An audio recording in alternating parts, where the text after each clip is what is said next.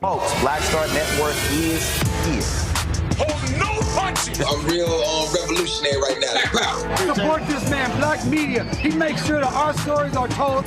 Thank you for being the voice of Black America, Roland. Stay black. I love y'all. All momentum we have now, we have to keep this going. The video looks phenomenal. See, this difference between Black Star Network and Black-owned media and something like CNN. You can't be Black-owned media and be scared. It's time to be smart. Bring your eyeballs home.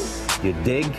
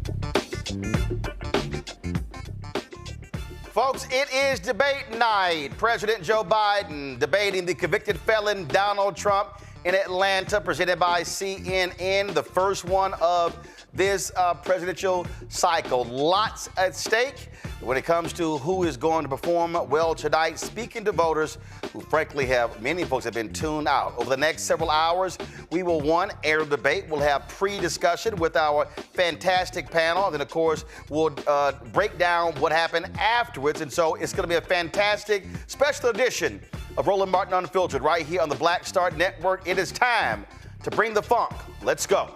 He's got it. Whatever the biz, he's on it. Whatever it is, he's got the scoop, the fact, the find. And when it breaks, he's right on time and it's rolling. Best believe he's knowing. Putting it down from sports to news to politics. With entertainment just for kicks, he's rolling. It's on go, roll, roll, y'all. It's Roland Martin, rolling with Roland now. He's funk, he's fresh, he's real, the best, you know he's Roland Martin now.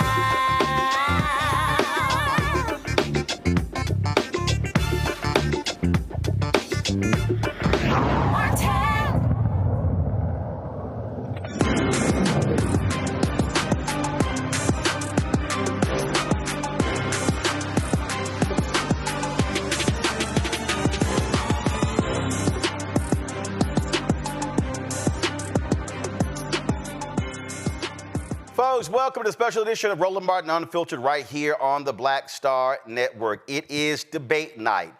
President Joe Biden against convicted felon Donald Trump in the first debate of this year. Both of them chose not to participate in the presidential commission. Their debates, normally those take place in the fall in October, but they've decided to start earlier than usual on this night. Huge stakes for both individuals. For President Biden, it's for him to show his command and leadership. On the opposite side, the question is, can Donald Trump actually keep his mouth shut and not act a fool? We all remember, of course, the last time they debated in the last cycle, and it was absolutely atrocious where Donald Trump was huffing and puffing and constantly interrupting.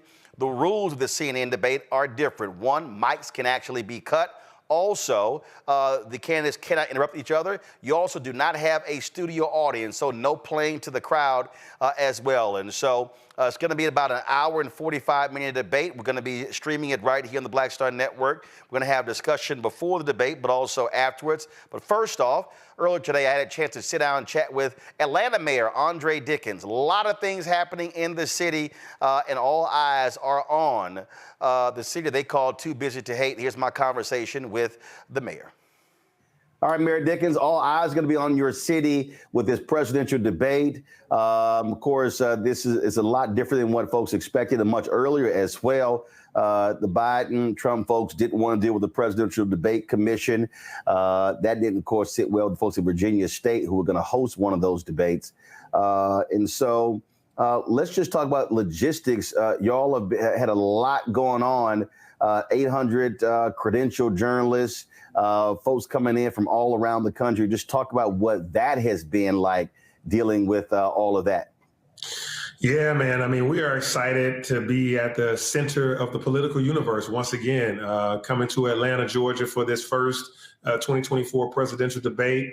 All eyes are going to be on Atlanta, and, it's taking place at CNN. CNN is hosting it. They're operating it. You and I talked yesterday, aside from me making sure a lot of safety, a lot of security, a lot of traffic planning, and all those things were being put in place. We talked about the fact that, I was very disappointed about CNN not credentialing Black media outlets. So you brought me up on game on that. I had no idea that that was even an issue. I thought that, all media outlets were allowed to attend, or that there was an easy credentialing process. And so, we have been dealing with that. And I mean, you and I may get into that in a moment, but you told me about it. I made some phone calls to CNN, and we're still making phone calls to CNN, talking to them and trying to get them to give credentials to Black media outlets and local media outlets. It was a disappointment to hear that you got 600 or 800 credentialed organizations and the Black media outlets don't have a shot at it. And, they gave explanations around the timing, saying that they had a chance to apply for credentials and many of them missed the time, and that there's other outlets that are not Black that also missed it. And they're trying to have a fairness argument about if you accept them, you'd have to accept them, and we don't have enough space to accept everybody. They talk about security, Secret Service, and timing of getting everybody those security clearances, et cetera, et cetera. But it's just a disappointment to hear all those excuses as I've made phone calls and even had an in-person conversation with CNN execs just yesterday, just last night, but still they haven't budged. They considered it. They considered the things that you gave me to think on, Roland, and to share. They said they considered it. They came back and said, can't do that for this reason. I just can't get over the fact that they're thinking that the Trump campaign would look at them as biased if they allowed this to happen because of the late entries. And I said, the Trump campaign always thinks that you're biased. That's part of their game plan, is to put you in a defensive posture. So anyway, Atlanta's going to be ready. We are ready to host, the people. We have a big international soccer match happening at 6 p.m. and then the debate is at 9 p.m. So we are busy all day. Indeed. And when we talk about, part of the whole point when you talk about the media coverage is because it is a critical election. It is a repeat of 2020. And it's not just, even though, normally you have debates, you have a studio, you have an audience, normally it's in an auditorium or theater. That's not the case now, but you still are going to have a number of folks. The spin room is going to be packed with different people, Republicans and Democrats, of course, trying to spin who won the debate when it is all over, because the stakes are so high. And your state is a critical state. Biden-Harris won that state, squeaked by in 2020. Trump kept yelling about how it was rigged. He actually attempted to steal the election. That's why he got indicted. And so Georgia is still on the board come this November. Yeah, I mean, Georgia was the tipping point in 2020 by 11,000 votes. Biden won over Trump. So 4 years ago, Georgia stood up. These counties around Metro Atlanta, Fulton, DeKalb, Cobb, Gwinnett, and Henry County, Rockdale County, we all stood up and said, no more to Donald Trump. And then we did it again with Warnock and Ossoff. And then we had to do it again in 2022 for Warnock, for him to be reelected. And so Georgia went blue in 3 different election cycles in 20, 21, and 22. So we are, excited to get back to that. And, Trump told lies and tried to make us recount 3 different recounts for him to try to find 11,000 votes, even pressured folks, which is why Fani Willis has him, in court to be able to explain himself for why he was intimidating folks and basically trying to overthrow an election and have fake electors in place in Georgia. So Georgia is really on everybody's mind about how we're going to go. We have been a red state for a long, long time, a red state with a blue dot. That blue dot is around the metro area of Atlanta and down in Savannah and Macon. But, we went blue. And so we're a swing state. We're one that is of significant interest to both candidates. And, we wanted to host the DNC. Of course, that's in Chicago, and I'll be there for that. But now, the make good, as they will say, is that we're having this debate take place here in Atlanta. And, for like you and I have said, Atlanta's the Black Mecca, and Black voices got to be heard, and Black media needs to be the outlet to communicate to the Black population. And look, there are issues. There are issues that matter to us. You have Donald Trump consistently, frankly, lying about what he accomplished on behalf of African Americans. He was just recently at a church in Detroit. And that's one of the things that I keep saying, listen, it's about accountability and forcing folks to have to address those questions and not just making stuff up. They had some barbershop event with Congressman Byron Donalds and Wesley Hunt and Ben Carson and others. And a lot of those lies were repeated again. And I challenged conservative radio talk show host Shelley Winter. He's like, well, Roland Martin, you're lying. I'm like, dude, you're supporting one of the biggest liars. And that's the thing. The reason we have to have our media there as well, and not only challenging candidates, but also forcing other media to stop accepting the lies as facts. That's exactly right. You got to have the checks and balances. We know that Donald Trump has come to Atlanta and lied about the size of crowds. He was in Detroit at a quote unquote Black church, and it was all white folks in there and a handful of Black members. And then yesterday, he talked about how he's coming to Atlanta where he got his mugshot. And then I guess he was at some barbershop or some place where he was virtual, and he had Black conservatives at the barbershop, and they were having a dialogue, but all he kept talking about was how Black folks like him because he also has a mugshot. Now, come on, Roland. Because you got a mugshot, Black folks like you. You basically equating being Black with being criminal, being Black with being incarcerated. He said Black and Hispanic folks are voting for him because he understands their plight. He does not understand our plight, and we're not a monolith. We're not, everybody isn't, as he thinks, getting a mugshot each and every day. So it's disrespectful, and he constantly disrespects us. And then what he's going to do is he's going to go out there and he's going to be on a revenge tour, a tour where he's going to cut his teeth on coming after anybody that disagreed with him in the 2020 election and disagree with him in this election. And so he's a narcissist. And what we know he's going to do is he's also going to go out there and make sure that he gives tax breaks to the ultra wealthy, his friends, the Mar-a-Lago crowd. And then he's also going to go and attack women's rights and also small businesses, minorities, and things that we hold dear. He's not going to look out for us. So I'm concerned, and I want to make sure that folks that have we had a lot of energy in 2020. It was a necessary time coming off of George Floyd, unfortunate situation where police brutality coming in the social justice movement. We were in the middle of COVID. We had to get Donald Trump out of there. And I'm concerned that people are only looking at tomorrow and not remembering how you felt in 2020. You felt about a president that was telling you inject bleach in your skin and that'll help with COVID. Somebody that didn't care too much about our rights and women's rights and minority rights and these things. And I'm just fearful that people have forgotten how they felt and why they went out to vote. And then that now we have this record low unemployment, why we have all these millions of jobs each year that keep coming out of this Biden-Harris administration, all the student loan debt that's been forgiven, the insulin costs gone down, all of these great things that have happened, and how cities have benefited from the American Rescue Plan. It really benefited Atlanta tremendously for our youth, for our public safety. It impacted how we went about helping small businesses and to bring down violent crime in our community. We utilized that money significantly, and I think that's what the Biden-Harris administration you can count on.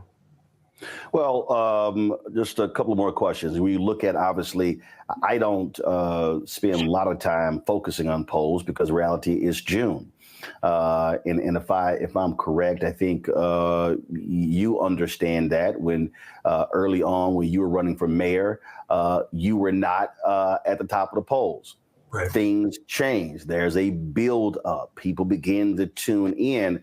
But I do think what is important right now, and I've said this consistently to the Biden-Harris campaign, they need to be in what I call an education information stage. There are a lot of people who are still looking at high prices, inflation, who are feeling the pain. And I said, you have to explain to people, communicate to people, talk to people about the things that you have done and accomplished, and then lay out what the agenda is moving forward, which include, and I said, listen, you should have all across this country, Black state reps, state senators, mayors, city councilmen, others holding weekly town hall conversations, talking to people about those things, because if you don't know, you don't know.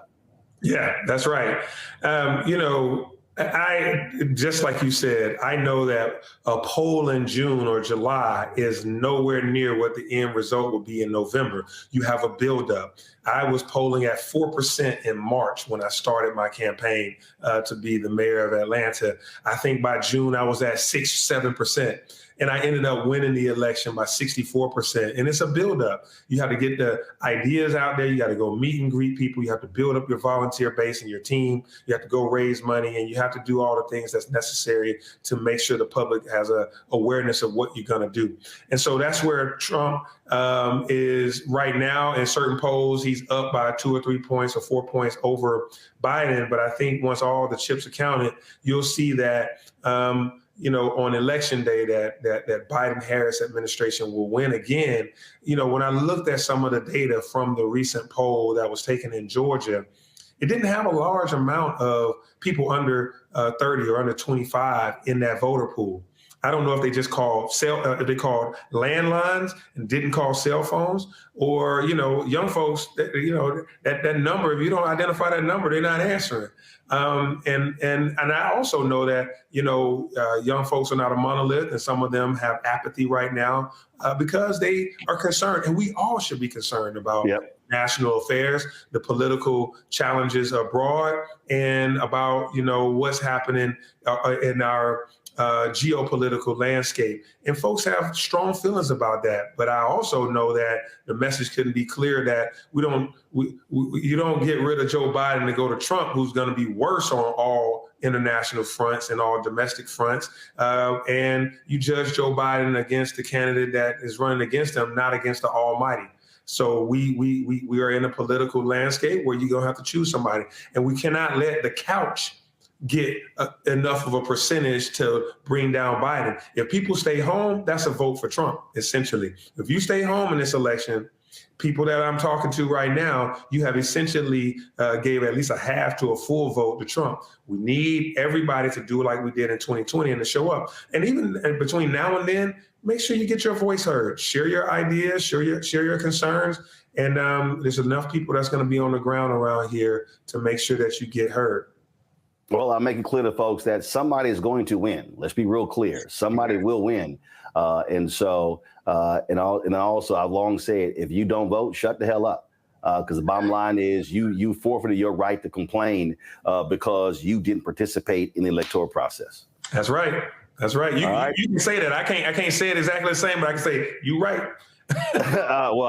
Well, trust me, I've been saying it for years, and people get mad. I'm like, I don't care. I don't want to hear you complaining about this, that, and the other if you didn't cast that ballot. Right. Mayor Dickens, I appreciate it. Thanks a bunch. All right, thank you, man. Keep the fight. And also, this is for Scott Bolden. He's always complaining. He says, "I don't let Kappas on the show." So this is I keep telling Scott. I said I allow a few. Thank you for allowing a Kappa on your show, brother. I appreciate it. That's why I had to put on my Alpha a voteless people's a hopeless people shirt just for you. Oh, see, I didn't even see that. I would have worn my Kappa stuff. I appreciate it. Thanks a lot. All right, man. Thank you. Take care. Be well. All right. All right, folks, that was Atlanta Mayor Andre Dickens. A lot of stuff to talk about, of course. Our panel is ready to go, so I'm about to walk over there and join them. But I figured, first, actually, before I go over there are a lot of watch parties going on right now. First of all, let's do a live look. The sisters, Higher Heights, they got a watch party going on, and so this is a live look at their watch party right now. They are on Zoom, so they got folks checking them out. Also, of course, this is a live look inside the Media Center in Atlanta, where more than 800 journalists are credentialed. Very few black-owned media there. You heard us talk about that whole drama there. And so that's what's going on right there. And so we'll be checking into both of those all throughout the show. And so let's introduce our panel. But I figured, you know what, versus having it dry how we normally do it, I figured we need to go ahead and just get them fired up off the bat. So while I walk, y'all hit it.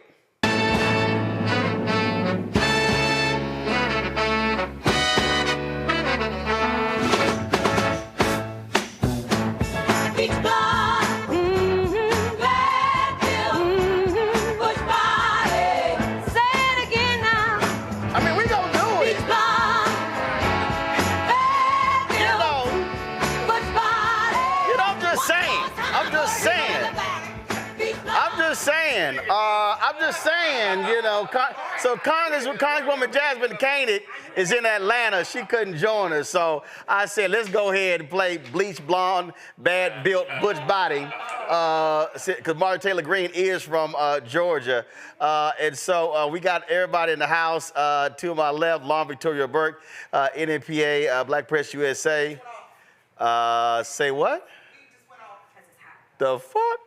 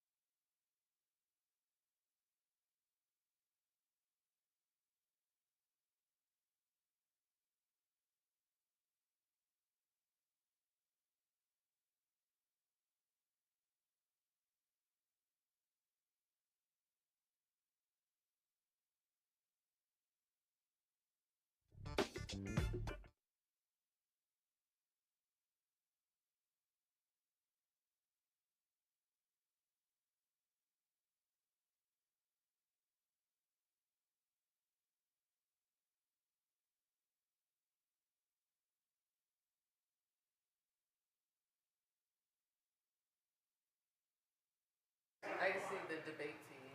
Oh, good. Yeah, you can see the food. Yeah, so we can go hard. You got the walk though, right? You got the stroke. It's straight. Too much sauce. You got too much sauce. All right, we ready? We up?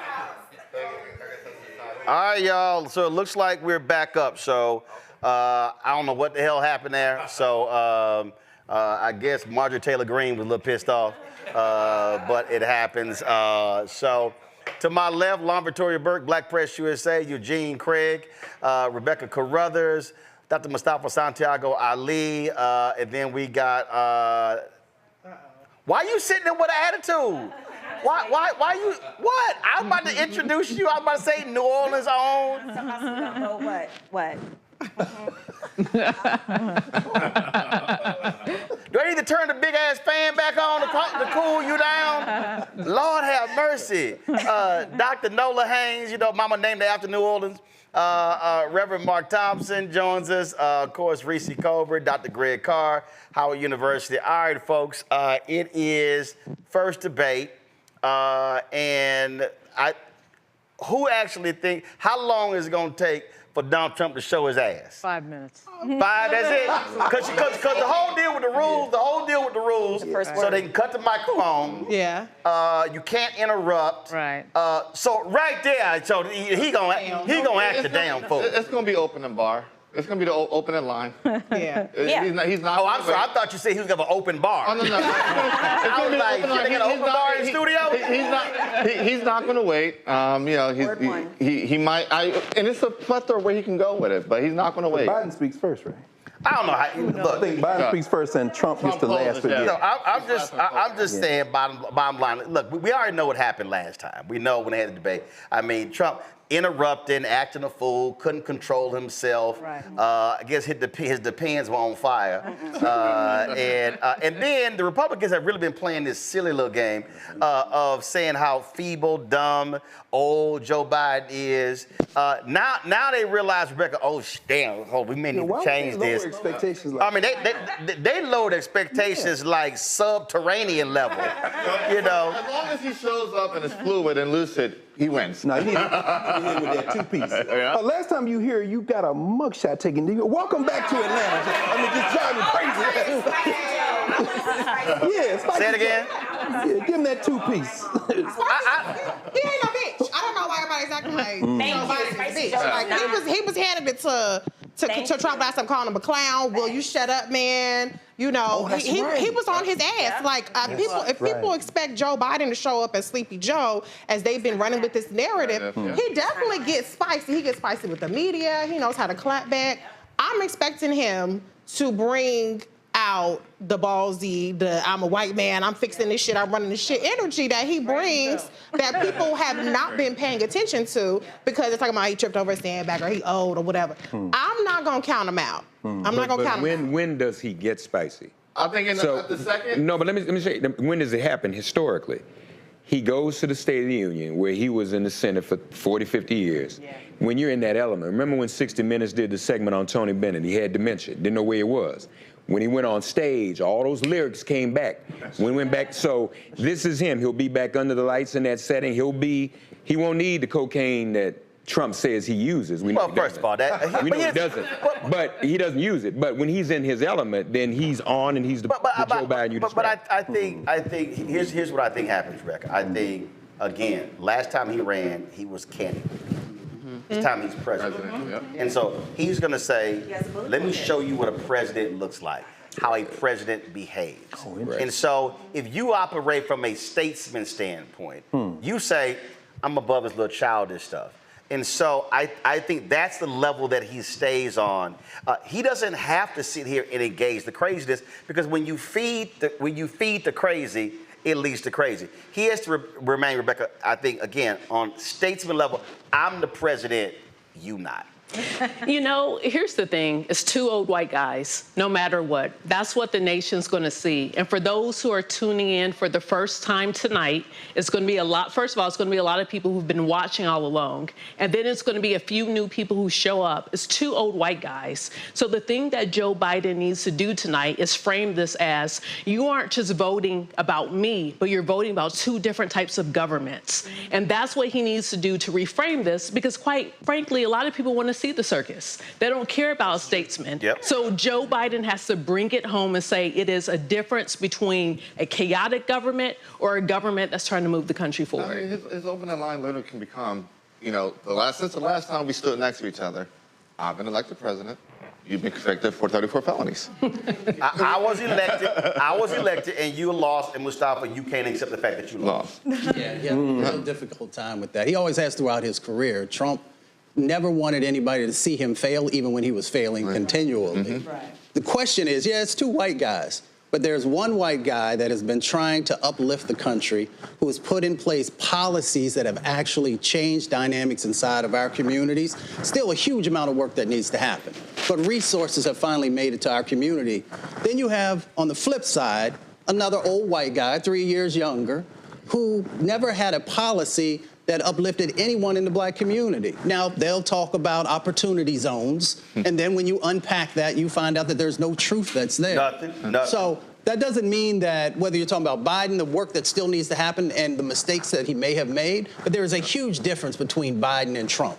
Now, the question becomes, for the folks who are watching, are you willing to push and make sure that Biden administration, if they get a second term, that they actually do the things that they were not able to accomplish this time? And that should be our message, is focusing on what is the black agenda. Even though we're not a monolithic people, we do have a certain set of needs. And I'm hoping that people are watching and looking through that prism of, here's where you did not live up to our expectations. If you want our vote, then here's what we expect from you. No, I expect foreign policy to come up with questions. And Trump is going to say, when I was president, there were no wars. And he's going to try to hit Biden on the pull-up of Afghanistan, and Biden simply comes back. But that was your rules. Mm-hmm. Absolutely, 100%. So foreign policy. You know, the last time we all convened in this wonderfully air-conditioned place. You don't want with a fan. Everybody else cool as back. You just sitting here. That's you overheating. The last time we were here and convened. And in fact, all you're saying, that fan messed with the damn microphone. Is it? Yeah, they can't hear you. Yeah. Now, come on. You from New Orleans. Act like you used to the heat. I'm from Houston. I ain't sweating. I'm going to be dignified, and I'm going to continue to answer the foreign policy question. Yes, it's going to be heavy foreign policy. But, you know, just like with the State of the Union, a lot of people underestimated POTUS there. And he showed up and he showed out, honey. There was cayenne sprinkled all over him. And one thing that I want to say is, you know, POTUS is surrounded by a lot of youthful energy. So we're going to see that tonight. If Trump wants to go crazy, I don't think that POTUS will back down from it. You know, I think he's up for the fight if that's where Trump wants to go. You know, and I think he'll do it in a way where it will be designed to shut the crazy down, not necessarily to engage with it and to keep it going. But on the issues of foreign policy, yes, Trump, your administration set up the Biden administration to fail in terms of how we got out of Afghanistan. That's foreign policy number one. No, there weren't any wars during Trump's era, because he would have given Putin the keys to Ukraine, and then Putin would have gone to Poland, and he would have gone all over Eastern Europe, and it would have been 1939 all over again. And if you want to talk about Israel and Gaza, let's talk about Israel and Gaza and what the Trump administration did before this happened. So it's going to be heavy on foreign policy, and I'm here for it. Let's go. Yeah, I think what actually Biden needs to do is he needs to hone an economic message that speaks to the fact that people are struggling when they go to the grocery store. They're struggling if they have a car breakdown or any situation. And then he has to contrast what he's been able to do, what the Republicans have obstructed. They all voted against the Inflation Reduction Act. They all voted against infrastructure. They all voted against the American Rescue Plan. Remember that? He has to refresh our memory about what he inherited, the mess that he cleaned up, how much the Republicans obstructed that, how any progress that we've made since Trump is entirely because of the Democrats. So I think that is the message that he needs to speak to. Yes, you can tout the unemployment numbers. Yes, you can tout the GDP growth. Yes, you can tout the fact that recession didn't happen that they've all predicted. But the reality is people are spending more on bread, on eggs, on meat, on gas, even though it's lower. And if you don't speak to those people, those are the people that are disillusioned, that are disaffected, that did vote Trump's ass out because they were scavenging for toilet paper and because we were wearing masks and we were stuck in the house. You need to bring those 8 million more people that voted for you last time back to the booth in the economic system. But you have to remind them, Lauren, who screwed it up. You got to remind them what the world was like during COVID. And I think part of the problem, I see even today, people act like we were just going to have a quick bounce back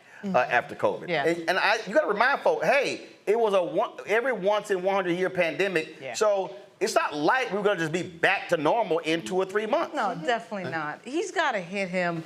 Joe Biden cannot give up on the truth and the facts of what Donald Trump is and not let the media and everybody else intimidate him into thinking that you can't bring that stuff up. Not just the convicted felon, the attack on the U.S. Capitol, the out-and-out lying, which is what they're built on right now. All they do is lie. They'll lie in the spin room tonight. He's got to hit him again and again and again and again on the truth. And damn what everybody else says that he should be doing by not reminding them of that. Because the Republican Party has turned into a complete lie and a complete disaster under MAGA and Trump's leadership. And he's got to stand up there and say that and hit him again and again and again and again with that. If he does that again and again, I think he'll be fine. But this does come down to optics. And we're dealing with a guy that's going to turn 82 at the end of this year. So he's got to look like a fighter out there. Got to look strong, got to look energetic. Hey, do y'all have that tweet? All right, well, y'all, look, I hate to hear that. Working on it. Let me pull up my damn self. Because I was sitting here. So already Biden has been a little feisty. He posted, give me 1 second. Here we go. All right, go to my iPad in a second. Joe Biden posted this tweet. I don't know what they've got in these performance enhancers, but I'm feeling pretty jacked up. Try it yourselves, folks. See you in a bit. Joe.link/secret sauce. And so you see, it says, it's a can. It says zero malarkey. But get real, Jack. It's just water. That's how you're supposed to do it, Mark. You play on them fools talking about how you're gonna be all jacked up. And you mock them. And you show some humor. You show some humor. You show that you're spry. You know that he really doesn't have a choice. He's got to do it. Trump's base, his limit. His high point is 47%. Right. All he can do is go down. He's never gotten 47%. I don't see him getting more than that. The problem he has is if he loses just 1%, he's out of this. That 1% may go just on the convictions alone. Because people look at that and they say, wait, I'm voting for a dude who's been convicted this many times. And then, if not that, you have regular everyday people who themselves have been to court. They don't attack the judge. They know they can't. They don't attack the judge, the jurors, the judge's clerk. That turns people off. So he has a lot of pitfalls that may cause him to lose that 1% or that 1/10 of 1%. And if that happens, he's done. Biden can go up. He's got to change some of the propaganda. One, there's an element out here that's convinced some young people on social media that Biden is responsible for the reversal of Roe. He can take care of that with one statement tonight. Put it on Trump.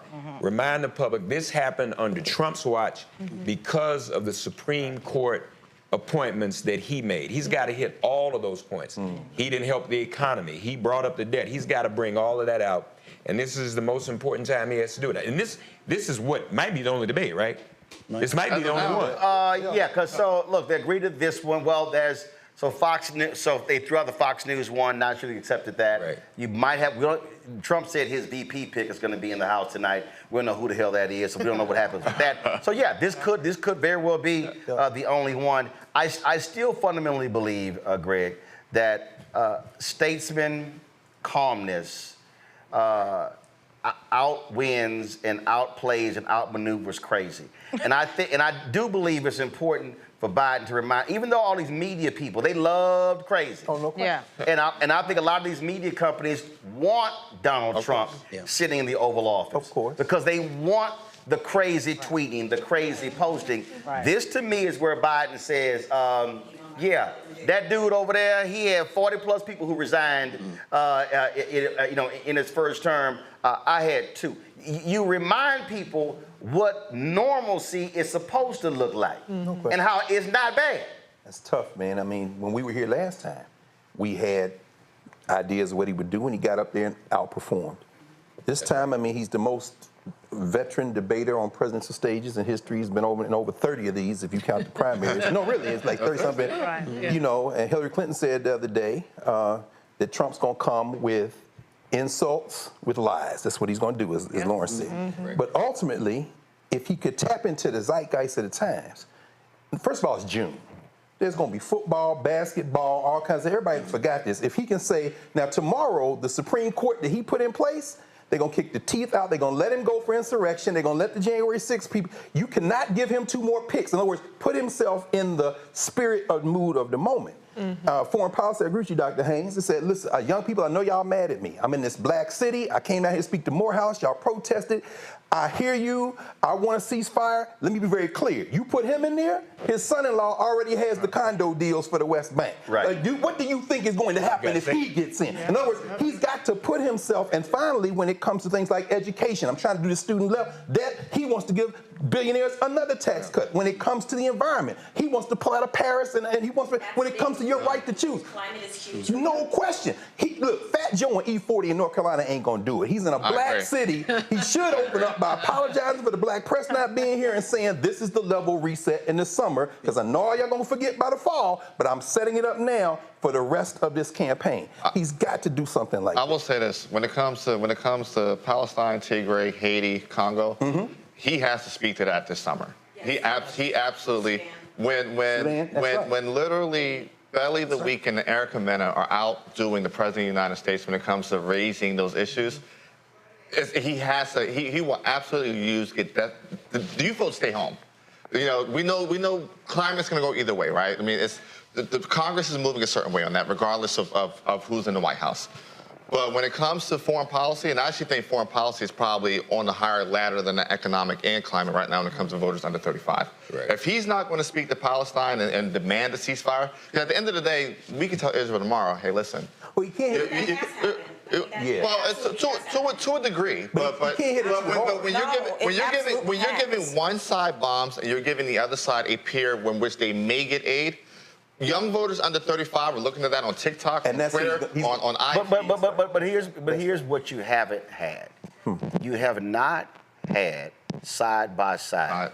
Exactly. Where my position is and crazy. Exactly. The reality is, if Israel-Gaza comes up, Trump is going to say, bomb them all. Exactly. And that, and I understand the people who are protesting, totally get it.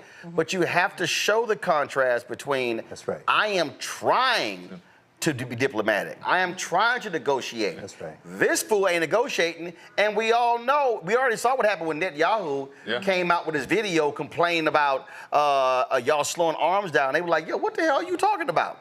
You know, and so people don't really understand how deranged the right is, and they're going to allow them to do whatever. And then Trump is going to remind his people, I moved the capital to Jerusalem.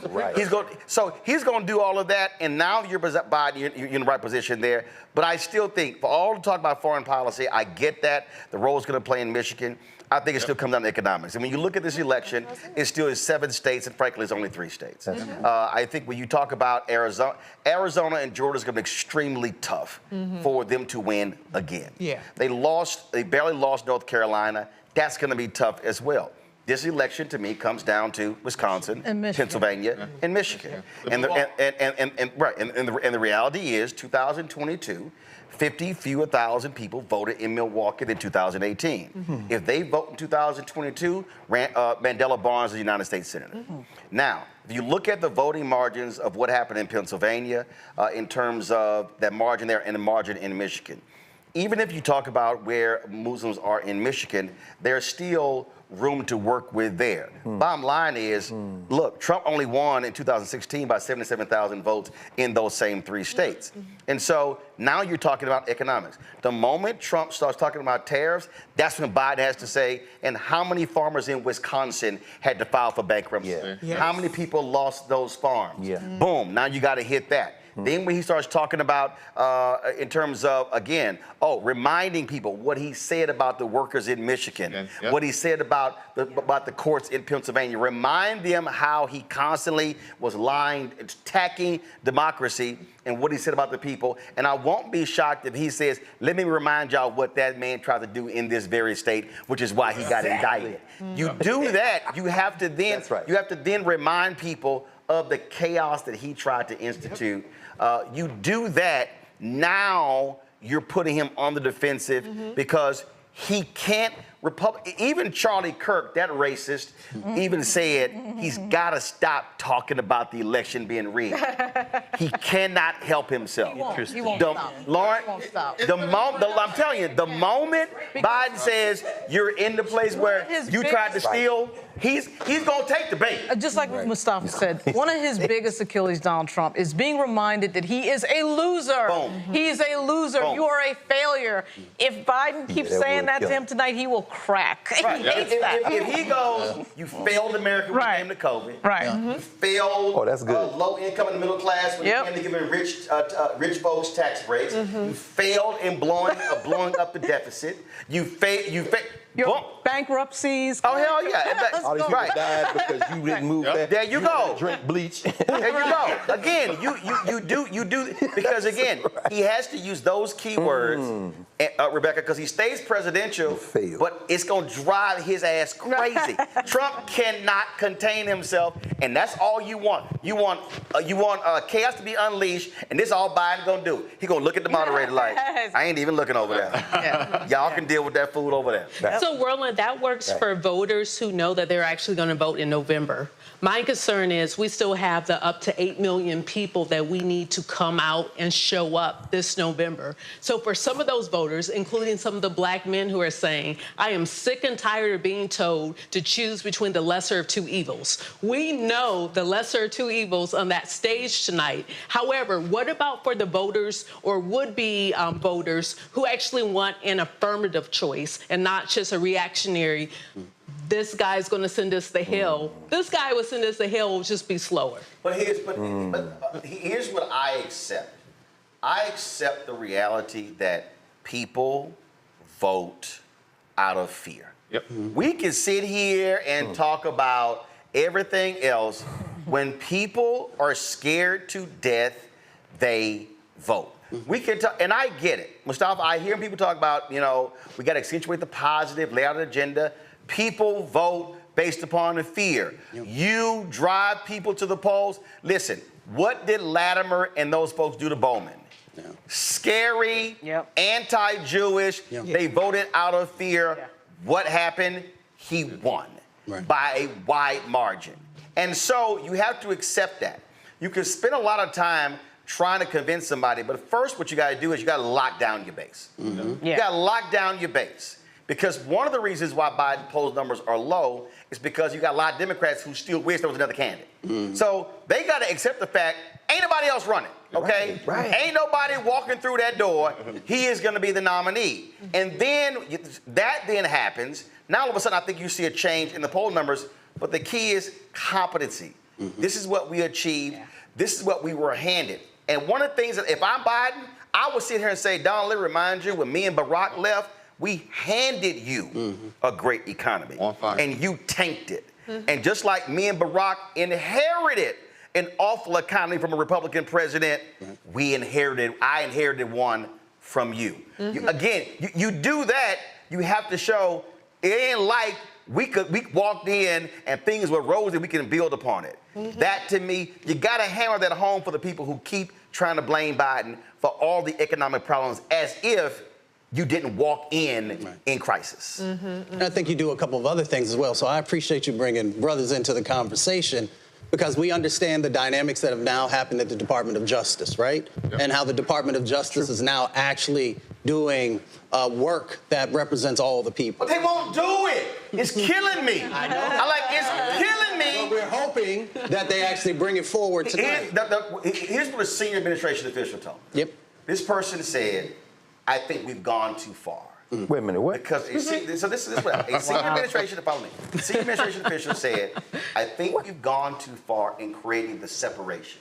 So the Biden-Harris folks want to say, no, the DOJ is independent. Oh, right, yeah. We don't tell them what to do. Okay, I get that. I totally understand that. But what I said to this senior administration official and what I've said to other senior administration officials is you take credit for good stuff, but you have to articulate it. So the problem is they have yet, not one time, has Karine Jean-Pierre, has anybody, they haven't even brought Kristen Clark to the main room to talk about how successful they've been with patterns and practice investigations, putting cops in jail, putting wardens. They just won't do it. And I don't understand how you won't accept the win. It's sitting right in front of you. So after we did the show on Tuesday, I reached out to folks over there and said, take a look at what we talked about. Even though we've talked about it time and time and time again, to give them the cue that this is something that people care about. The other part of it is the judges, right? So we know with the Trump administration that they didn't put black judges in. That's right. Trump, of 237 judges, 4% were black. None of them on appeals court. That's right. How many for Biden? 58. 200 under Biden. 58 black judges, 37 black women, 21 black men. So we go to the polling, right? So they're talking about a certain percentage of black men are going to vote for Trump, possibly, even though we know that that's kind of skewed around the economy.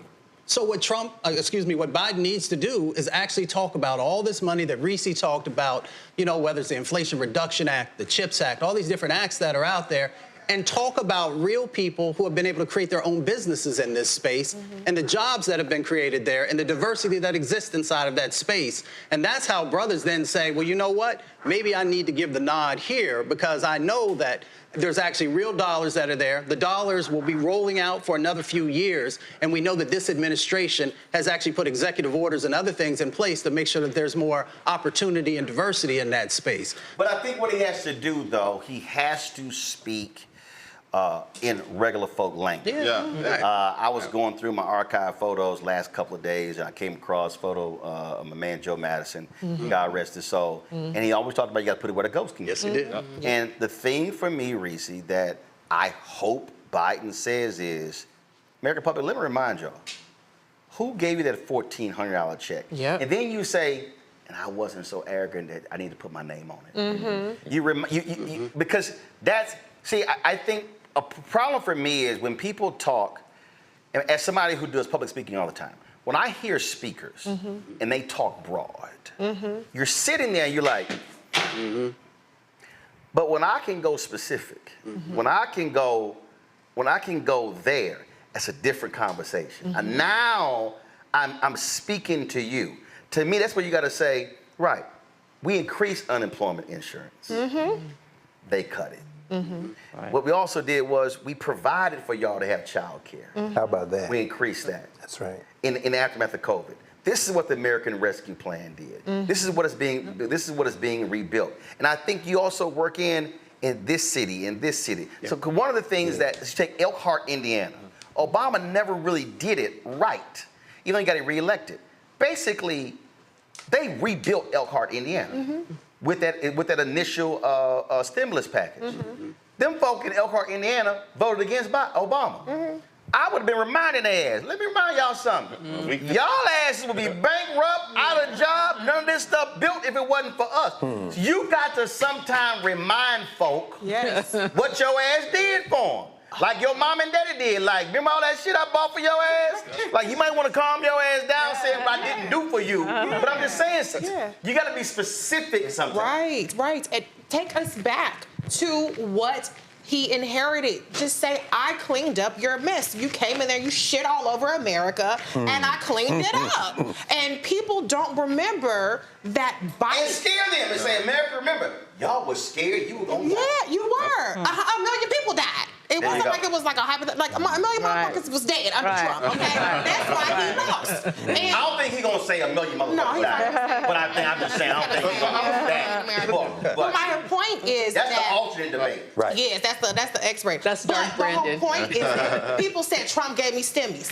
Biden and the Democrats gave you more stimmies with zero help from the Democrats. Not only did they give you stimmies, but if you had a kid and multiple kids, you was taking home extra $250 to $300 per child for an entire year. Right. So these are very tangible things. When they talk about their accomplishments, yes, CHIPS Act is good for manufacturing jobs. That's something that plays on the blue wall. But talk about the tangible things that a vast majority of Americans got the second that Biden took over. But even if you do use chips, what you do say is, remember when Fox, whatever they were supposed to come, when they were supposed to come and bring all the jobs, and that didn't happen. Don, that was under you. Yep. But under me, we're building there. They got jobs. I mean, you gotta say, not under you, did nothing happen. But I think it's even more simpler than that. He's in Atlanta. Yeah. It's literally becomes, you're speaking to black men, right? Yeah. It literally becomes, hey, we're sitting in Atlanta, the black Mecca, like literally the center of everything right now.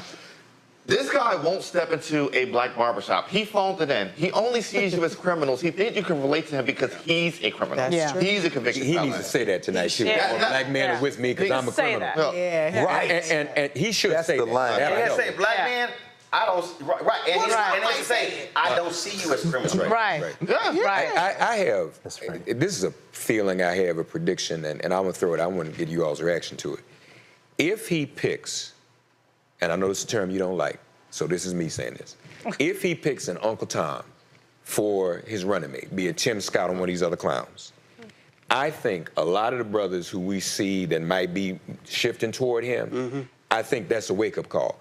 Because one thing, even brothers on the fence, nobody likes a sellout. Absolutely. Nobody likes a Tom. If he There's picks some Tim unanimity. Scott, that's a GOTV program for black men. Out of it. Black men will come out. So you agree with that? Yeah, black men will come out if he picks a Tim Scott or Byron Donalds. As that will be not just black men, but that's a GOTV campaign doing that for black voters. No doubt, because they're going to start running their mouth. You know what Tim Scott's going to say, and it's a disaster. They say that they like Trump's strength. They say that they like that Trump will just stand up, and it doesn't matter what's going on. He's going to keep talking his stuff. He's going to, his bluster. And that's what they seem to like about Trump.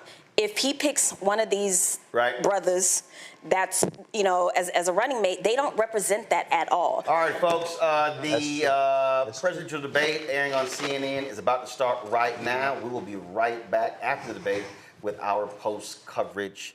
Let's go to Atlanta. Georgia, a key battleground state in the race for the White House. In just moments, the current U.S. president will debate the former U.S. president as their party's presumptive nominees, a first in American history. We want to welcome our viewers in the United States and around the world to our studios in Atlanta. This is the CNN presidential debate. This debate is being produced by CNN and is coming to you live on CNN, CNN International, CNN.com, CNN Max, and CNN Espanol. This is a pivotal moment between President Joe Biden and former President Donald Trump in their rematch for the nation's highest office. Each will make his case to the American people with just over 4 months until Election Day. Good evening, I'm Dana Bash, anchor of CNN's Inside Politics and co-anchor of State of the Union. I'm Jake Tapper, anchor of CNN's The Lead and co-anchor of State of the Union. Dana and I will co-moderate this evening. Our job is to facilitate a debate between the two candidates tonight. Before we introduce them, we want to share the rules of the debate with the audience at home. Former President Trump will be on the left side of the screen. President Biden will be appearing on the right. A coin toss determined their positions. Each candidate will have 2 minutes to answer a question and 1 minute each for responses and rebuttals. An additional minute for follow-up, clarification, or response is at the moderator's discretion. When it's time for a candidate to speak, his microphone will be turned on and his opponent's microphone will be turned off. Should a candidate interrupt when his microphone is muted, he will be difficult to understand for viewers at home. At the end of the debate, each candidate will get 2 minutes for closing statements. There is no studio audience tonight. Pre-written notes, props, or contact with campaign staff are not permitted during the debate. By accepting our invitation to debate, both candidates and their campaigns agreed to accept these rules. Now, please welcome the 46th President of the United States, Joe Biden.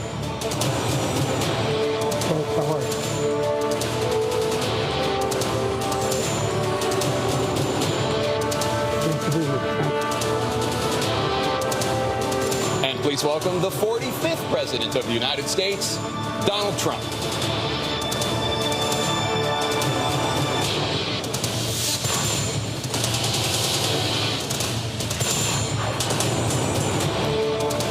Gentlemen, thanks so much for being here. Let's begin the debate, and let's start with the issue that voters consistently say is their top concern, the economy.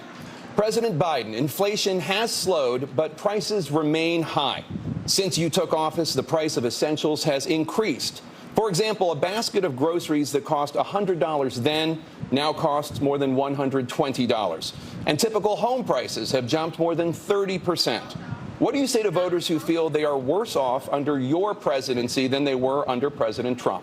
We got to take a look at what I was left when I became president, what Mr. Trump left me. We had an economy that was in free fall. The pandemic was so badly handled. Many people were dying. All he said was, it's not that serious. Just inject a little bleach into your arm. You'll be all right. The economy collapsed. There were no jobs. Unemployment rate rose to 15%. It was terrible. And so what we had to do is try to put things back together again. And that's exactly what we began to do. We created 15,000 new jobs. We brought out a position where we have 800,000 new manufacturing jobs. But there's more to be done. There's more to be done. Working class people are still in trouble. I come from Scranton, Pennsylvania. I come from a household where the kitchen table, if the things weren't able to be met during the month, it was a problem. The price of eggs, the price of gas, the price of housing, the price of a whole range of things. That's why I'm working so hard to make sure I deal with those problems. That we're going to make sure that we reduce the price of housing. We're going to make sure we build 2 million new units. We're going to make sure we cap rents so corporate greed can't take over. The combination that I was left with in corporate greed is the reason why we're in this problem right now.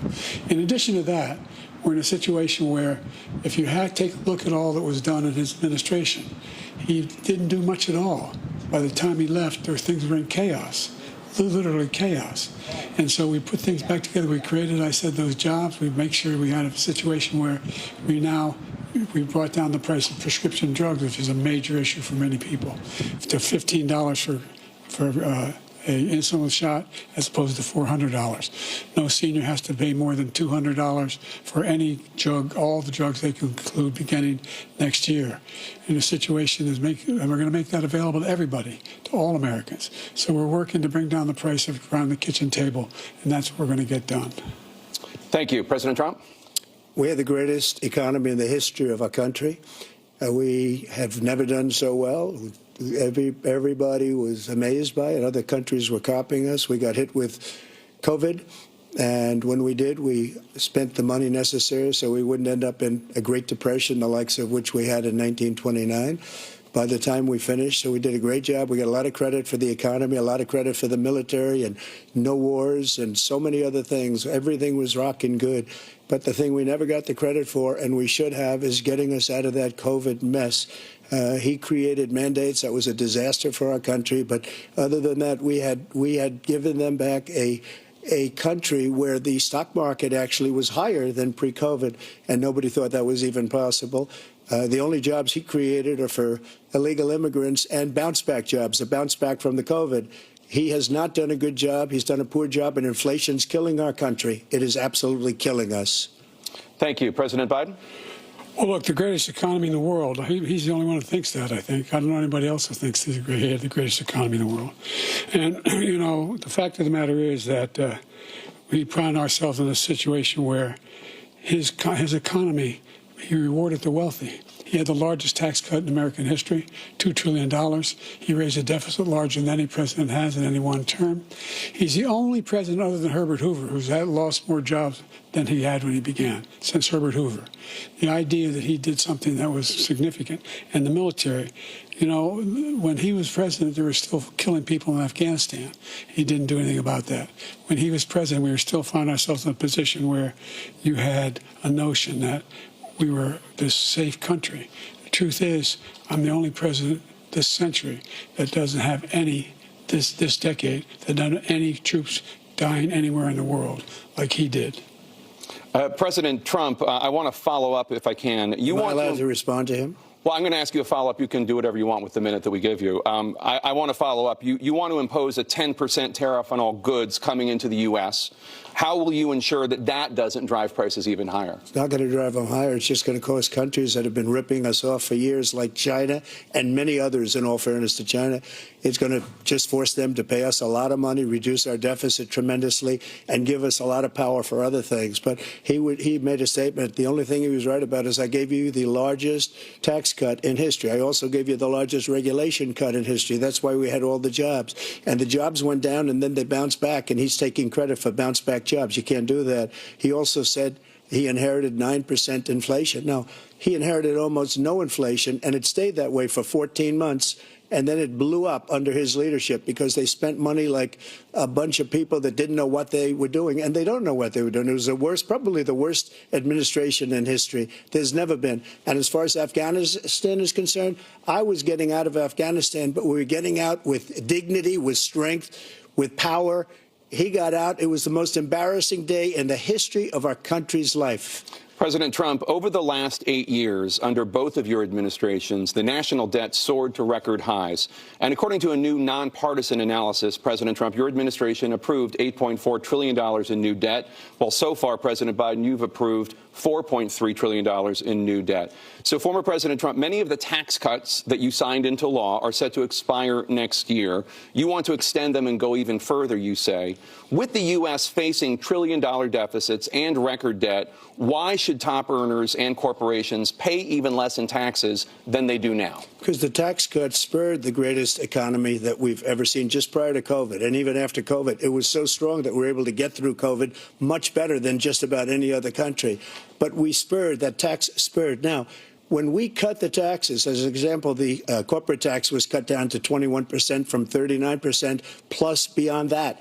We took in more revenue with much less tax, and companies were bringing back trillions of dollars back into our country. The country was going like never before, and we were ready to start paying down debt. We were ready to start using the liquid gold right under our feet, the oil and gas right under our feet. We were going to have something that nobody else has had. We got hit with COVID. We did a lot to fix it. I gave him an unbelievable situation with all of the therapeutics and all of the things that we came up with. We gave him something great. Remember, more people died under his administration, even though we had largely fixed it. More people died under his administration than our administration, and we were right in the middle of it, something which a lot of people don't like to talk about. But he had far more people dying in his administration. He did the mandate, which is a disaster, mandating it. The vaccine went out. He did a mandate on the vaccine, which is the thing that people most objected to about the vaccine. And he did a very poor job, just a very poor job. And I will tell you, not only poor there, but throughout the entire world, we're no longer respected as a country. They don't respect our leadership. They don't respect the United States anymore. We're like a third world nation between weaponization of his election, trying to go after his political opponent, all of the things he's done. We've become like a third world nation, and it's a shame. The damage he's done to our country, and I'd love to ask him, and will, why he allowed millions of people to come in here from prisons, jails, and mental institutions to come into our country and destroy our country. President Trump, we will get to immigration later in this block. President Biden, I want to give you an opportunity to respond to this question about the national debt. He had the largest national debt of any president in a 4-year period, number one. Number two, that $2 trillion tax cut benefited the very wealthy. What I'm going to do is fix the tax system. For example, we have 1,000 trillionaires in America. Billionaires in America. And what's happening? They're in a situation where they, in fact, pay 8.2% in taxes. If they just paid 24% 25%, either one of those numbers. They've raised $500 billion, I should say, in a 10-year period.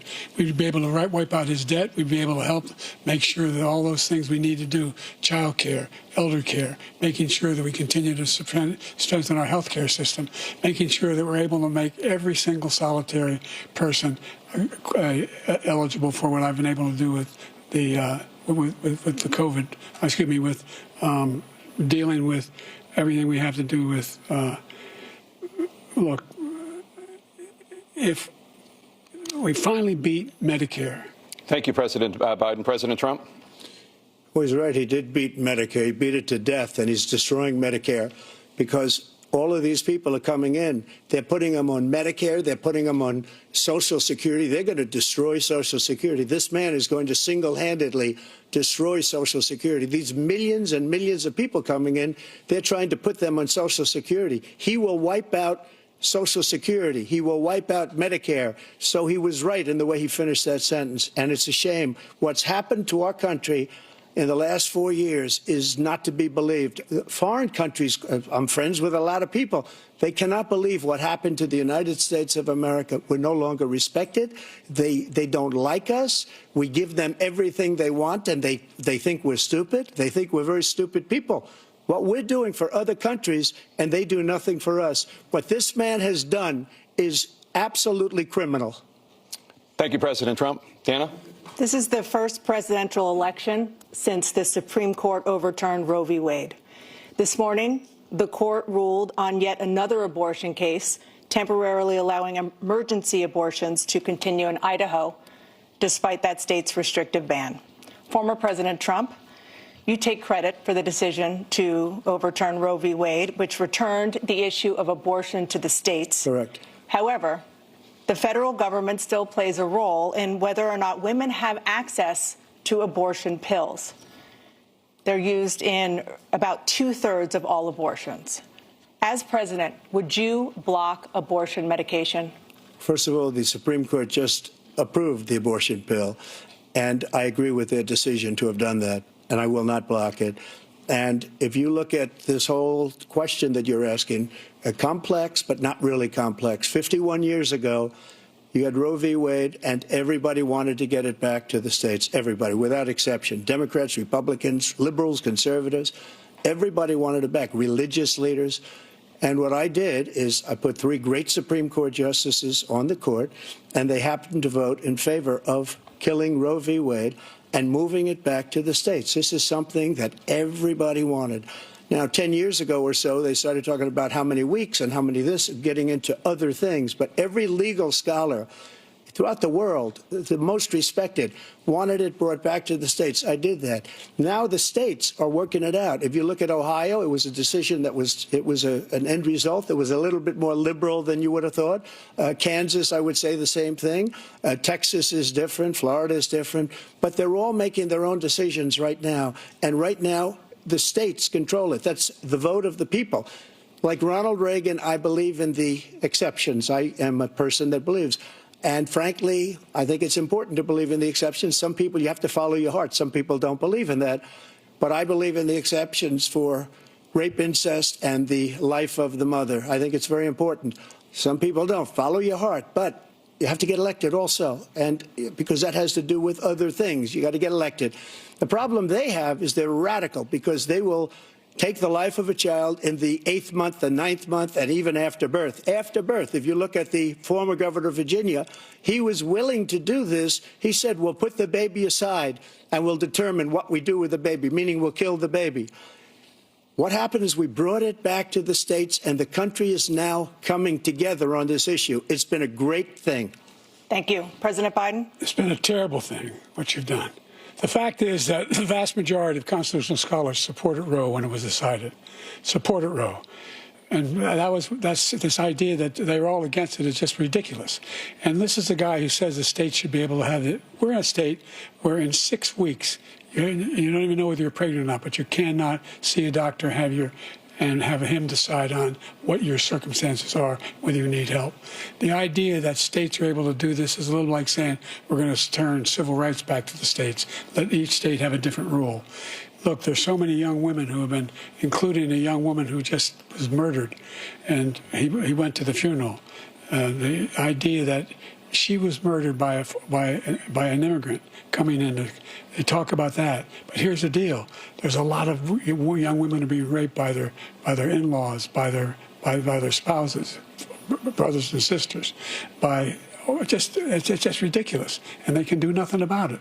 And they try to arrest them when they cross state lines. Thank you. There have been many young women murdered by the same people he allows to come across our border. We have a border that's the most dangerous place anywhere in the world, considered the most dangerous place anywhere in the world.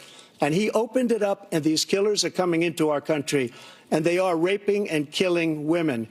And it's a terrible thing. As far as the abortion is concerned, it is now back with the states. The states are voting. In many cases, it's frankly a very liberal decision. In many cases, it's the opposite. But they're voting, and it's bringing it back to the vote of the people, which is what everybody wanted, including the founders, if they knew about this issue, which, frankly, they didn't.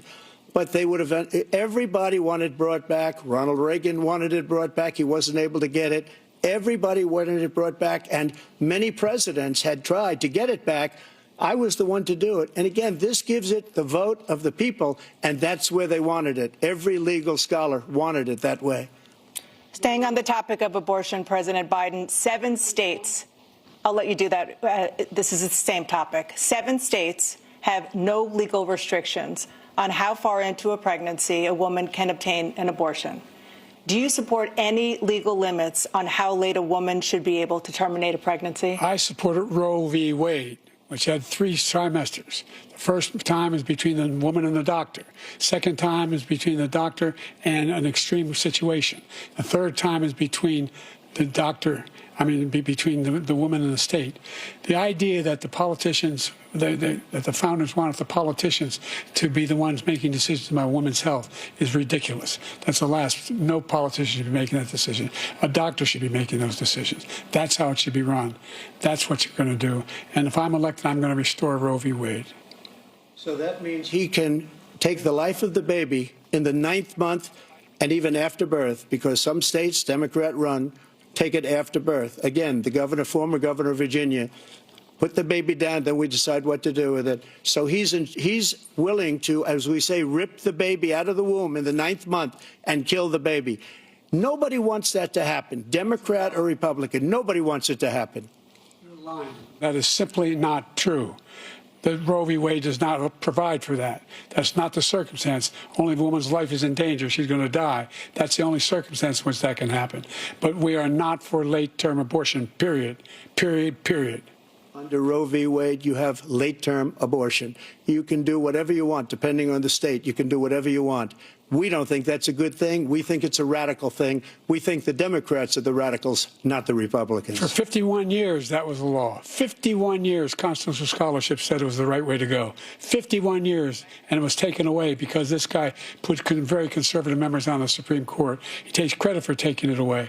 What's he going to do? What's he going to do, in fact, if the MAGA Republicans, he gets elected, and the MAGA Republicans control the Congress, and they pass a universal ban on abortion, period, across the board at 6 weeks or 7 or 8 or 10 weeks, something very, very conservative.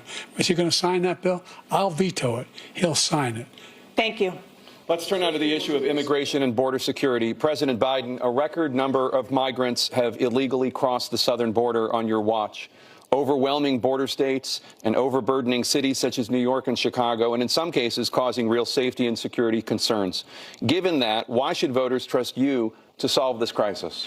Because we worked very hard to get a bipartisan agreement that not only changed all of that, it made sure that we are in a situation where you had no circumstance where they could come across the border with the number of border police there are now. We significantly increased the number of asylum officers. By the way, the Border Patrol endorsed my position. In addition to that, we found ourselves in a situation where, when he was president, he was separating babies from their mothers, putting them in cages, making sure the families were separated. That's not the right way to go. What I've done since I've changed the law, what's happened? I've changed it in a way that now you're in a situation where there are 40% fewer people coming across the border illegally. It's better than when he left office. and I'm going to continue to move until we get the total ban on the total initiative relative to what we're going to do with more Border Patrol and more asylum officers. President Trump?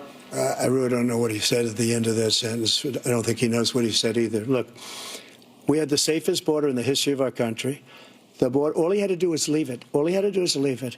He decided to open up our border, open up our country to people that are from prisons, people that are from mental institutions, insane asylum, terrorists. We have the largest number of terrorists coming into our country right now, all terrorists, all over the world, not just in South America, all over the world. They come from the Middle East, everywhere. All over the world, they're pouring in. And this guy just left it open. And he didn't need legislation because I didn't have legislation. I said, close the border. We had the safest border in history. In that final couple of months of my presidency, we had, according to Border Patrol, who is great, and by the way, who endorsed me for president, but I won't say that, but they endorsed me for president. Brandon, just speak to him. But look, we had the safest border in history. Now we have the worst border in history. There's never been anything like it. And people are dying all over the place, including the people that are coming up in caravans. Thank you, President Trump. President Biden? The only terrorist who's done anything crossing the border is one who came along and killed three, under his administration, killed an al-Qaeda person come in his administration, killed three American soldiers, killed 3 American soldiers. That's the only terrorist that's there. I'm not saying that no terrorist ever got through, but the idea they're emptying their prisons, we're welcoming these people, that's simply not true. There's no data to support what he said. Once again, he's exaggerating, he's lying. President Trump, staying on the topic of immigration, you've said that you're going to carry out, quote, the largest domestic deportation operation in American history, unquote. Does that mean that you will deport every undocumented immigrant in America, including those who have jobs, including those whose spouses are citizens, and including those who have lived here for decades? And if so, how will you do it? Just 1 second. He said we killed 3 people. The people we killed are al-Baghdadi and Soleimani, the 2 greatest terrorists, biggest terrorists anywhere in the world, and it had a huge impact on everything, not just border, on everything. He's the one that killed people with the bad water, including hundreds of thousands of people dying, and also killing our citizens when they come in. We are living right now in a rat's nest. They're killing our people in New York, in California, in every state in the union, because we don't have borders anymore. Every state is now a border.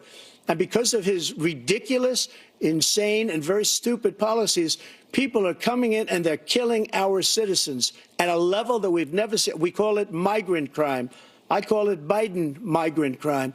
They're killing our citizens at a level that we've never seen before. And you're reading it like these 3 incredible young girls over the last few days. One of them, I just spoke to the mother, and they just had the funeral for this girl, 12 years old. This is horrible what's taken place. What's taken place in our country, we're literally an uncivilized country now. He doesn't want it to be. He just doesn't know. He opened the borders. Nobody's ever seen anything like. And we have to get a lot of these people out, and we have to get them out fast because they're going to destroy our country. Just take a look at where they're living.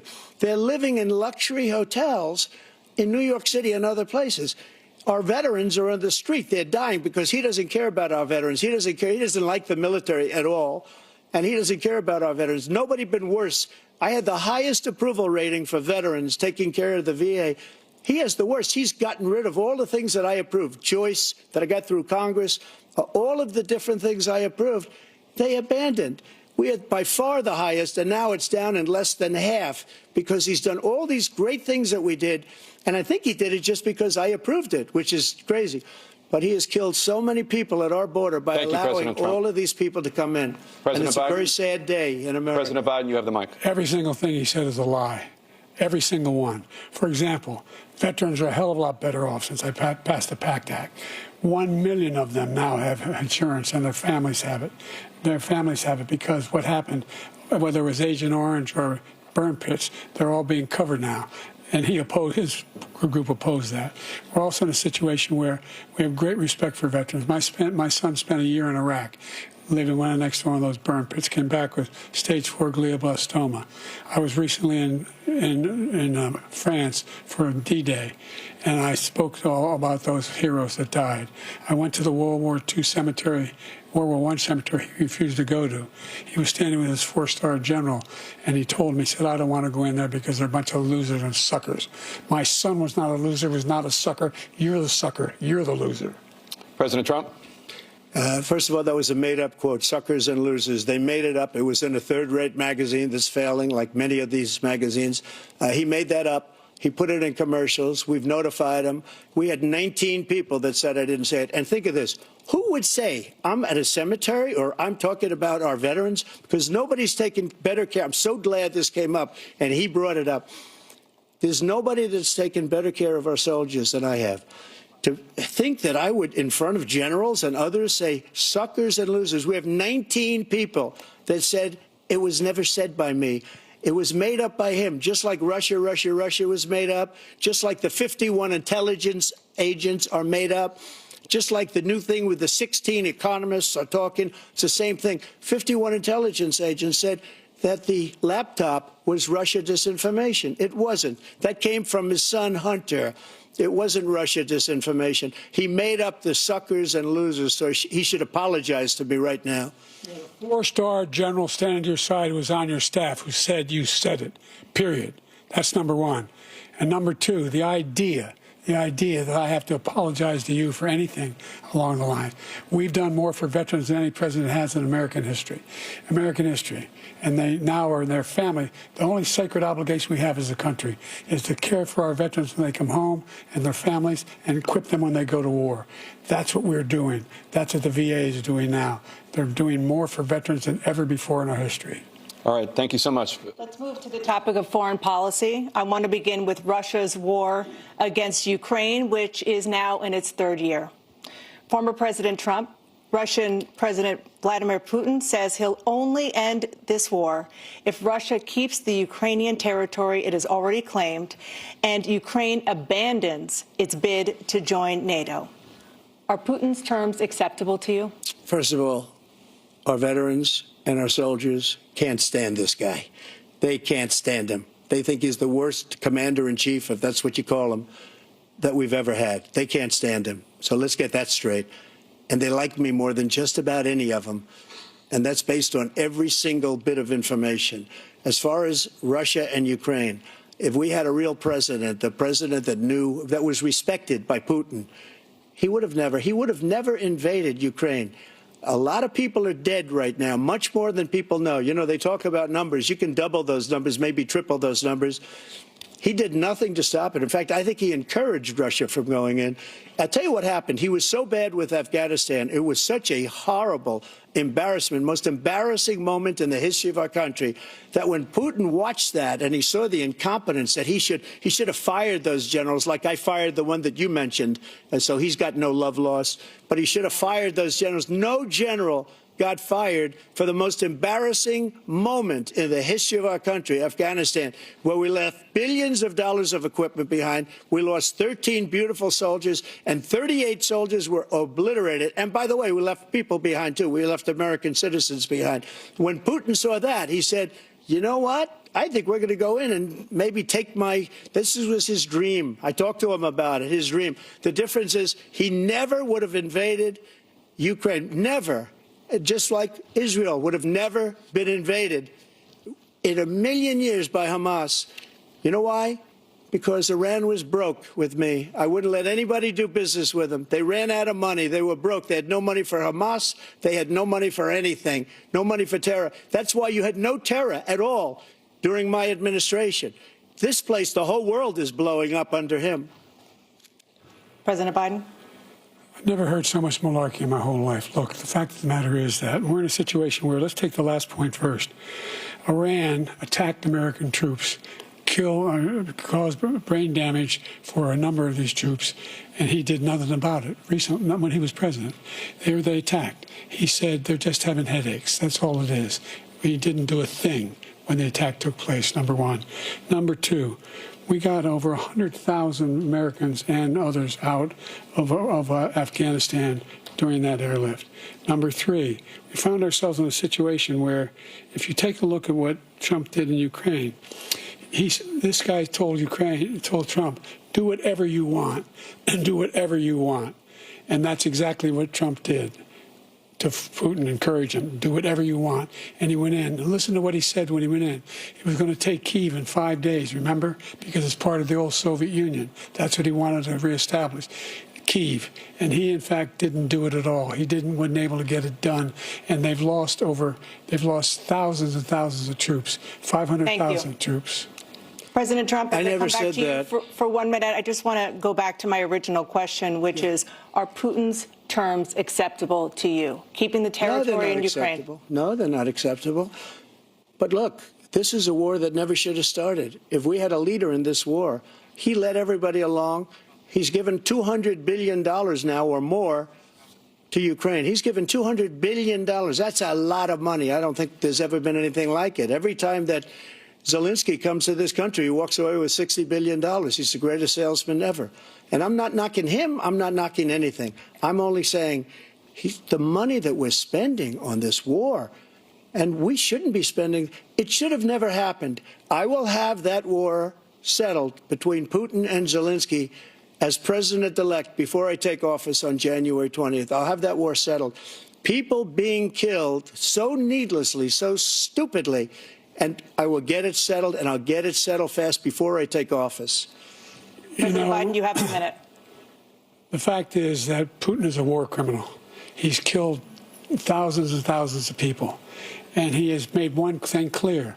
He wants to reestablish what was part of the Soviet Empire, not just a piece. He wants all of Ukraine.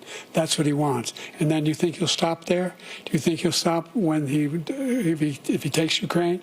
What do you think happens to Poland? What do you think of Belarus? What do you think happens to those NATO countries?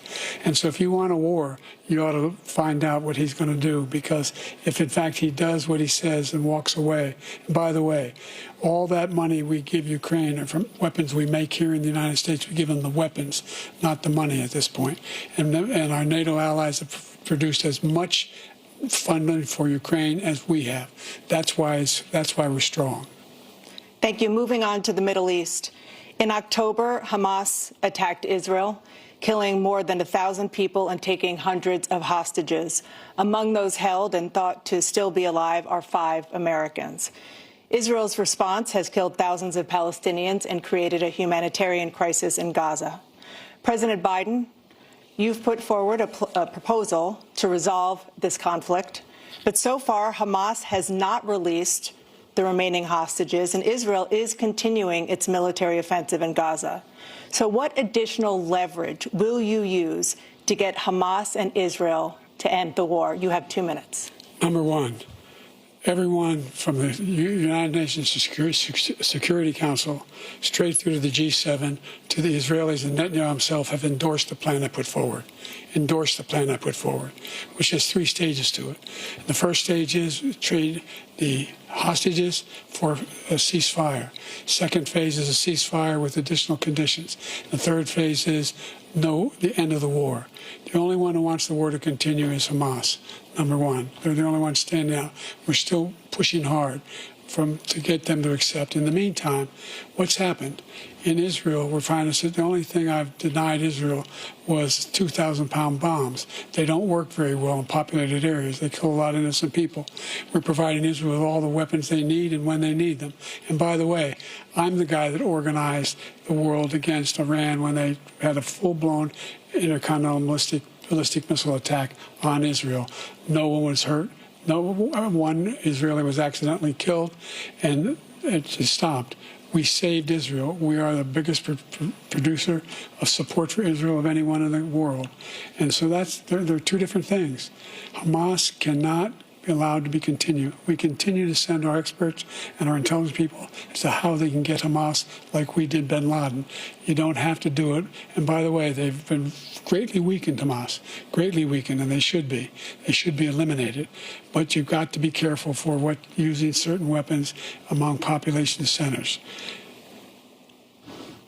Just going back to Ukraine for 1 second. We have an ocean separating us. The European nations together have spent $100 billion, or maybe more than that, less than us. Why doesn't he call them and say, you got to put up your money like I did with NATO? I got them to put up hundreds of billions of dollars. The Secretary General of NATO said Trump did the most incredible job I've ever seen. They wouldn't have any. They were going out of business. We were spending almost 100% of the money was paid by us. He didn't do that. He's getting all. You got to ask these people to put up the money. We're over $100 billion more spent, and it has a bigger impact on them because of location, because we have an ocean in between. You got to ask them. As far as Israel and Hamas, Israel's the one that wants to go. He said the only one that wants to keep going is Hamas. Actually, Israel is the one, and you should let him go and let him finish the job. He doesn't want to do it. He's become like a Palestinian, but they don't like him because he's a very bad Palestinian. He's a weak one. President Biden, you have a minute. I've never heard so much foolishness. This is a guy who wants to get out of NATO. You're going to stay in NATO? He's going to pull out of NATO. The idea that we have, our strength lies in our alliances as well. It may be a big ocean, but we're ever able to avoid a war in Europe, a major war in Europe? What happens if, in fact, you have Putin continue to go into NATO? We have an Article 5 agreement. Attack on one is attack on all. You want to start the nuclear war he keeps talking about, go ahead. Let Putin go in and control Ukraine and then move on to Poland and other places. You see what happens then. He has no idea what the hell he's talking about. And by the way, I got 50 other nations around the world to support Ukraine, including Japan and South Korea, because they understand that this kind of dislocation has a serious threat to the whole world peace. No major war in Europe has ever been able to be contained just to Europe. President Trump, just to follow up, would you support the creation of an independent Palestinian state in order to achieve peace in the region? I'd have to see. But before we do that, the problem we have is that we spend all the money. So they kill us on trade. I made great trade deals with the European nations because if you add them up, they're about the same size economically. Their economy is about the same size as the United States. And they were no cars, no. They don't want anything that we have. But we're supposed to take their cars, their food, their everything, their agriculture. I changed that. But the big thing I changed is they don't want to pay. And the only reason that he can play games with NATO is because I got them to put up hundreds of billions of dollars. I said, and he's right about this, I said, no, I'm not going to support NATO if you don't pay. They asked me that question, would you guard us against Russia at a very secret meeting of the 28 states at that time, nations at that time? And I said, no, if you don't pay, I won't do that. And you know what happened? Billions and billions of dollars came flowing in the next day and the next months. But now we're in the same position. We're paying everybody's bills. Let's turn to the issue of democracy. Former President Trump, I want to ask you about January 6, 2021. After you rallied your supporters that day, some of them stormed the Capitol to stop the constitutionally mandated counting of electoral votes. As president, you swore an oath to, quote, preserve, protect, and defend, unquote, the Constitution. What do you say to voters who believe that you violated that oath through your actions and inaction on January 6th and worry that you'll do it again? Well, I don't think too many believe that. And let me tell you about January 6th. On January 6th, we had a great border. Nobody coming through, very few. On January 6th, we were energy independent. On January 6th, we had the lowest taxes ever. We had the lowest regulations ever. On January 6th, we were respected all over the world. All over the world, we were respected. And then he comes in, and we're now laughed at. We're like a bunch of stupid people. What happened to the United States' reputation under this man's leadership is horrible, including weaponization, which I'm sure at some point you'll be talking about, where he goes after his political opponent because he can't beat him fair and square. You have 80 seconds left. My question was, what do you say to those voters who believe that you violated your constitutional oath through your actions and inaction on January 6, 2021, and worry that you'll do it again? Well, I didn't say that to anybody. I said peacefully and patriotically. And Nancy Pelosi, if you just watched the news from 2 days ago, on tape to her daughter, who's a documentary filmmaker, they say. But she's saying, oh, no, it's my responsibility. I was responsible for this. Because I offered her 10,000 soldiers or National Guard, and she turned them down. And the mayor in writing, by the way, the mayor, in writing, turned it down, the mayor of D.C. They turned it down. I offered 10,000 because I could see I had virtually nothing to do. They asked me to go make a speech. I could see what was happening. Everybody was saying they're going to be there on January 6th. They're going to be there. And I said, you know what? There's a lot of people coming. You could feel it. You could feel it, too, and you could feel it. And I said, they ought to have some National Guard or whatever. And I offered it to her. And she now admits that she turned it down. And it was the same day she was, I don't know, she can't be very happy with her daughter because it made her into a liar. She said, I take full responsibility for January 6th. President Biden? Look, he encouraged those folks to go up on Capitol Hill, number one. I sat in the dining room off the Oval Office. He sat there for 3 hours watching, begging, being begged by his vice president and a number of his colleagues on the Republican side as well to do something, to call for a stop, to end it. Instead, they talked about these people being patriots and great patrons of America. In fact, he says he'll not forgive them for what they've done. They've been convicted. He says he wants to commute their sentences and say that no. But he went to every single court in the nation. I don't know how many cases, scores of cases, including the Supreme Court, and they said, no, this guy is responsible for doing what was done. He didn't do a damn thing, and these people should be in jail, and they should be the ones who are being held accountable. And he wants to let them all out, and now he says if he loses again, such a whiner that he is, that it could be a bloodbath. Thank you, President Biden. President Trump? What they've done to some people that are so innocent, you ought to be ashamed of yourself. What you have done, how you've destroyed the lives of so many people when they ripped down Portland, when they ripped down many other cities. You go to Minnesota, Minneapolis, what they've done there with the fires all over the city. If I didn't bring in the National Guard, that city would have been destroyed. When you look at all of they took over big chunks of Seattle. I was all set to bring in the National Guard. They heard that. They saw them coming, and they left immediately. What he said about this whole subject is so off. Peacefully patriotic. One other thing. The Unselect Committee, which is basically two horrible Republicans that are all gone now, out of office, and Democrats, all Democrats, they destroyed and deleted all of the information they found because they found out we were right. We were right. And they deleted and destroyed all of the information. They should go to jail for that. If a Republican did that, they'd go to jail. Thank you, President Trump. President Biden, I want to give you a minute. The only person on this stage is a convicted felon is the man I'm looking at right now. And the fact of the matter is, what he's telling you is simply not true. The fact is that there was no effort on his part to stop what was going on up in Capitol Hill. And all those people, every one of those who were convicted, deserves to be convicted. The idea that they didn't kill somebody, just went in and broke down doors, broke the windows, occupied offices, turned over desks, turned them over statues. The idea that those people are patriots? Come on.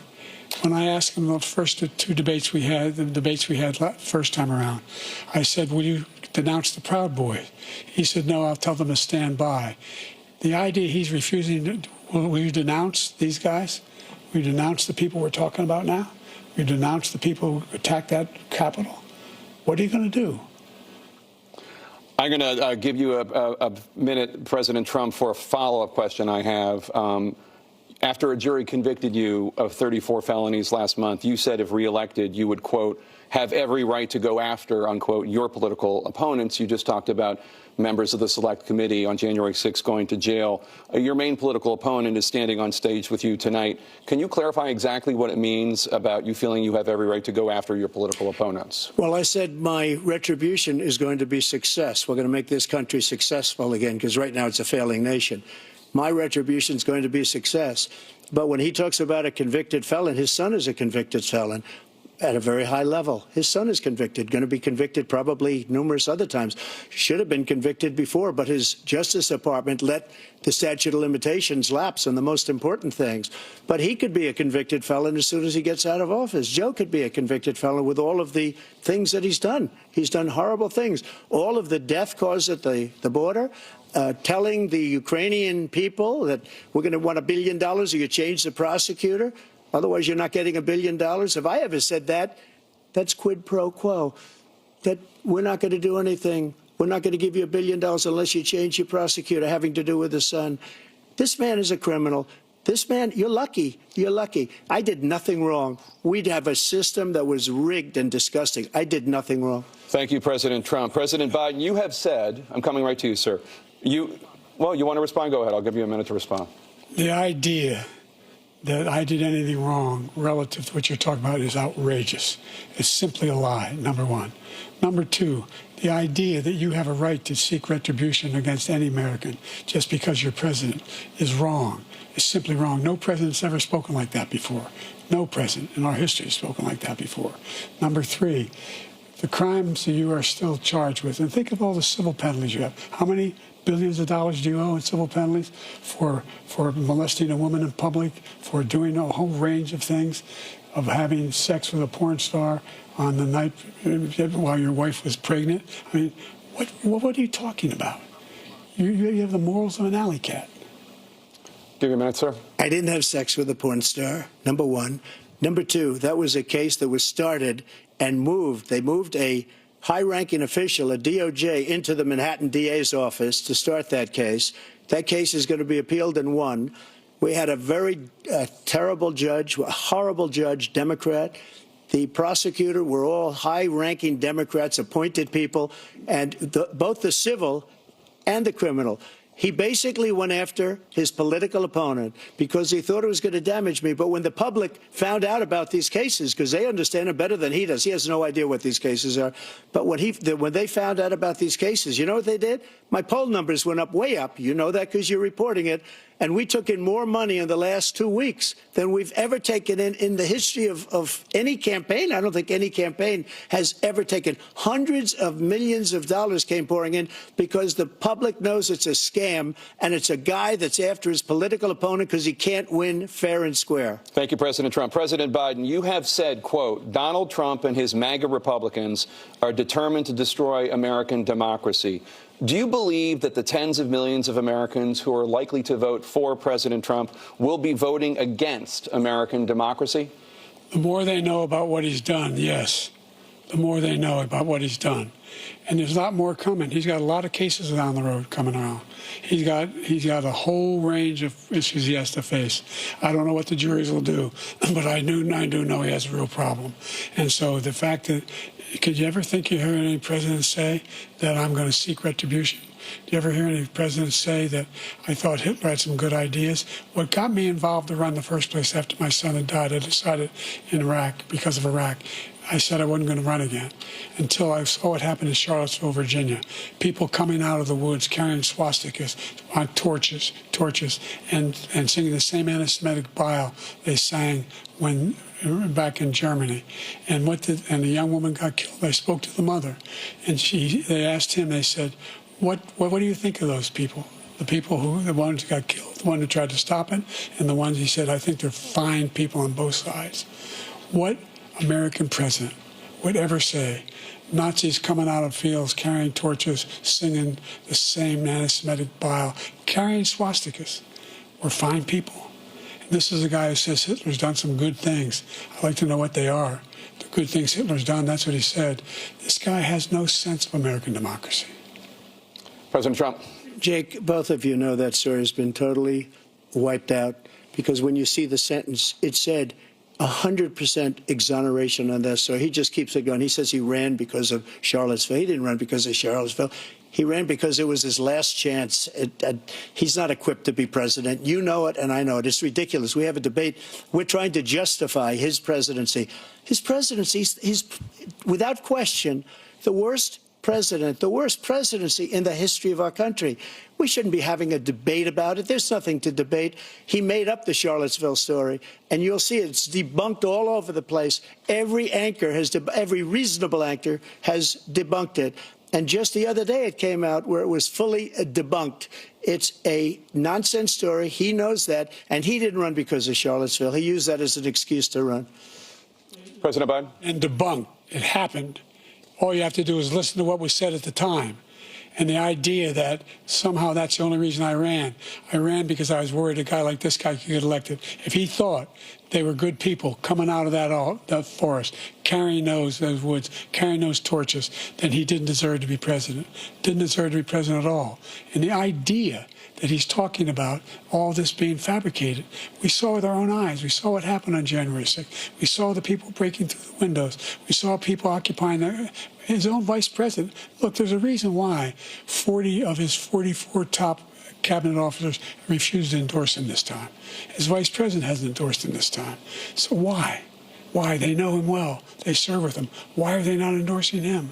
Thank you, President Biden. We're going to be right back with more from the CNN presidential debate.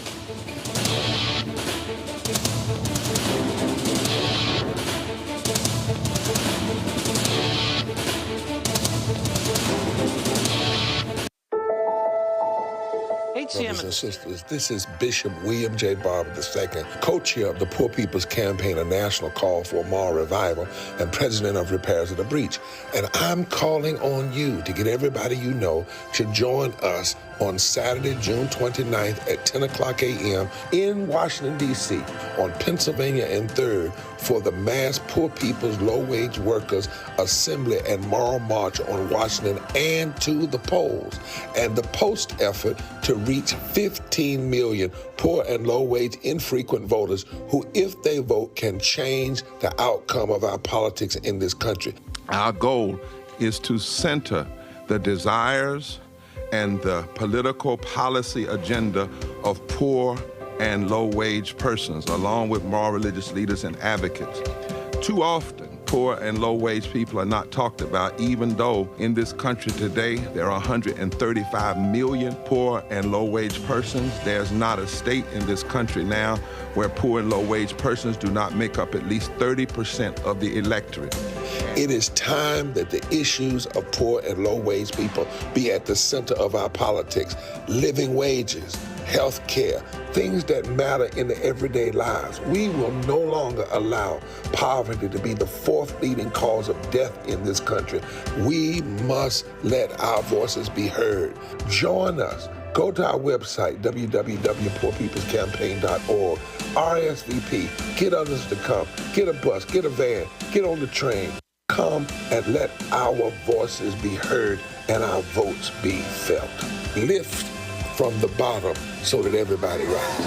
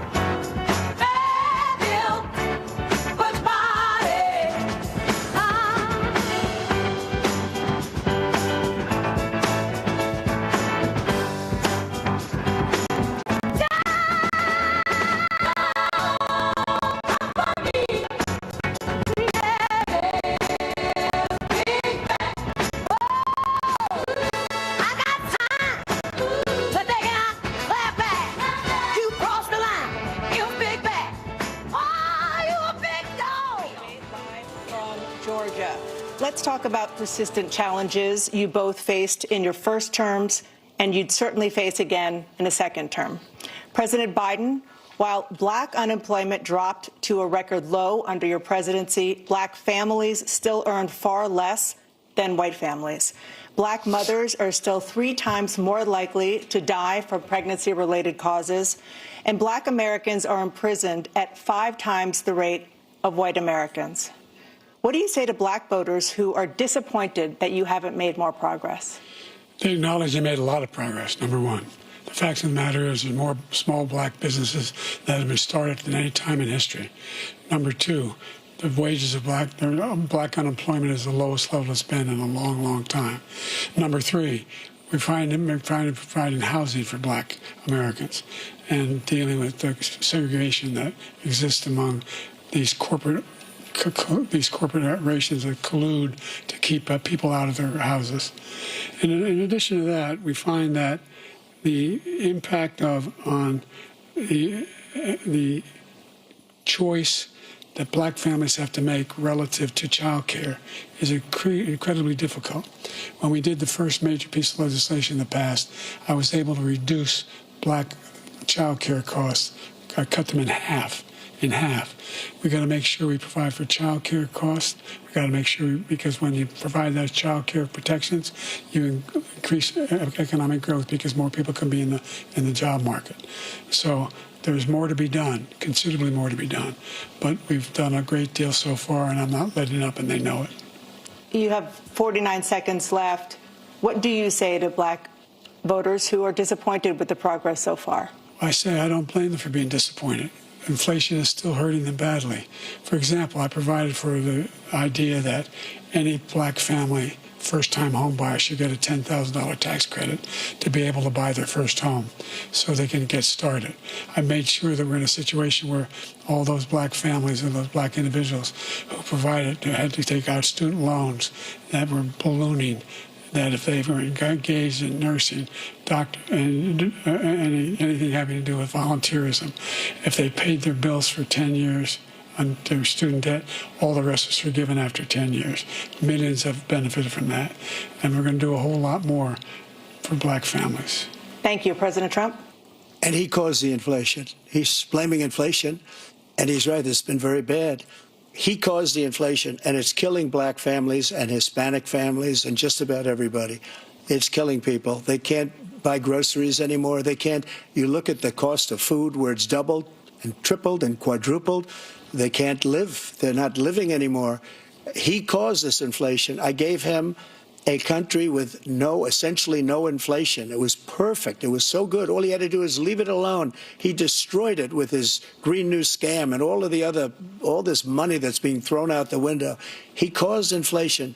As sure as you're sitting there, the fact is that his big kill on the black people is the millions of people that he's allowed to come in through the border. They're taking black jobs now, and it could be 18, it could be 19, and even 20 million people. They're taking black jobs, and they're taking Hispanic jobs, and you haven't seen it yet, but you're going to see something that's going to be the worst in our history. Thank you. President Biden? There was no inflation when I became president. You know why? The economy was flat on its back. 15% unemployment. He decimated the economy, absolutely decimated the economy. That's why there was no inflation at the time. There were no jobs. We provided thousands of millions of jobs for individuals who are in all communities, including minority communities. We made sure that they have health insurance. We have covered, if the ACA has increased, I made sure that they're $8,000 per person in a family to get written off for health care. But this guy wants to eliminate that. They tried 50 times. He wants to get rid of the ACA again, and they're going to try again if they win. You find ourselves in a position where the idea that we're not doing any, we put more police on the street than any administration has. He wants to cut the cops. We're providing for equity and making sure people have a shot to make it. There's a lot going on, but in inflation, he caused it by his tremendous malfeasance in the way he handled the pandemic. Thank you. Another persistent challenge is the climate crisis. 2023 was the hottest year in recorded history, and communities across the country are confronting the devastating effects of extreme heat, intensifying wildfires, stronger hurricanes, and rising sea levels. Former President Trump, you've vowed to end your opponent's climate initiatives, but will you take any action as president to slow the climate crisis? Well, let me just go back to what he said about the police, how close the police are to him. Almost every police group in the nation from every state is supporting Donald J. Trump. Almost every police group. And what he's done to the black population is horrible, including the fact that for 10 years he called them super predators. We can't, in the 1990s, we can't forget that. Super predators was his name, and he called it to them for 10, and they've taken great offense at it, and now they see it happening. But when they see what I did for criminal justice reform and for the historically black colleges and universities, where I funded them and got them all funded, and the opportunity zones with Tim, as you know, Tim Scott was incredible. He did a great job, great senator from South Carolina. He came to me with the idea, and it was a great idea. It's one of the most successful economic development acts ever in the country, opportunity zones. And the biggest beneficiary are blacks. And that's why we have the best numbers with them in maybe ever. They're saying ever. I read this morning where ever, the best numbers. He's lost much of the black population because he's done a horrible job for black people. He's also done a horrible job for Hispanics. But wait till you see these millions of people pouring into our country, and they're going to take the jobs, and it's already started, and you haven't seen anything yet. It's a disaster. You've 38 seconds left. President Trump, will you take any action as president to slow the climate crisis? So I want absolutely immaculate clean water, and I want absolutely clean air, and we had it. We had H2O. We had the best numbers ever, and we were using all forms of energy, all forms, everything. And yet, during my 4 years, I had the best environmental numbers ever. And my top environmental people gave me that statistic just before I walked on the stage, actually. I don't know where the hell he's been. The idea that anything he said is true. I've passed the most extensive climate change legislation in history. We find ourselves, and by the way, black colleges, I came up with $15 billion for HBCUs, historic black universities and colleges, because they don't have the kind of contributors that they have to build these laboratories and the like. Any black student is capable in college of doing any white student can do. They just don't have the money, but now they'll be able to get those jobs in high tech. We're in a situation where the idea that he is claiming to have done something that had the cleanest water, he hadn't done a damn thing for the environment. He pulled out of the Paris Peace Accord, Climate Accord. I immediately joined it because if we reach 1.5 degrees Celsius at any one point, there's no way back. The only existential threat to humanity is climate change, and he didn't do a damn thing about it. He must undo all that I've done. The Paris Accord was going to cost us $1 trillion, and China nothing, and Russia nothing, and India nothing. It was a ripoff of the United States.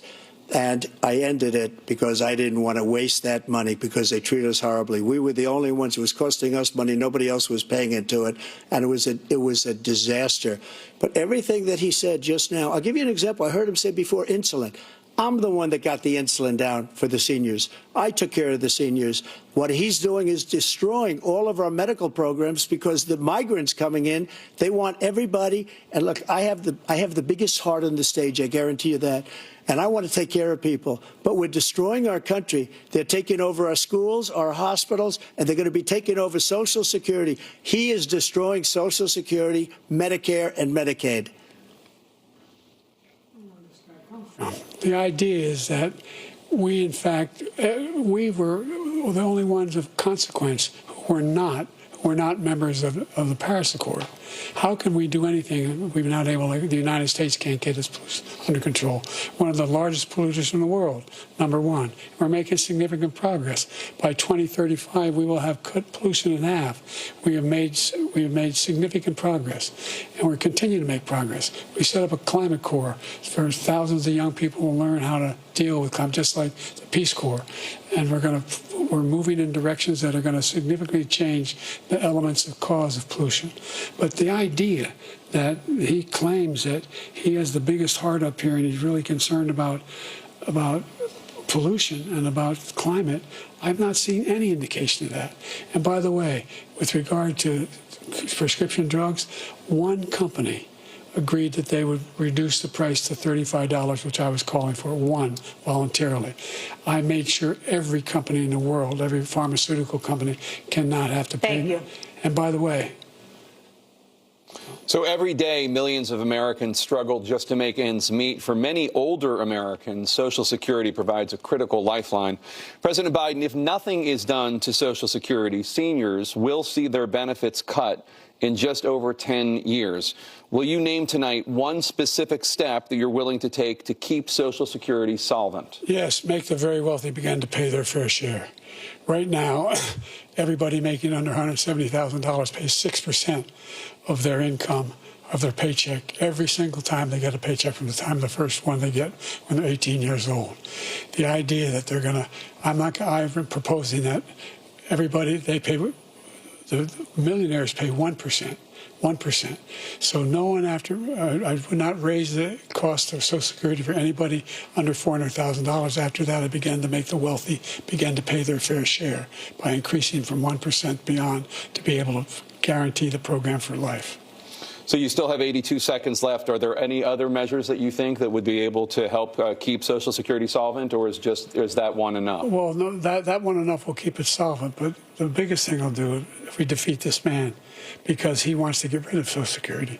He thinks there's plenty to cut in Social Security. He's wanting to cut Social Security and Medicare both times. And and if you look at the program put forward by the House Republican caucus that I believe supports, is in fact want to cut it as well. The idea that we don't need to protect our seniors is ridiculous.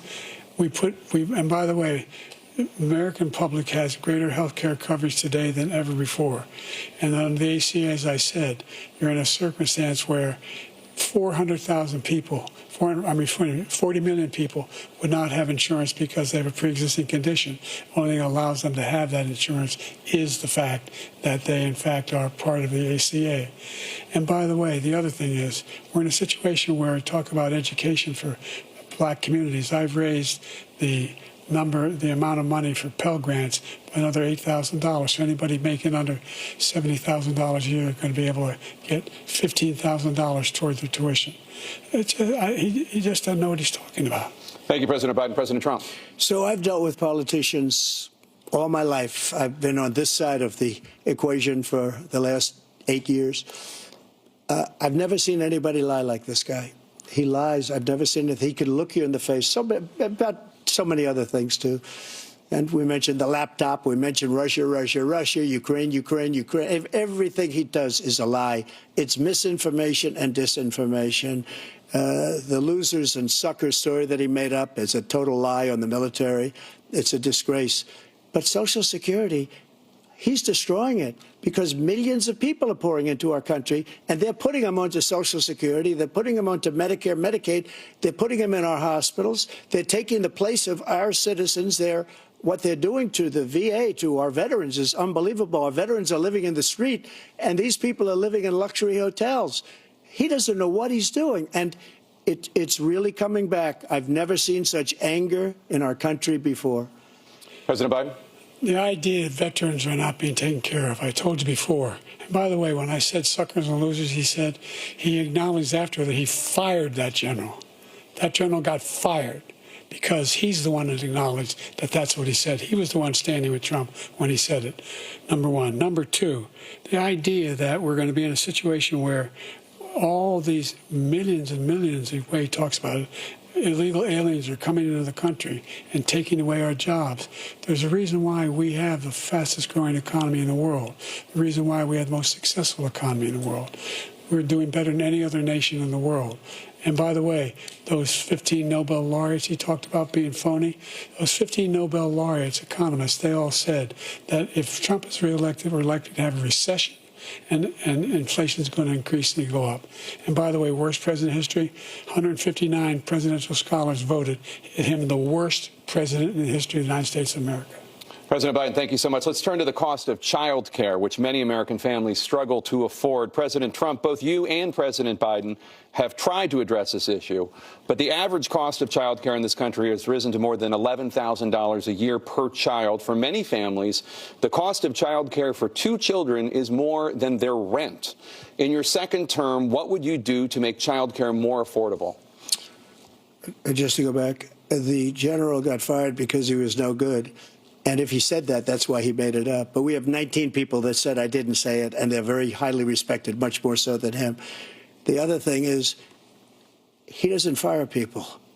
He never fired people. I've never seen him fire anybody. I did fire a lot. I fired Comey because he was no good. I fired a lot of the top people at the FBI, drained the swamp. They were no good. Not easy to fire people. You'd pay a price for it, but they were no good. I inherited these people. I didn't put them there. I didn't put Comey there. He was no good. I fired him.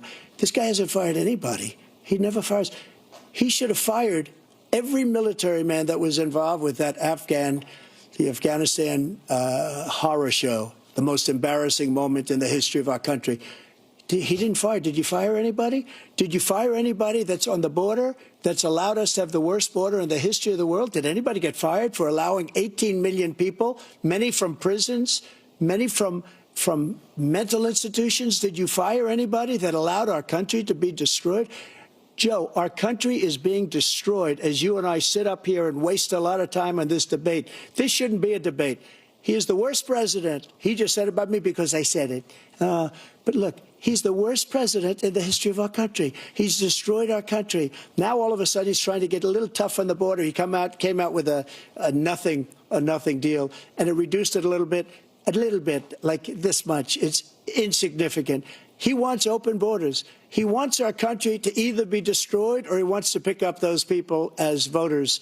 And I don't think we just can't let it happen. If he wins this election, our country doesn't have a chance, not even a chance, of coming out of this rut. We probably won't have a country left anymore. That's how bad it is. He is the worst in history by far. Thank you, President Trump. President Biden? We're the most admired country in the world. We're the United States of America. There's nothing beyond our capacity. We have the finest military in the history of the world, the finest in the history of the world. No one thinks we're weak. No one wants to screw around with us. Nobody, number one.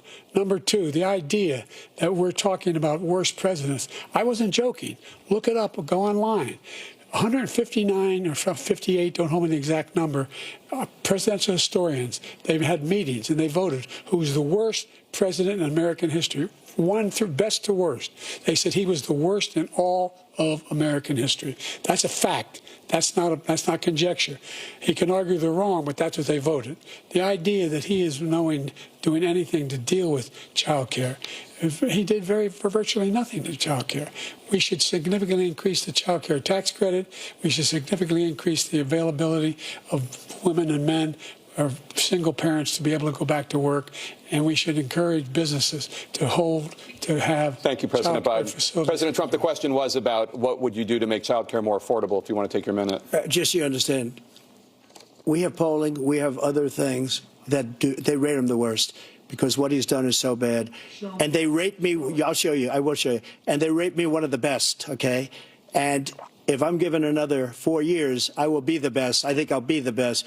Nobody's ever created an economy like us. Nobody ever cut taxes like us. He's the only one I know. He wants to raise your taxes by 4 times. He wants to raise everybody's taxes by 4 times. He wants the Trump tax cuts to expire. So everybody, including the two of you, are going to pay 4 to 5 times. Nobody ever heard of this before. All my life, I'd grow up and I'd see politicians talking about cutting taxes. When we cut taxes, as I said, we did more business. Apple and all these companies, they were bringing money back into our country. The worst president in history by far, and everybody knows it. President Biden? Look, the fact of the matter is that he's dead wrong about, he's increased the tariff, he will increase the taxes on middle-class people. I said I'd never raise a tax on anybody making less than $400,000. I didn't. But this tariff is 10% tariffs. Everything coming into the country, you know what the economists say? That's going to cost the average American $2,500 a year more because they're going to have to pay the difference in food and all the things that are very important.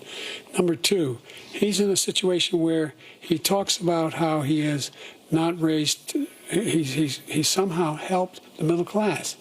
Middle class have been devastated by you. Now you want a new tax cut of $5 trillion over the next 10 years, which is going to fundamentally bankrupt the country. You had the largest deficit of any president in American history, number one. Number two, you have not, in fact, made any contact, any progress with China. We are the lowest trade deficit with China since 2010. Thank you, President Biden. You lost. Thank you, President Biden. Let's discuss an epidemic impacting millions of Americans that both of you have made a top priority in your first term, the opioid crisis. And for both of you, the number of overdose deaths in this country has gone up. Under your term, it went up. Under your term, it has gone up. Former President Trump, despite the efforts that both of you have made, more than 100,000 Americans are dying from overdoses every year, primarily from fentanyl and other opioids. What will you do to help Americans right now in the throes of addiction who are struggling to get the treatment they need? To finish up, we now have the largest deficit in the history of our country under this guy. We have the largest deficit with China. He gets paid by China. He's a Manchurian candidate. He gets money from China. So I think he's afraid to deal with them or something. But do you notice he never took out my tariffs because we bring in so much money with the tariffs that I imposed on China. He never took them away. He can't because it's too much money. It's tremendous. And we saved our steel industries, and there was more to come, but he hasn't done that. But he hasn't cut the tariffs because he can't, because it's too much money. But he's got the largest deficit in the history of our country, and he's got the worst situation with China. China's going to own us if you keep allowing them to do what they're doing to us as a country. They are killing us as a country, Joe, and you can't let that happen. You're destroying our country. So, President Trump, you have 67 seconds left. The question was, what are you going to do to help Americans in the throes of addiction right now who are struggling to get the treatment they need? Jake, we were doing very well at addiction until the COVID came along. We had the 2.5, almost 3 years of like nobody's ever had before, any country, in every way. And then we had to get tough, and it was the drugs pouring across the border it started to increase. We got great equipment. We bought the certain dog that's the most incredible thing that you've ever seen, the way they can spot it. We did a lot, and we were getting very low numbers, very, very low numbers. Then he came along. The numbers, have you seen the numbers now? It's not only the 18 million people that I believe is even low, because the gotaways, they don't even talk about gotaways. But the numbers of the amount of drugs and human trafficking in women coming across our border, the worst thing I've ever seen, at numbers that nobody's ever seen under him because the border's so bad. But the number of drugs coming across our border now is the largest we've ever had by far. President Trump, thank you. President Biden? Fentanyl and the byproducts of fentanyl went down for a while. And I wanted to make sure we use the machinery that can detect fentanyl, these big machines that roll over everything that comes across the border. And it costs a lot of money. That was part of this deal we put together, this bipartisan deal. More fentanyl machines, more be able to detect drugs, more numbers of agents, more numbers of all the people at the border. And when we had that deal done, he called his Republican colleagues, said, don't do it. It's going to hurt me politically. No, he never argued it's not a good bill. It's a really good bill. We need those machines. We need those machines. And we're coming down very hard in every country in Asia in terms of precursors for fentanyl. And Mexico is working with us to make sure they don't have the technology to be able to put it together. That's what we have to do. We need those machines. Thank you, President Biden. President Trump, and again, the question is about Americans in the throes of addiction right now struggling to get the treatment they need. Well, because this does pertain to it. He ended Remain in Mexico. He ended catch and release. I made it catch and release in Mexico, not catch and release here. We had so many things that we had done, hard negotiations with Mexico, and I got it all for nothing. It's just like when you have a hostage. We always pay $6 billion for a hostage. Every time we say a hostage. Now we have a hostage, a Wall Street Journal reporter, I think a good guy, and he's over there because Putin is laughing at this guy, probably asking for billions of dollars for the reporter. I will have him out very quickly as soon as I take office. Before I take office, I said by literally as soon as I win the election, I will have that reporter out. He should have had him out a long time ago, but Putin's probably asking for billions and billions of dollars because this guy pays it every time. We had 2 cases where we paid $6 billion for 5 people. I got 58 people out, and I paid essentially nothing. Thank you, President Trump. Dana? Let's turn to concerns that voters have about each of you. President Biden, you would be 86 at the end of your second term. How do you address concerns about your capability to handle the toughest job in the world well into your 80s? Well, first of all, I spent half my career being criticized being the youngest person in politics. I was the second youngest person ever elected to the United States Senate, and now I'm the oldest. This guy's 3 years younger and a lot less competent. I think that just look at the record. Look at what I've done. Look how I've turned around the horrible situation he left me. As I said, 15 million new jobs, 800,000 manufacturing jobs, more investment in America, over billions of dollars in private investment in enterprises that we are growing. By the way, we brought an awful lot of people. The whole idea of computer chips, we used to have 40% of the market. We invented those chips, and we lost it because he was sending people to find the cheapest jobs overseas and to bring home a product. So I went to South Korea. I convinced Samsung to invest billions of dollars here in the United States. And guess what? Those fabs, they call to build these chips, those fabs pay over $100,000. You don't need a college degree for them. And there's billions, about $40 billion already being invested and being built right now in the United States, creating significant jobs for Americans from all over the world. President Biden, you have 40 seconds left. Would you like to add anything? Yeah, I would. The idea that somehow we are this failing country. I never heard a president talk like this before. We're the envy of the world. Name me a single major country president who wouldn't trade places with the United States of America for all our problems and all our opportunities. We're the most progressive country in the world in getting things done. We're the strongest country in the world. We're a country in the world who keeps our word, and everybody trusts us, all of our allies, and those who he coddles up to, from Kim Jong-un, who he sends love letters to, and Putin, etc. They don't want to screw around with us. Thank you. Former President Trump, to follow up, you would be 82 at the end of your second term. What do you say to voters who have concerns about your capabilities to serve? Well, I took 2 tests, cognitive tests. I aced them, both of them, as you know. We made it public. He took none. I'd like to see him take one, just one, a real easy one. Like go through the first 5 questions. He couldn't do it.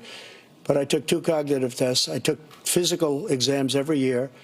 And, you know, we knock on wood wherever we may have wood, that I'm in very good health. I just won 2 club championships, not even senior, 2 regular club championships. To do that, you have to be quite smart, and you have to be able to hit the ball a long way.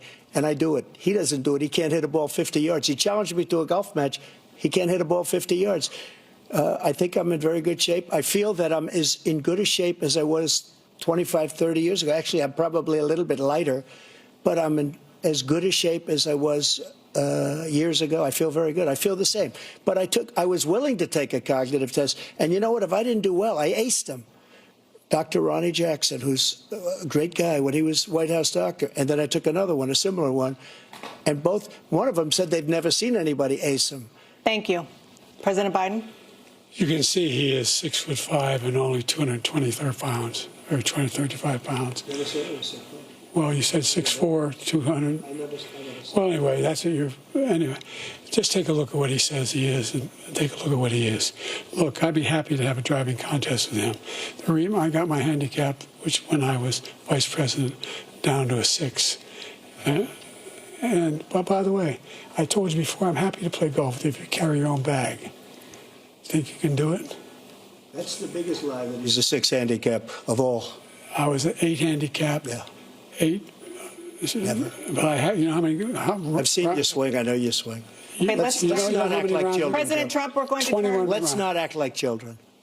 To a specific concern that voters have about you.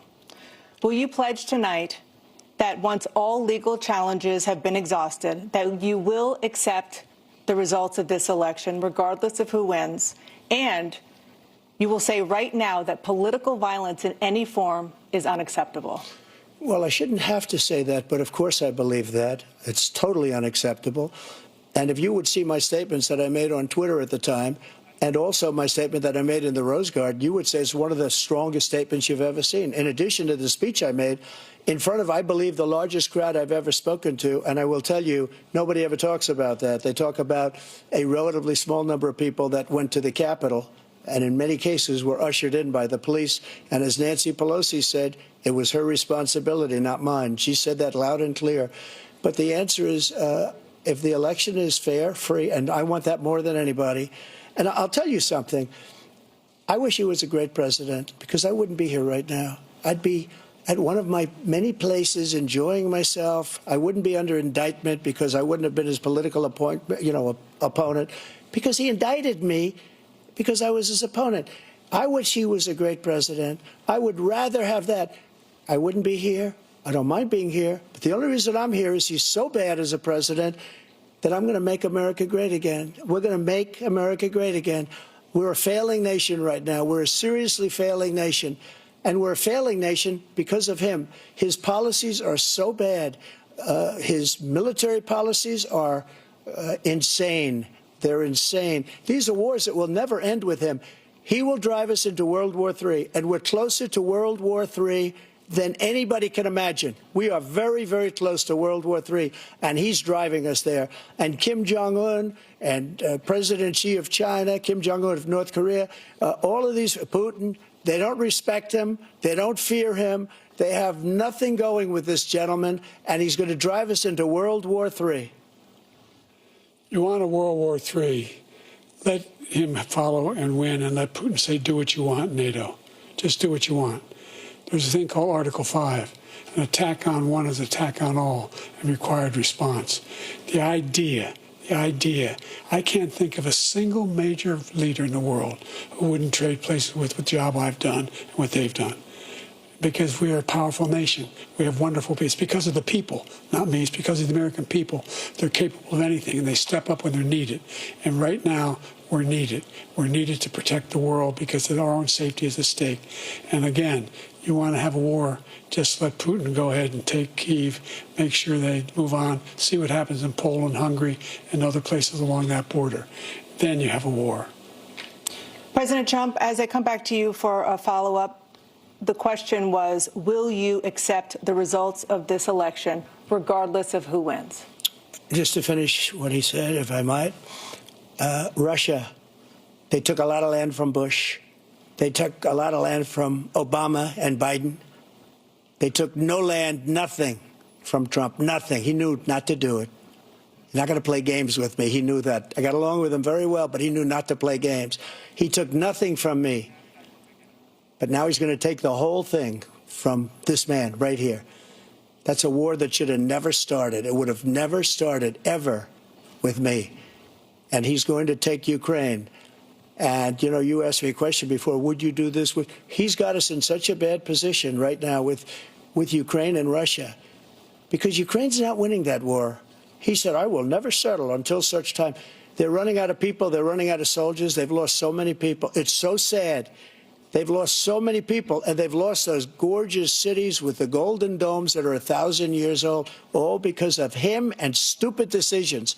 Russia would have never attacked if I were president. President Trump, the question was, will you accept the results of the election, regardless of who wins? Yes or no, please. If it's a fair and legal and good election, absolutely. I would have much rather accepted these. But the fraud and everything else was ridiculous. And if you want, we'll have a news conference on it in a week, or we'll have another one of these in a week. But I will absolutely, there's nothing I'd rather do. It would be much easier for me to do that than I'm running again. I wasn't really going to run until I saw the horrible job he did. He's destroying our country. I would be very happy to be someplace else, in a nice location someplace. And again, no indictments, no political opponent stuff, because it's the only way he thinks he can win. But unfortunately, it's driven up my numbers and driven them up to a very high level because the people understand it. Well, let's see what your numbers are when this election is over. Let's see. You're a whiner. When you lost the first time, you continued, you appealed and appealed to courts all across the country. Not one single court in America said any of your claims had any merit, state or local, none. But you continue to provoke this lie about somehow there's all this misrepresentation, all this stealing. There is no evidence of that at all. And I tell you what, I doubt whether you'll accept it because you're such a whiner. The idea, if you lose again, you accepting anything, you can't stand the loss. Something snapped in you when you lost the last time. We'll be right back with more from the CNN presidential debate live from Georgia.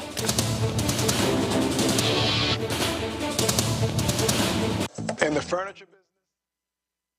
Hello, my brothers and sisters. This is Bishop William J. Barber II, co-chair of the Poor People's Campaign, a national call for moral revival, and president of Repairs of the Breach. And I'm calling on you to get everybody you know to join us on Saturday, June 29th at 10 o'clock a.m. in Washington, D.C.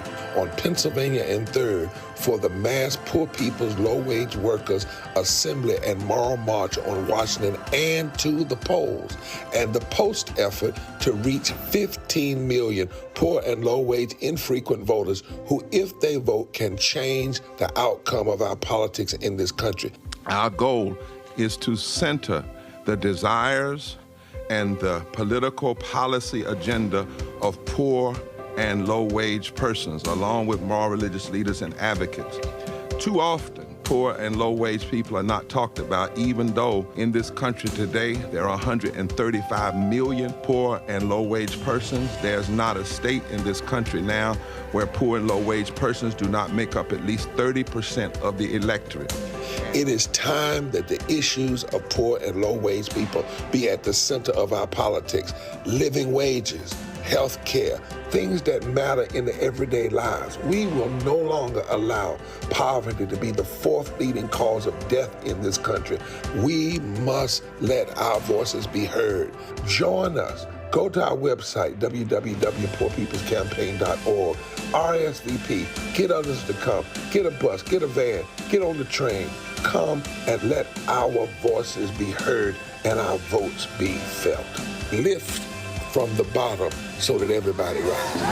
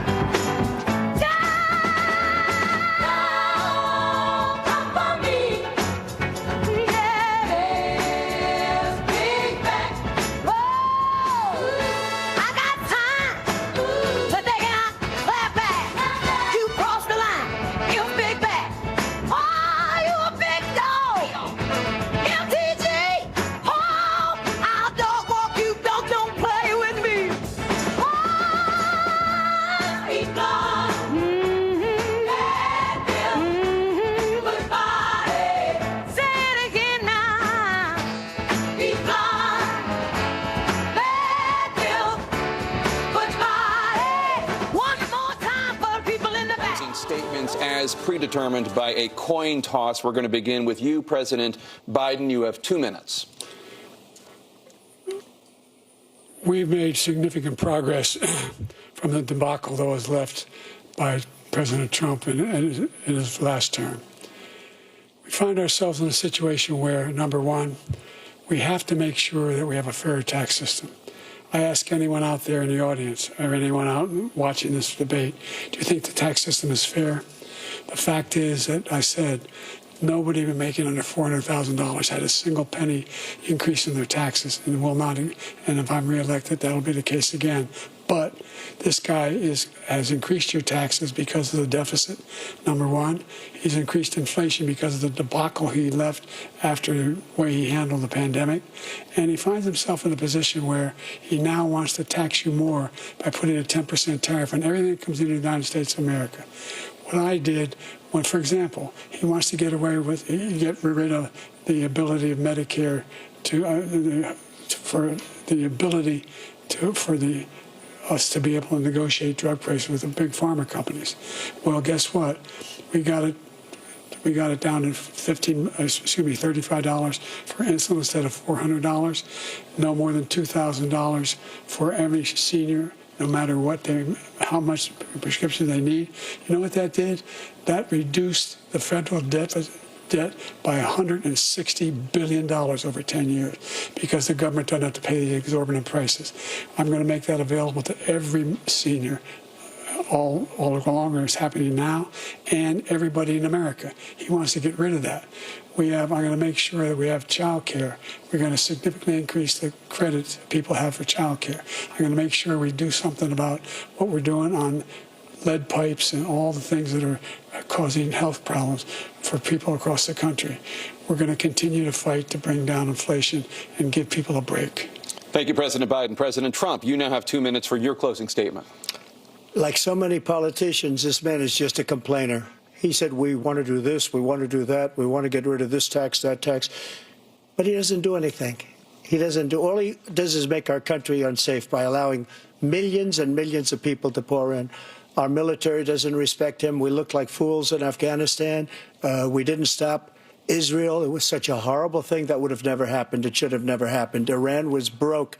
Anybody that did business with Iran, including China, they couldn't do business with the United States. They all passed. Iran was broke. They had no money for Hamas or Hezbollah, for terror, no money whatsoever. Again, Ukraine should have never happened. He talks about all this stuff, but he didn't do it. For 3.5 years, we're living in hell. We have the Palestinians and we have everybody else rioting all over the place. You talk about Charlottesville. This is 100 times Charlottesville, 1,000 times. The whole country is exploding because of you, because they don't respect you, and they have to respect their president, and they don't respect you throughout the world. What we did was incredible. We rebuilt the military. We got the largest tax cut in history, the largest regulation cut in history. The reason he's got jobs is because I cut the regulations that gave jobs, but he's putting a lot of those regulations back on. All of the things that we've done, nobody's never seen anything like, even from a medical standpoint, right to try, where we can try space-age materials instead of going to Asia or going to Europe and trying to get when you're terminally ill. Now you can go and you can get something. You sign a document. They've been trying to get it for 42 years. But you know what we did for the military was incredible. Choice for our soldiers, where our soldiers, instead of waiting for 3 months to see a doctor, can go out and get themselves fixed up and readied up and take care of themselves, and they're living. And that's why I had the highest approval rating in the history of the VA. So all of these things, we're in a failing nation, but it's not going to be failing anymore. We're going to make it great again. Thank you, former President Trump, President Biden.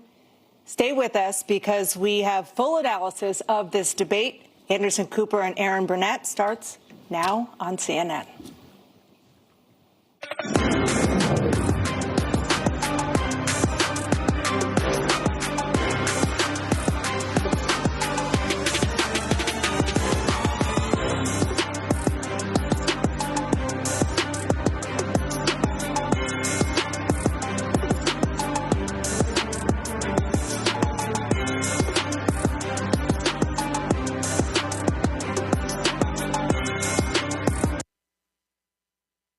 Presidential debate 2024 is in the can. CNN hosted the debate. I got a lot of thoughts, especially for the people who couldn't fact check all them damn lies. So let's go around the room real quick. Immediate analysis, thoughts. Lauren. Biden lost. He lost. He lost this debate. I mean, he lost in style. Substance is on his side. The facts are on his side, but he can't deliver it. And he stumbled badly right in the beginning, and he stumbled on his close, and he stumbled on what should have been the easiest thing of the night, which was the abortion issue, which he then came back and recovered on. But the problem is, there's no way you could look at what we just saw. We're watching this. If you're a Democrat watching this thing, you are watching on pins and needles. You're watching hoping that he doesn't mess up on the next line. That is not what this is supposed to be. So it was not good. I'm just going to say that. It was not good. I'm going to say this. Biden cooked them, but they both look old. Biden looks old. Biden let them know, listen, you're a convicted felon, you commit sexual assault, you cheat on your pregnant wife with a porn star, but he has a stutter and he's old. Trump lied his whole way through. The debate, I mean, this isn't ESPN. This isn't like First Take with Stephen A in the morning. Like, it's not, Skip Bayless like hating on LeBron. Like, this isn't everybody's personal facts. Like, Biden presented actual facts. Trump lied his way through it. I think on the actual substance, yes, Biden won this thing. He cooked him. I mean, it's out the window. But the issue is this. Biden looks old. He's 80. He looks like an 80-year-old man. He talks slow. He has a stutter, which is, makes his talking slow that much worse. He freezes. He pauses. He's 80, but he still processes. He understands the questions. He has authority on everything. And the thing is this, by that standard, for me, Biden cooked him tonight. I mean, Biden got his zingers in. I mean, we're all walking away tonight knowing that, hey, look, Biden looked a convicted felon in the face and told him, listen, I'm president, you're a convicted felon. I'm a man of morals, you cheating your wife with a porn star. Rebecca. So Jack Lemmon, Walter Matthau, Grumpy. That's what I saw tonight. It isn't just that Biden is old and looked old. Trump looked old, looked constipated, and is also old. So what we saw tonight was two people going back and forth. We saw a bunch of people punching in the air, but none of the punches landed. And so I've been texting people all night saying, especially black men, I've been texting, what is it that you want to see? Do you see yourself? Do you hear yourself in anything that was said? And finally, America lost. CNN looked bad. Because quite frankly, if you're not going to moderate a debate, at that point, facts don't matter, which means each question that is asked is an opportunity for the candidate just to say whatever they want. And that's what we saw Trump do tonight. Mustafa. Tennessee Williams has this quote that says, the only thing worse than a liar is a liar and a hypocrite. And when you heard Trump share about veterans, people forget that he ran when he had the opportunity to serve, and all the things, the cuts that he's made. When he talks about wanting to make life better in America, if you go back and look at his budgets, he cut many of the programs that everyday people, Reese talked before about keeping the lights on and putting food on the table. His cuts that he proposed, not Congress, but that he put forward, made American families weaker. So if that's the type of individual that you're looking for, he's shown you before who he is and the types of things that he cares about. When he talks about he wants clean air, the cleanest air and the cleanest water, and underneath of his administration, I thought he forgot about Scott Pruitt, whose whole job was about trying to slash regulations. And we know. Yeah, I know that probably just drove you crazy. I was incensed, right? I had to bring out an SAT word up there just for a second. So it's just ridiculous. So I understand Lauren's point. But I also hope that folks actually are looking for substance. And substance means that we have to do just a little bit of work and actually do a little bit of research to understand what types of policy this person's going to put forward. The other missed opportunity was actually calling out Project 2025 and all the things that they've said. So if you don't want an environmental protection agency that is actually going to protect folks from all of these chemicals that are killing black and brown and indigenous and lower wealth white communities, then Trump's your person.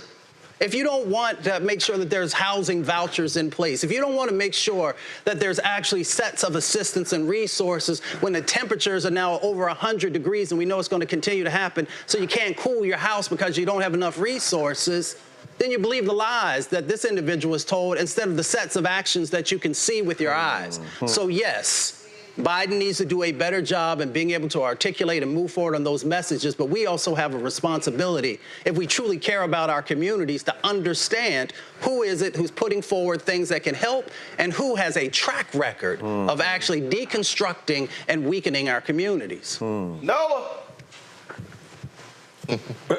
So we are sitting here in a D.C. bubble, and we are having a very beltway conversation. For most of America, it is about perception. You ain't got to me yet, but go ahead. Oh, Jesus, Lord, and Christ. Okay. I want her to call on all of them. Lord and man. Go ahead, all of them. Jesus, Lord. We are sitting here in a beltway, and we're having a very beltway conversation. What most Americans saw tonight was perception. And unfortunately, Trump, through all of his lies on top of lies on top of lies, his lies were clear, and he seemed very strong and very confident in his lies. And unfortunately, POTUS is on the election trail. Let's not forget that. We are talking about an 80-year-old man who is literally out there banging the pavement day after day after day because he is trying to get reelected. That hoarseness in his voice is because he's having fundraisers, he's having phone calls, he's meeting with the teams, and there are tons of teams, let me tell you. So what we saw tonight, it's not about the policy, it's not about details, it's not about facts, it's about perception. And for me as a foreign policy girl, I wanted him to go hard about Iran. When we're talking about Iran, how did we get here? What happened to the Iran nuclear deal? Let's talk about that. Why are we in a situation in the Red Sea right now with Iran? Why is Iran firing missiles into Israel right now? Let's talk about that. So there were missed opportunities, and I'm a little emotional right now because this is something I care a great deal about. And while I am a foreign policy girl, I'm going to end here. What is a black job? Because I'm about to tell y'all what my Louisiana ears. I know what my ancestors heard, and I know what I heard. That is not okay. What? Folks who didn't know, who said that? The other one. Who? The one who isn't president.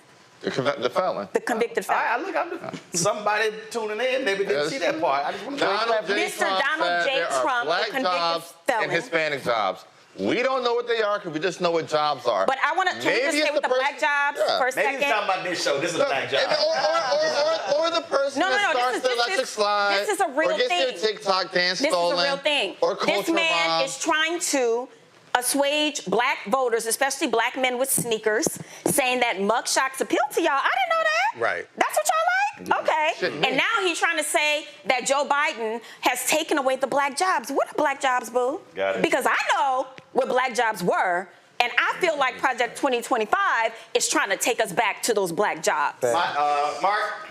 Relative texted, this is truly like watching two men in the old folks' home arguing in the TV room. You mean like Ed Murphy and Martin Lawrence in Life? Wow. Another one texted that his child said, it's sad to watch a pack of lies beat a good person just because the good person can't speak. Come on. You know, give me flashbacks of Jimmy Carter. Good person couldn't win a debate. The performance was poor. Biden was not prepared to go on the offense. We need a State of the Union Biden tonight, not whatever this was. You know, you feel sorry for him. And of course, we're already getting the messages now. Let's have an open convention. I don't know about that. We can talk about that a little bit later. But this was a missed opportunity. There was no moderation. No. To your point. There was. I don't know who made the decision that there wouldn't be fact checking. Right. Trump just went all over the place as usual, made up stuff. Lied about most things, and Biden wasn't there to punch him back. He seemed tired. He seemed lethargic. He was staring into space. But the reality is this: on facts, on policy, we know the very clear difference. The American people, all voters, including African Americans, need to be clear about the decision before us. And so you got a choice. You got a choice between someone who's in absolute danger versus someone who is old. And the fact of the matter is, Biden exists because of Trump. Trump is extreme. He's trying to take the country back to the 1860s. And the only way he could be beaten at the time was by someone close to his age, another plain old white dude. If Biden steps aside and we elevate Kamala, as much as I support Kamala being the next president of the United States, that 47% might go up. Because Trump can't mobilize his base anymore. No question. First of all, if there's a black person... Stop. He's not stepping aside. So it's a wasted conversation. No, but let me just finish, Roland. No, it's a wasted conversation. He's not stepping aside. But Roland, wait a minute. I'm just telling you what I'm responding to the people who are saying that. No, what I'm saying to the people who are saying that, let me be perfectly clear to the camera. He ain't stepping aside. We've heard Michelle might run, step aside, broker convention. He's not stepping aside. The only way he steps aside is if he resigns. So, I agree. So until it happens, it's just a hypothetical conversation. That's a waste of time. Well, but people are talking about Gavin Newsom and everything else. I don't care what people are talking about. But Roland, all I'm trying to say is this. You're right. But I'm trying to give people the logical, mathematical reality if that happens and why he can't. I'm giving the reason why he can't. I'm not even giving them that. The reason is Trump is at a ceiling. Anybody else mobilizes. Here's the deal, though. Let's be real clear, okay?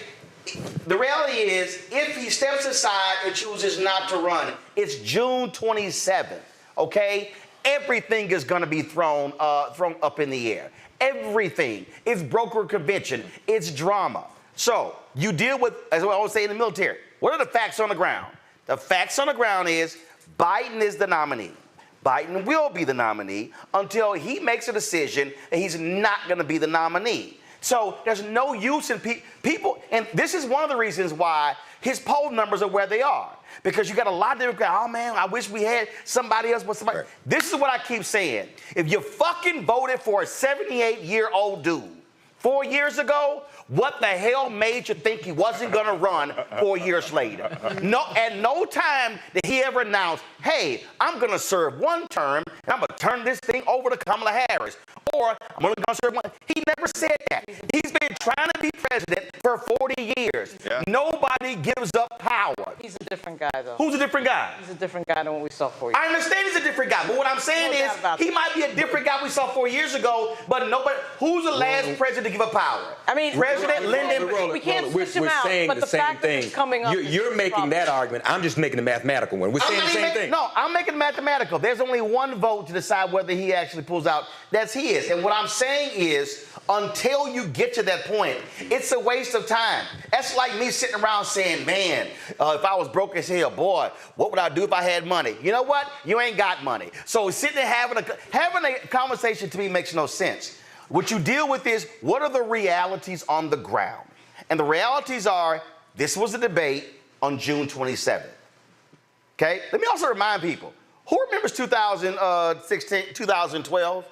Who remembers Obama Romney in Las Vegas? That first one. Everything I'm hearing tonight from Democrats, people like, they were losing their mind in 2012 to the first debate. Now, granted, that's a whole about 30 years difference between Obama and Biden. We knew there'd be two more. We knew there's going to be. But let me be clear. Democrats were losing their minds after the first debate. Reese, go.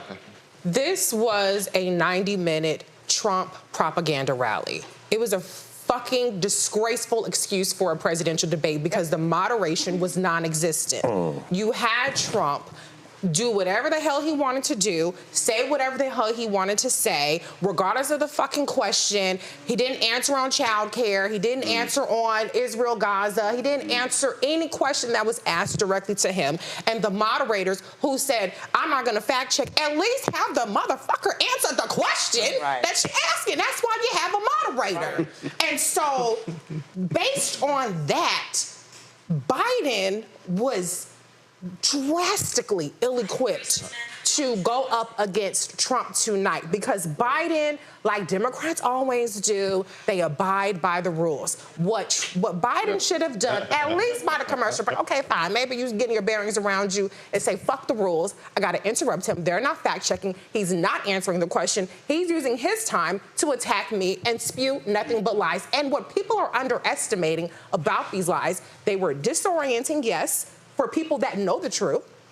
They were confidently spoken, and it is exactly what people have been fed through hundreds of millions of dollars of disinformation for the past 4 years that Democrats have failed to combat because they think that they're going to go on MSNBC and CNN and do 5-minute hits, and that's going to move the needle. A lot of what Trump said not only rings true to a lot of low information, disaffected, disillusioned voters, but it's what people believe already. And so what Biden didn't do is move the needle with the people who have heard all of that shit and already believe it. What Biden was saying mostly was breaking news to the people who've been fed all of the lies that Donald Trump was saying. And then he didn't even really deliver it that well. You kind of had to struggle a little bit to get what the hell he was saying. And so this was a disaster. Thank God it's June. Thank God we still have Trump ass to get sentenced in Manhattan. Thank you,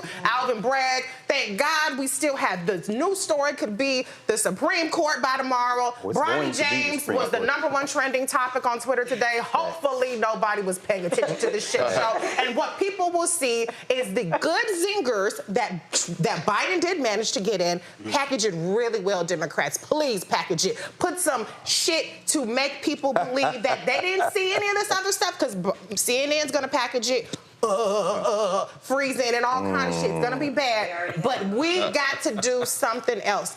But all I got to say is, 4th of July is next week. Just do a big fireworks display. Let's have some other shit. Change the subject, because the more we talk about this, the worse. But the good news is everybody already knows he's old. Everybody already thought he was old. Facts. And so that did not change tonight. Yeah. Facts. Yeah. Yeah.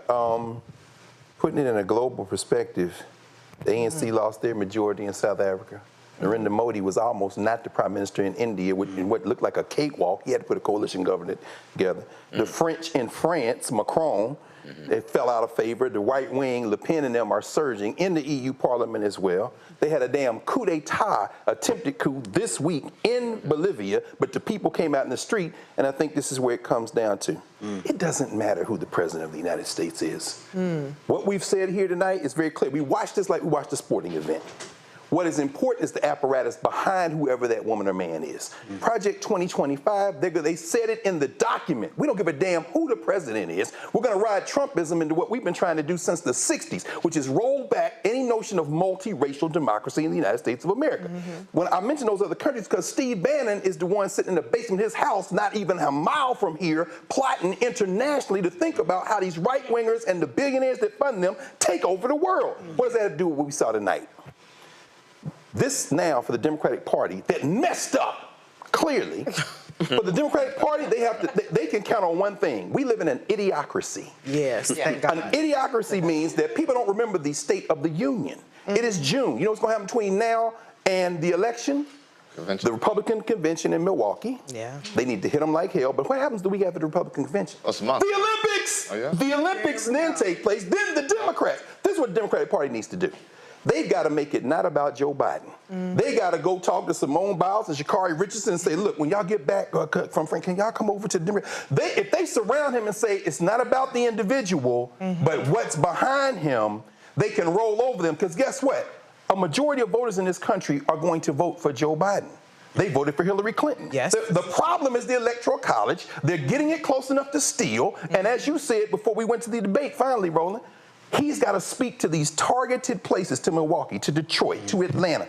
And if he does that, and I'm talking about not Biden now. Biden is a representative of a party that is deeply flawed and bullshit in so many ways. But if we don't understand what's going on in a global context, the L we are getting ready to take as human beings is going to form in a way. And at 9:48 p.m. when Donald Trump, Goodbye, democracy. goodbye. It's never really here, but they won't let it take root. When Joe Biden looked at him and said, "You have the morals of an alley cat," any individual debate between them can be about personalities in sports, but the Democrats have to move this now away from any notion of personality in Joe Biden and put this, as you would say, Joe Madison said, where the goats can get it, and make this about policy and institutions. You can't ride personalities in the White House, otherwise we're going to take this L. So let me say this.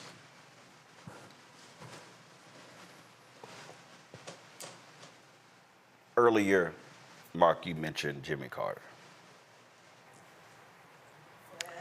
You go back to 1980, 79, 80. So many people kept referencing how Reagan performed in the debates. They talked about Carter looked weak, things along those lines. They criticized Jimmy Carter for putting solar panels on the White House roof, which, by the way, is an American invention. Reagan wins because they covertly cut a deal to delay the hostage releases. Right. It ushers in 8 years of Reaganomics. Another 4 years of Reaganomics with President George H.W. Bush. That's right. All because folks were wrapped up in how Reagan performed. That's right. Michael Deaver was Reagan's image maker. Michael Deaver was the guru in terms of how they packaged Reagan, how they packaged their policies. In San Francisco in 1984 at the Democratic National Convention, Reverend Jesse Jackson Sr. said, I would rather have FDR in a wheelchair than Reagan on a horse. That's right. America always wants John Wayne in the White House. What Gil Scott-Heron said. But if folk knew John Wayne, he was one of the most violent racists in American history. That's right. And so Democrats naturally are spastic.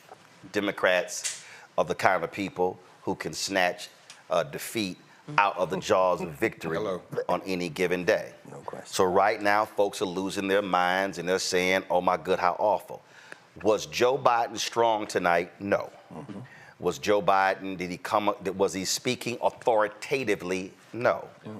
The moment he opened his mouth, he was hoarse. He was trying to get his throat. So right there, again, as somebody who's a public speaker, there's nothing worse than trying to speak when you don't have your voice. And so that also makes you timid. Now, Kelly O'Donnell sent a tweet out saying a couple sources close to Biden said he has a cold. That's immaterial. It's what they saw. When you see the split screen in terms of how he looked. And so people were like, oh, although Trump is lying, he sounds authoritative. He sounds assertive. Well, any dictator always going to sound authoritative and assertive. That's right. And so the reality is, are there going to be people freaking out in the next 24 hours about Biden's debate performance? Yes, which is why if you are talking about the next election, your issue cannot be his debate performance. It has to be what has been his Oval Office performance. That's exactly right. The reality is we get so hooked up into what was the speech, what was the presentation, when we can get so enamored with somebody, man, they gave a killer speech, but they can't do jack on policy. Somebody could sit here and just, oh my God, they were fantastic on television, but they were awful at the negotiating table.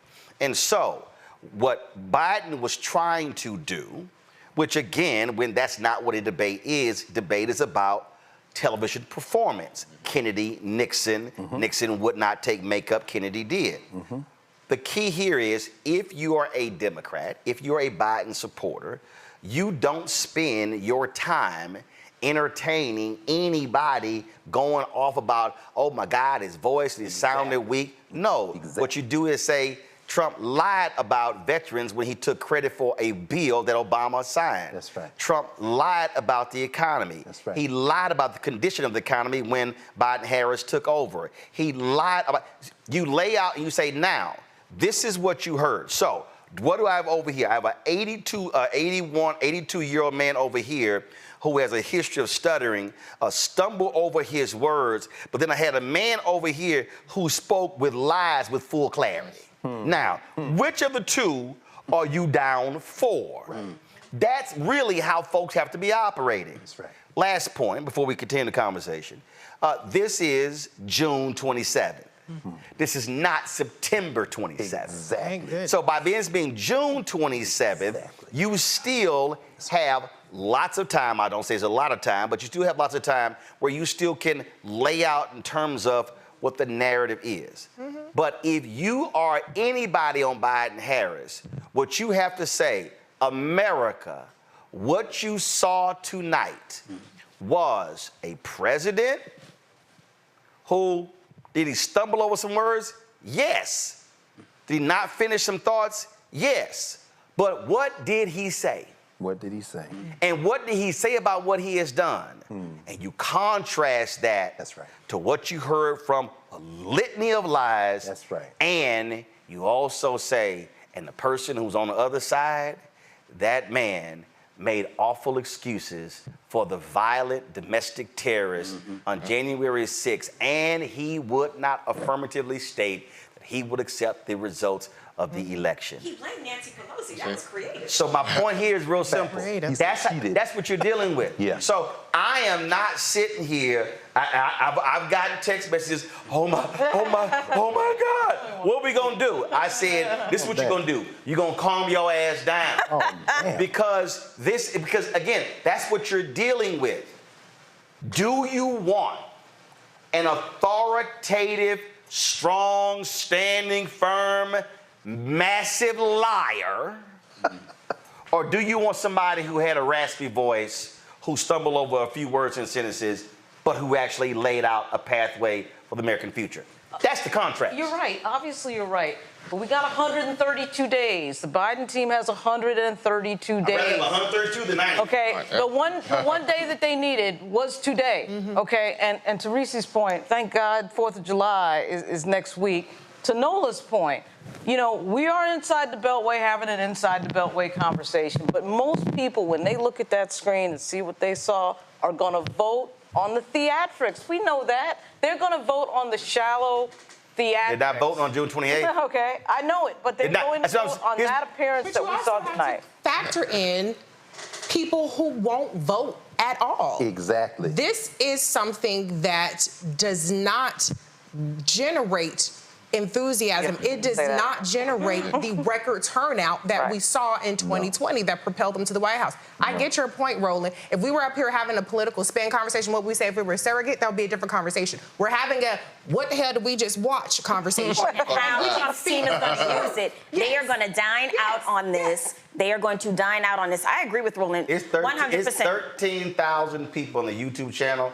And if y'all look at their comments, they ain't saying shit about what y'all talking about. You know what they saying? What? Damn that, I heard a liar. I mean, these are good. These ain't Beltway. But what I'm saying is, I think we get so caught up in, again, and this is where media and political folks, we pay a lot of attention to the theatrics, all other stuff.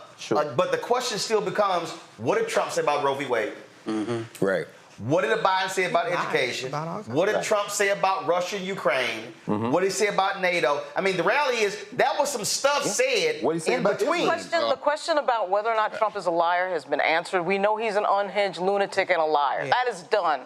But that cannot continue. What we just saw makes an unhinged liar look as if he could actually cross the finish line. No, because you got a guy that's 82 years old that can't put together a full sentence. That's the problem. It's been that way for a decade. It's been that way since 2015. No, but it's gotten worse. It has gotten worse. It's gotten worse, but the thing is this, right?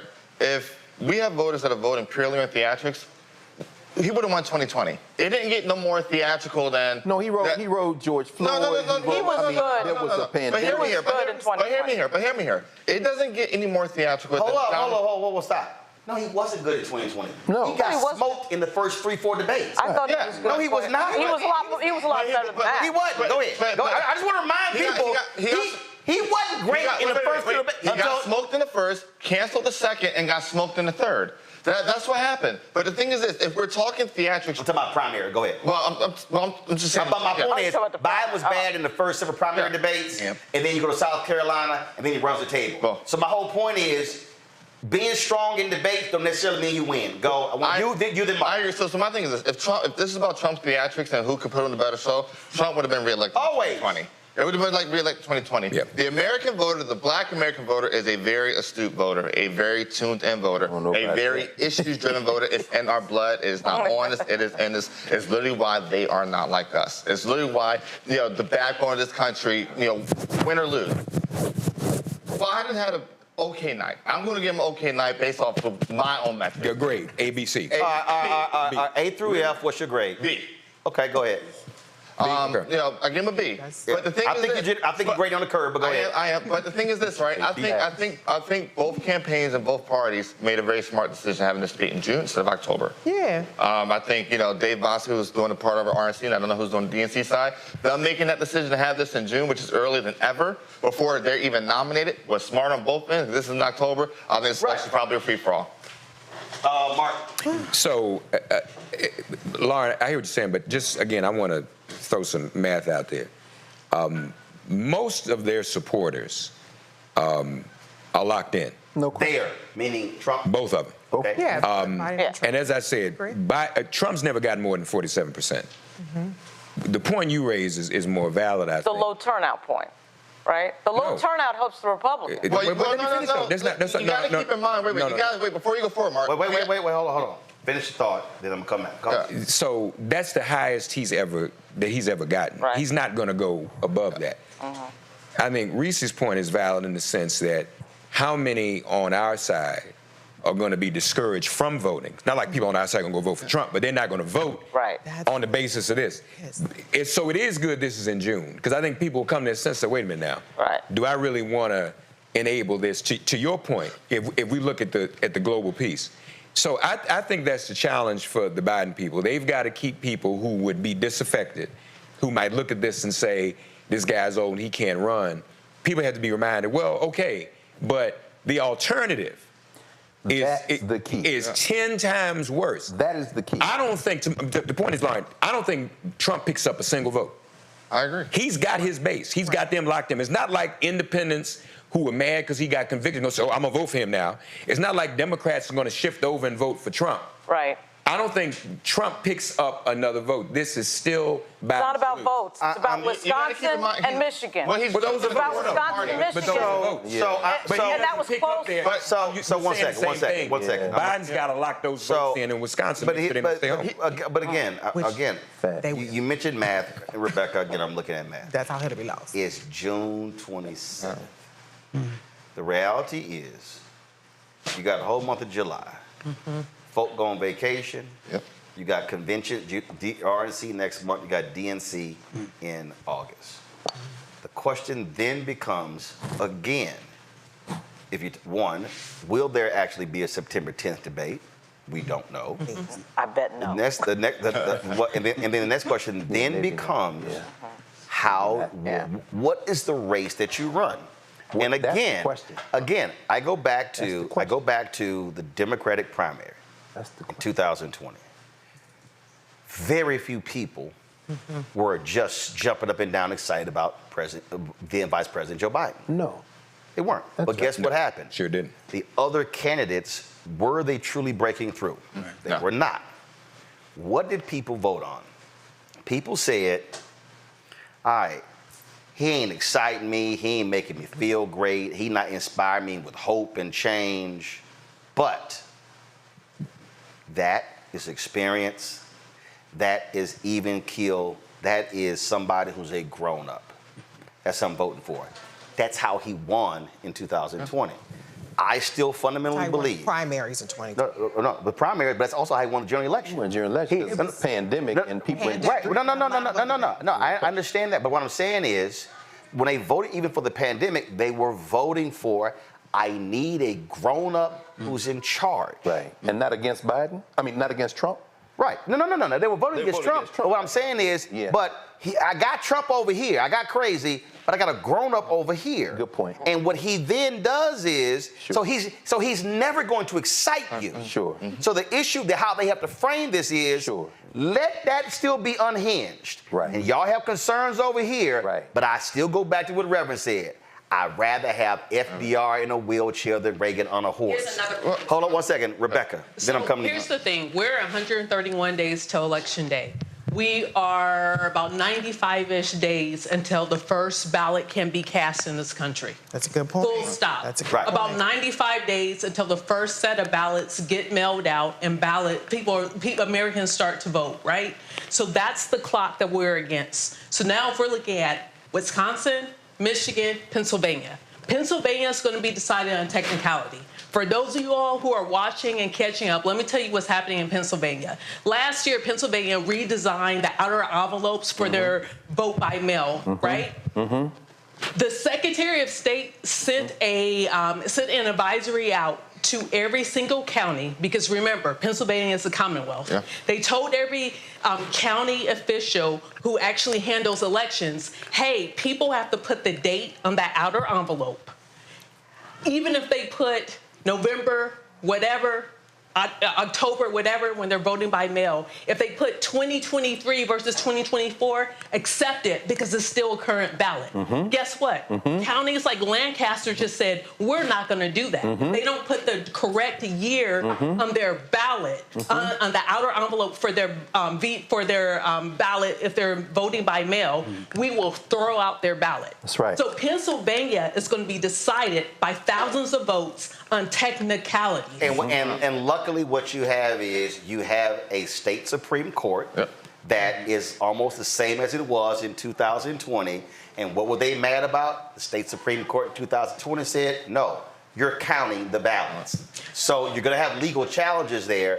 But remember what Alito said in that Pennsylvania case. They wanted the vote sequestered in case it was close enough for them to be the determining factor. I agree with you. They set it up. Alito already tipped the hand, and he got 2 more seats on the court, 3 more seats on the court. Yeah, this is very important, and it was a state issue. They should have had no business interfering with that state court. That's right. That's right. As much as we hate what happened tonight, yes, we have to talk about what's going to happen in November. That's right. What's going to determine the presidency. When we get to Wisconsin, we've seen a lot of people, we've seen voter purges, where a lot of people were dismissed, taken off of the voter rolls in Wisconsin. In order for Wisconsin to fall in the W column for Joe Biden, then local groups like in Milwaukee, like Block, has to be funded to do what they do to turn out black voters in Milwaukee. But also the other advantage that you now have in Milwaukee, Democrats put the state Supreme Court. That's exactly Democrats won that critical race. They now have a 4-3 majority.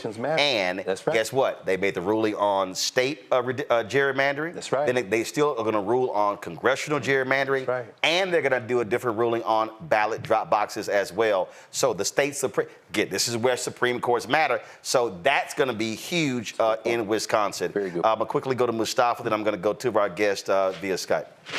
So, you know, I've worked in over 1,000 communities. So instead of just this inside the Beltway conversation, I'm actually talking to people all across the country. Folks want to know, am I going to be able to keep my house? Or am I going to be able to get an apartment? People want to know, with the food prices, like we talked about before, is somebody going to be able to do something about that? You know, the Farm Bill, I don't know anything about the Farm Bill, but what I do want to know is that if I'm going to be able to actually go to the grocery store and actually get some food, right? Yes. I want to know if I can get a new job, right? And if you can't articulate how that's going to happen. Is that a black job? Well, I guess it depends on who you are at that time, right? The millions are pouring over to take those. Nobody has ever asked me about a black job, brown job, or any of these other things. We say, Doc, anybody ever asked you about That's my black business and my black job. Right. And I just make a point about what's going to happen in 50, 60 days when we come back to school on college campuses, when foreign policy is going to come roaring back onto the main stage when we're talking about optics. And can we also talk about, again, with foreign policy, you know, after the NATO summit, and, you know, foreign policy is going to come roaring back very strongly yet again. And when schools start again, you know, especially semester campuses, you know, there's a lot of planning and thinking around what is that going to look like. Well, this is where the Democrats have to seize what we heard tonight, because you heard what Trump said. Listen, like you say, I'm on one of those campuses. They had tents at Howard. When the students say Joe Biden, Genocide Joe, go back to this debate, and what did Donald Trump say? If I get back in, I'm telling Israel to finish the job. They need to make a remix of that. What do you think's going to happen if he gets in? So you spoke. You're exactly right, Doc. They coming back. So you spoke about students. That's right. Two of our guests, Melanie Campbell, National Coalition of Black Civic Participation, Tiffany Lofton, of course, labor organizer. She formerly president of the. What was it? National Student Association? What was the group? I don't know. Fucking girl, come on now. It was something. Because it's division of the National Association for the Advancement of Colored People and the National Labor Organizer. First of all, that's too much shit to be reciting. Okay? They need to know. Okay. We gonna run on CNN big ass bios on the right side of the screen. You know, with your triple-sided business card ass. What I'm saying is, you were president. What was that student group you were president of? Oh, the United States Student Association. Right, damn it. Listen to what the hell I'm talking about. I'm trying to set your ass up. Talk about young folk, and she want to recite everything but that. The poster's right there. Well, hell. Show your followers. There they go. Okay. USSA. Okay, got it. All right, USSA. I thought it was U.S. Secret Service. Now listen. So immediately, just your initial assessment of what you saw. I don't know why you have me here, Uncle Roland. You know how I feel. Well, first of all, I'm organizing students across the country right now for two reasons. One, I'm working with student leaders who are pushing Joe Biden to successfully cancel more student loan debt for borrowers across the country. And two, there are a group of students from different, what we call statewide student associations, who are forming a national student organization like the United States Student Association all over again, and I'm their advisor. So I'm talking to students every single day. I also teach classes at UC Santa Cruz, and I'm also organizing Black students at HBCUs who are organizing for reproductive justice. So my initial thought, because I've been asked this a billion times, and the show was only an hour ago, is I told you guys so. And I wore this hat. Lauren, I like your hat too, but I think mine's is better. This says pray, because I think this is what we need to do. Roland, I was paying attention to you, sir, before I jumped on, and I saw all of the beautiful beads on your arm. Some people would believe that namaste beads is also some helpful juju for Joe Biden, because he's going to need that as well. And we need to bring out everything that's going to help this election. I heard you loud and clear. I heard you last time when we got on TV and we talked about this. Donald Trump is a problem. We are not voting for Donald Trump. We cannot have Donald Trump as our president. I've said that the entire time. What I've also said is that Joe Biden was not our candidate. And in addition to the performance that we just saw, which I agree 100% with what Lauren said earlier around how voters who are not paying attention are paying attention to the performance, and social media will continue to replay the embarrassing, funny, disgusting, ignorant moments on the internet. And that's what people will see, because I talked to a few of my friends who didn't come to the watch party and who didn't watch the debate because they didn't want to. One of my friends specifically, who was supposed to come to my watch party, she said, I don't want to stress myself out. People didn't even watch the debate. What they are going to see is the recaps, right? Just like a sporting event, because that's what it was. Dr. Carr was right. So when they see the recaps, they're going to see Joe Biden did what? Joe Biden's, we couldn't even hear what he said. What did he say? And I hear you, not Donald Trump. But a year ago, I said, if the Democratic Party wants to win, because it's not about a candidate, it's about the party, it's about the people that vote in that party, they would not choose Joe Biden, and here we are. I agree with the assessment and the recommendation that if they are going to do anything, sorry, let me say one more thing. This always happens where we get really close to the election and all of a sudden the party wants our help. So if they call Sha'Carri Richardson or if they call Simone Biles, because those are the nominations that happened a couple minutes ago, I'm going to be offended, because y'all should have been engaging these people back in January, back in last year, when we knew this is what was going to happen. We knew it was going to be these two people. We were told to shut up. Nobody else is going to run. It's either Joe Biden or Donald Trump. That's been the conversation for the last 2 years. In the last few months, when we see Joe Biden literally like a zombie on the television, not be able to articulate all of his issues, people are going to watch that and say, what are we doing? And if they come to us in the last 5 months telling us, please, please, please, we need your help, two things need to happen. One, we have to see more advancements on the agenda that we want: quality education, making it affordable, child care, reproductive justice, the genocide in Palestine, all of the things that people care about right now. We need to see more advances on them very quickly if Joe Biden wants to win. And two, there has to be a effort to not make his campaign a pony show and focus on the infrastructure in the states. I'm going to say this here because Roland, Uncle Roland, you and I talk very honestly, both behind closed doors and publicly. I think we have a problem. I can't name right now too many large institutions that are organizing people to go out and canvass, knock on doors, call voters, ask people if they've registered, ask people if they know where their voting location is. They're not doing any of that. And students right now aren't on campus, and they're going to have maybe a month and a half, September and October, to register voters and get people together. Well, but the reality is those things have been happening. That's why I want to bring in Melody Campbell, and here's why. Hey, Miss Campbell. So here's why that is happening.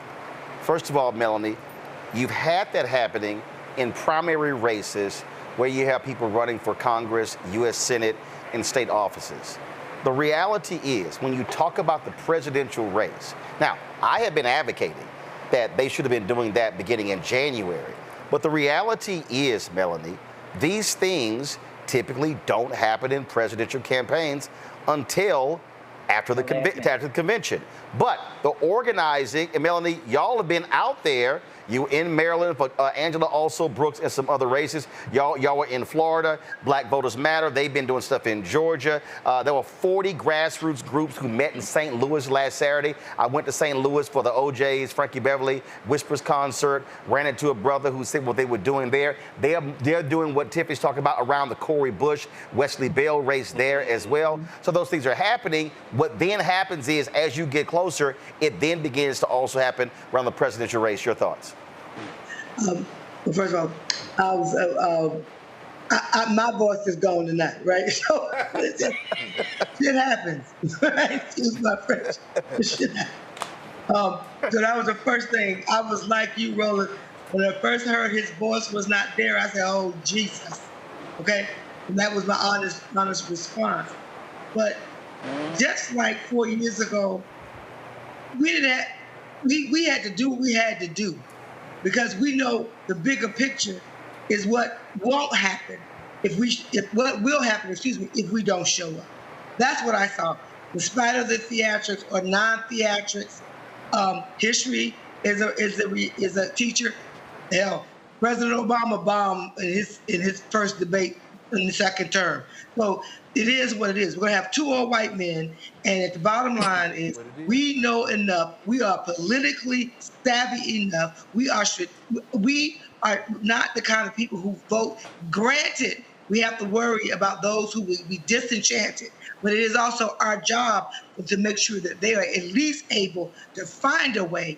Tiffany, we need you all to find a way for young people to not get distracted by what they're going to see on Twitter or Instagram or any of that, because most of it is being under attack with the lies and misinformation, disinformation. That is a reality. We've got to find a way for folks to be able to just look at it, look at what this one said he's going to do and what this one said they're going to do, and what is it you want from one of these two old white men? Because the reality is, this doggone election is going to determine people's futures. I'm old enough. I'm 6 decades around the sun. I'm old enough to understand that if we let this thing go down the wrong way, it will affect us for 20, 30 years. And that's the reality of how we've got to make sure our people have that information. And our young people, we can't wait for them to come back from summer break. We got to be talking to them now, wherever they are. They got summer jobs. They got all kinds of stuff. They got internships, fellowships. We got to use every opportunity, but not to wait for that, but talk to them throughout the summer as well. So I think that, and again, as I look at all of these, all the comments, first of all, let's be real clear. Twitter is not real world. So let's deal with that. But I'm not even on Twitter. As you see, all the different. I'm not even on Twitter. But my point is this here: whether it's Twitter, whether it's Instagram, whether it's Facebook, whether it's TikTok, whether it's Snapchat, all of that. The reality is you're not seeing what's really happening out there. I think the point that Melody just made, I think, is a really, really, really fundamentally important conversation, Reese, and that is. What does an average person care about? And then when we're communicating, we then begin to say, listen, whoever's in charge, this is what that means. Yes. When Greg said, hey, either one of them is not really in charge, this is what we know. Trump only cared about the pageantry of the president's facts. Right. We know, and we know that even the same people who served with him last time will not be there this time. That's right. And so what I need people, how I frame this is I am looking at who is in power. That's right. Yes. And what they're going to do with their power. That's right. As opposed to how did Biden excite me or get me all fired up. He ain't never gotten anybody fired up. Right. But I'm looking at who will be in power. Right. I agree with you on that, and that's why I've been trying to recognize what the average person is looking for. I'm not just talking about a debate, but I'm talking about in the election. We can't look at the vote blue no matter who people as the average person. Right. Just like the MAGA people. I'm not saying they're the equivalent because they're obviously diametrically opposed in terms of what they want. But the average person is not a MAGA person. The average person is not a vote blue no matter who person. So what do you do to reach the average person? You have to get to the heart of what affects the average person's day-to-day life. It's groceries, it's gas, it's housing, it's debt, whether that's student loan debt, whether that's mortgages, interest rates, et cetera, et cetera. You have to get to the heart of that. The reason why Donald Trump lost in 2020 is because the economy was fucked up and Trump could not get a handle on COVID. Biden came in and fixed those things. There's more work to be done. What the Democrats need to spend as much time as humanly possible is trying to get an economic message together that will get to the heart of the people who ain't really that tapped in. They didn't watch the debate. They're going to see some highlights. Get to them and make them understand how their agenda is far superior to Trump's. That's what it boils down to for the average And so when you say agenda, it also be power, and that's what I'm talking about, Tiffany. Because look, when we had dinner with the vice president in November, it's a group of black men, I said then, what I said publicly, I said privately, and I've been saying it. January to August should have been nothing but education, information, and enlightenment. This is what we've done. Well, she did some of it, but they really didn't capitalize on it. If I'm these dim folks, I'm not freaking out right now. What I'm saying is flood the zone. Every state rep, every state senator, council member, county commissioner, governor, having weekly town halls, discussions, and it's nothing but we're going to answer your questions, and here's what was done. So what you're talking about, because that's basic. You said that months ago. I know that, because that's what happens. Because that's what happens when white Democratic strategists want to focus on spending money on television as opposed to the ground game. And so, but what I'm saying is, and so here's the deal: you do that, you have a different conversation than what's going to be the next 24, 48-hour conversation. That's going to be on cable television. That's going to be on social media. Go. You said that months ago, and I agreed with you, and that is not their strategy. I don't think they actually care about the black vote. Me and my friends in my house are still trying to figure out what a black job is. Well, first of all, what I just said ain't even just black people. Hell, that could be anybody. But you have to explain to people what you've done, and you can't be afraid of the question. I mean, I've done panels with people like, well, I'm pissed off. Okay, why are you pissed? Well, I want to see something done. What do you want to see done? Then they like, well, no, don't stand your ass up, tell me you're pissed. You want to see something done. If you can't narrow down what you want to be done. And then when they say, I want to see this done, then I say, well, this happened, this happened, this happened. Then you know what I get? Oh, damn, I ain't know that. Right, you walking around pissed about something that you didn't get done, and you had no idea what actually got done. But you got to actually hear their pain and then explain to them, this is actually what got done. The only thing I'll say, Roland, is, I just left the 60th anniversary of the Student Nonviolent Action Coordinating Committee Freedom Summer Anniversary. It was in Indianola, Mississippi. There was maybe 250 people there. Most of them were elders because they were veterans and volunteers for Freedom Summer. We had a conversation there that I think was very empowering. And the conversation was, every single time we come to an election, young people, there was a generational divide in the room. Young people are saying, of course it was. Young people changes over time, because I'm 35, so I'm not the youngest person in the room no more. And whoever those people are, they're not going to be young. So young is changing, right? There was a generational divide, not on the agreement, are we going to vote? Because we all agreed on that. Not that Donald Trump can't be president. We all agreed on that. What they said is, young people said, we are sick and tired of having to choose between the lesser of two evils.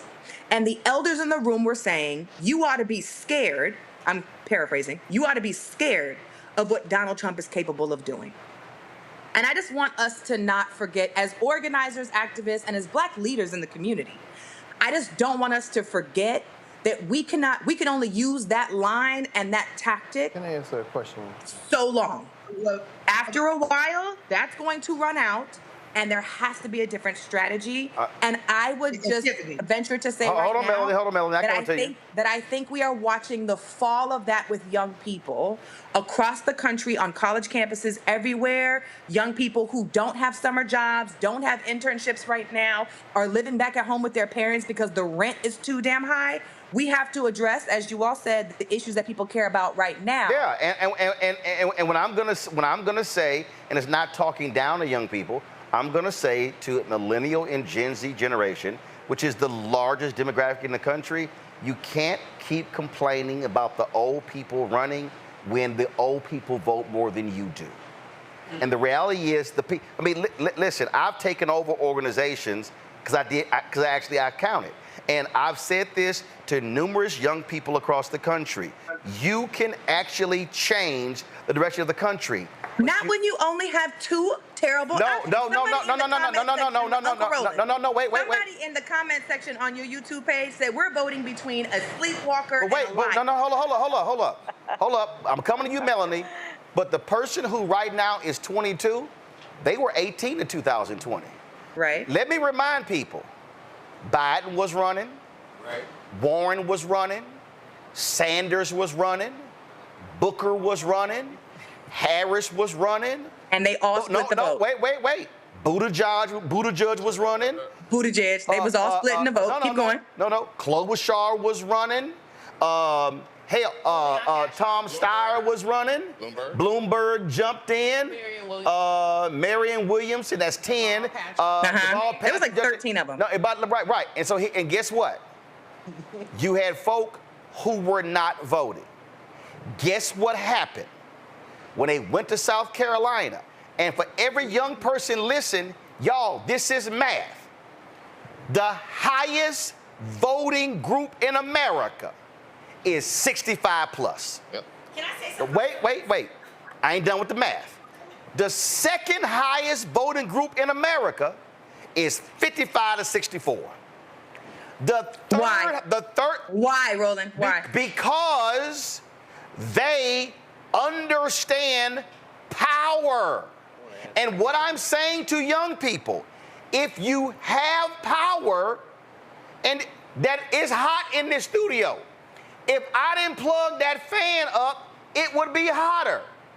Young people, your shit is unplugged. You are not going to get power if you don't plug it in. And so I get frustration, but if you don't use your power, guess what? Somebody else is going to vote. I know, Greg. I got to go to Melody because Melody wanted to get something said. That was a good one. You should have let me respond. Okay, go ahead. No, you can go get to respond. Go ahead, Melody. Oh, well, I'm going to say this. How many days we said we got?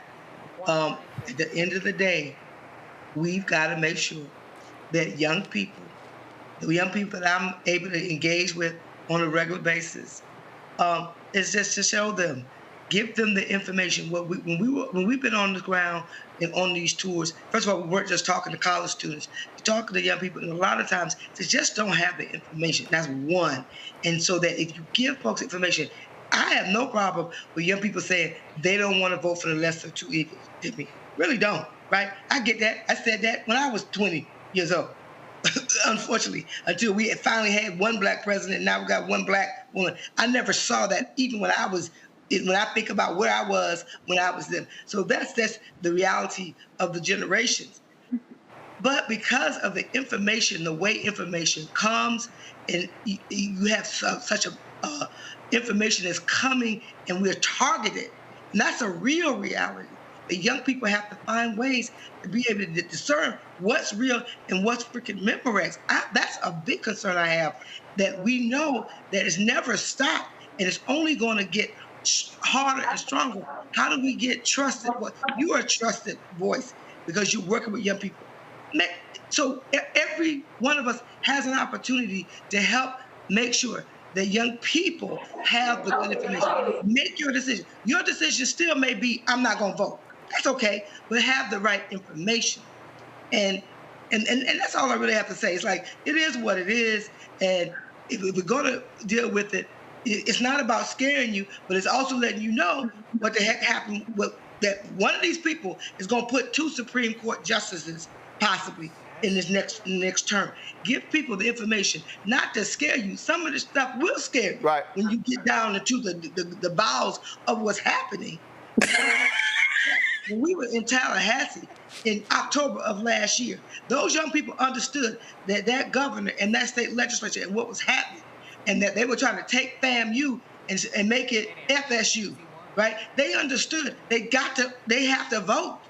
And so they said, we need support in being able to do that, understand that. And so I think and for me, we really do have a big job in making sure the youngest leaders in our communities are supported, like you, Tiffany. Greg Make sure you are able to be some of those voices that can help our young people.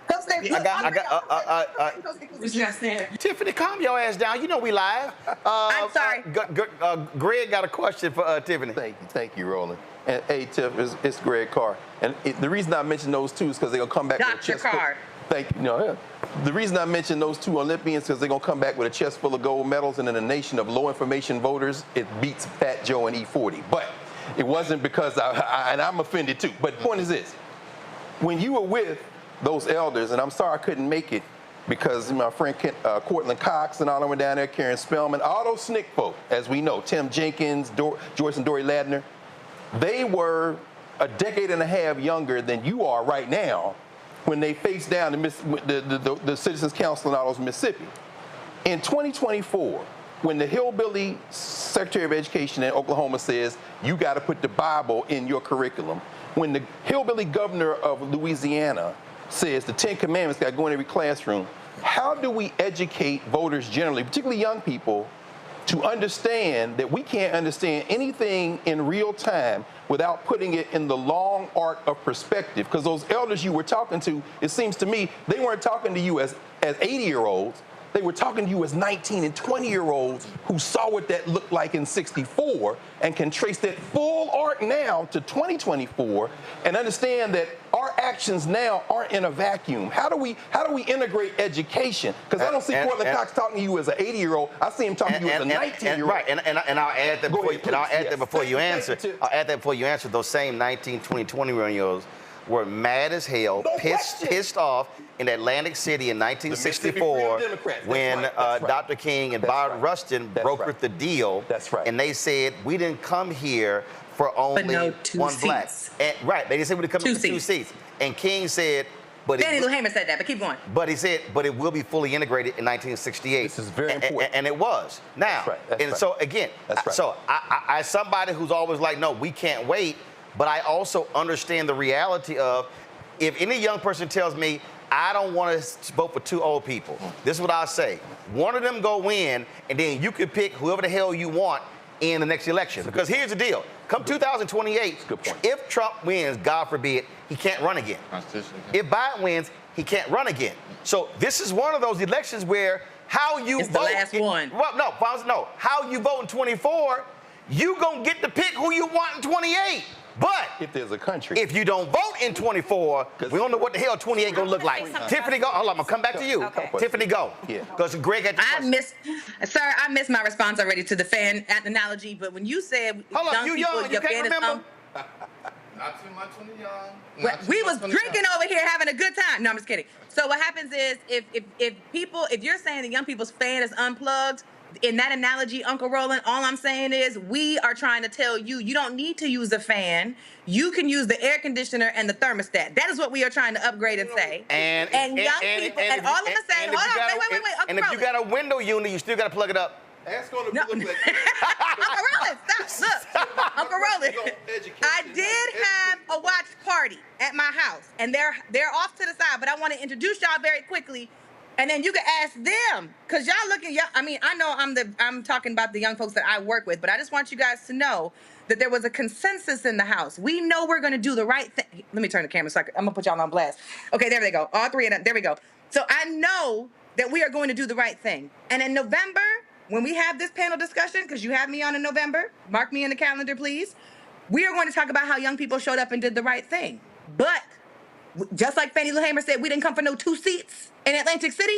We are saying we are sick and tired of being sick and tired of voting for the same 2 old people at the same time. But wait. Dr. Carr asked me a question. Yes, you did. Dr. Carr asked me a question. Yeah. And the answer to your question, Dr. Carr, is my entire career. Wait, hold on. No. She's answering. Go ahead. Answer, go. My entire career so far has been rooted, praise God, in building organizations for young people and building organizations where political homes train and mentor and hold safe spaces for people who want to be civically engaged and better citizens in this country. And right now, we are experiencing defunding those organizations. We are experiencing leadership get removed from positions of executive directors and presidents of those organizations. We're watching the NAACP made a pledge at the SNCC convention. Y'all know I don't work there no more. They made a pledge and they said, we're going to register 15 million people with 300,000 voters. And I said, where? How? That's 25,000 volunteers a month that you have to get. And we are talking about things that might not be realistic leading up into November. So to answer your question, if we had that infrastructure, if we had the funding, we are going to continue to organize in the streets. Young people have been doing that regardless whether we have money or not. But these organizations, we need more than just the great work that Ms. Campbell's doing, which I've been a part of and I'm a huge fan of. We need more than just Black Lives Matter. I love Latasha Cliff and April. They're doing great work, but we need more. Scale. Nola. Thanks. I want to make a point. Greg and I, we teach on college campuses. And what I want to say is what a lot of my students are failing. I taught 2 classes this past semester, International Relations and Race and Space Security. And none of my students missed a day in either one of those classes while protesting was happening on campus. And I want to make it very clear, when we're talking about students, the same way we kind of talk about Black as this kind of monolith, it is not a monolith. Most students want to go to class. Most students want to graduate. I mean, that is simply the truth. I can't tell you how many conversations I've had, especially with Black students, who are scared to get involved in any of this because they are going to be targeted the hardest. It's not just the Black students, it's Black staff, it's Black faculty, and let's not even get started on adjuncts. We don't have that power to be secluded and insulated within the institution to go out and do those things. So when we're talking about students, we're talking about a very specific group of students that are out protesting, that are out building these camps. It is not all of them. And I can tell you right here, right now, a lot of these students are pissed that they are involved in this kind of monolithic explanation of students. It is not all of them. Before I go to Mark. Especially the babies that were caught in COVID. Right. Especially the babies who wanted to just graduate with their family and their friends. So before I go to Mark, I hear that not just with students. I hear that with grown folks who say, "Look, I got kids and I got to go to a job." No question. But this is what I say, and again, I go by numbers. Numbers don't lie. The lowest voting group is 18-29. The second lowest voting group is 30 to 44. Yeah, that's true. And what I say, so everything you just said. So when a college student says to me, when I hear, "Look, man, I just want to go to school." How you gonna get a Pell Grant? Who wants to cut Pell Grants? Come on now. Who wants to increase Pell Grants? Who increased Pell Grants for summer school for the fall and the spring? So again, that's not, who's in charge determines that. That's true. When you start talking about, again, when you mention COVID, when I went through the bill, the $6.5 billion that went to HBCUs, Meharry, other HBCUs literally gave checks to students. Sure did. Meharry did. Gave actual checks to students. Yeah. And that means a lot to a medical student. Absolutely. So what we have to do, this is why Black-owned media is important. What we have to do is, I go back to connect the dots. Yes. To your point, when you say what those folks are saying, to Reese's point, others, we have to literally use every mechanism possible to walk people through to say, I know you say I don't care about these things, but who is in charge has an impact on your very existence as a student. Right. And so who's in charge in your state can determine, if you go to a public institution, whether you can use your student ID to actually vote. My God. And so I think what often happens is, and again, this is not denigrating anybody who's young. What often happens is people somehow say, I can't worry about that kind of stuff without realizing that the stuff they actually worrying about, the policymakers have a direct impact on their very lives. But my point is they are. So that's what I wanted to say. Like the students that aren't being talked about, they are talking about what's important for their lives. You know, like somebody very dear to me, Victor Shee, who's working in the, you know, Victor, that's my little baby. And not just because he's a Bruin, go Bruins, go Bruins. But what I'm saying is young people do care about their political lives and they do understand what's at stake. And I, you know, and it may be not as, you know, sexy to talk about those nerdy students who just want to go to class and understand what's at stake for them and their futures, but they do exist. And I just want to make sure that we are uplifting them and talking about them. Before I let Melody go, but the point is, y'all are on the ground. I've been at a lot of things that y'all do. And again, when we're talking to people, it's a significant number of people who just don't know. And when we talk about the couch being an option, this is what we're talking about. We have to be spending inordinate amounts of time walking folks through policy. It ain't the sexy in the world. It's okay. People can sit here and they can talk about what 50 Cent talking about, what Plies talking about, Sexy Red talking about. But, and in fact, mention I'll give Plies credit. He's talking about policy and connecting the dots. I just think that what often happens is people say, ain't nobody doing nothing, so therefore I'm not going to vote, when it's also a lie, but we have to educate people. I didn't say just black people. That's right. Educate people on public policy. Melody, your final comment, so you can go rest your voice. Thank you. The other thing, Roland, you talk about all the time, there's more on the ballot than the president and the vice president, right? There are Senate races, you know, the House races. That's right. There are local elections, and sometimes if the top don't work, you got to go to the middle, and for folks that feel it more closely as well. But one thing that was really, really motivated me as far as these last few months was being in Maryland, and when we had, because you always want to say brothers don't get involved. We had more young black men get involved in getting out the vote than I have ever had happen. And they showed up every day. Yes, we had sisters. We had more young black men who some had, never experienced anything like it, didn't know how they could get involved. A lot of them were from Southeast and Prince George's County. And so that we would be able to have those conversations on the bus and being able to have brothers talking about what's important and why this election was important. And so that's the part of, I think, what we also have to lift up, that there are young people, there are black men who want to be involved.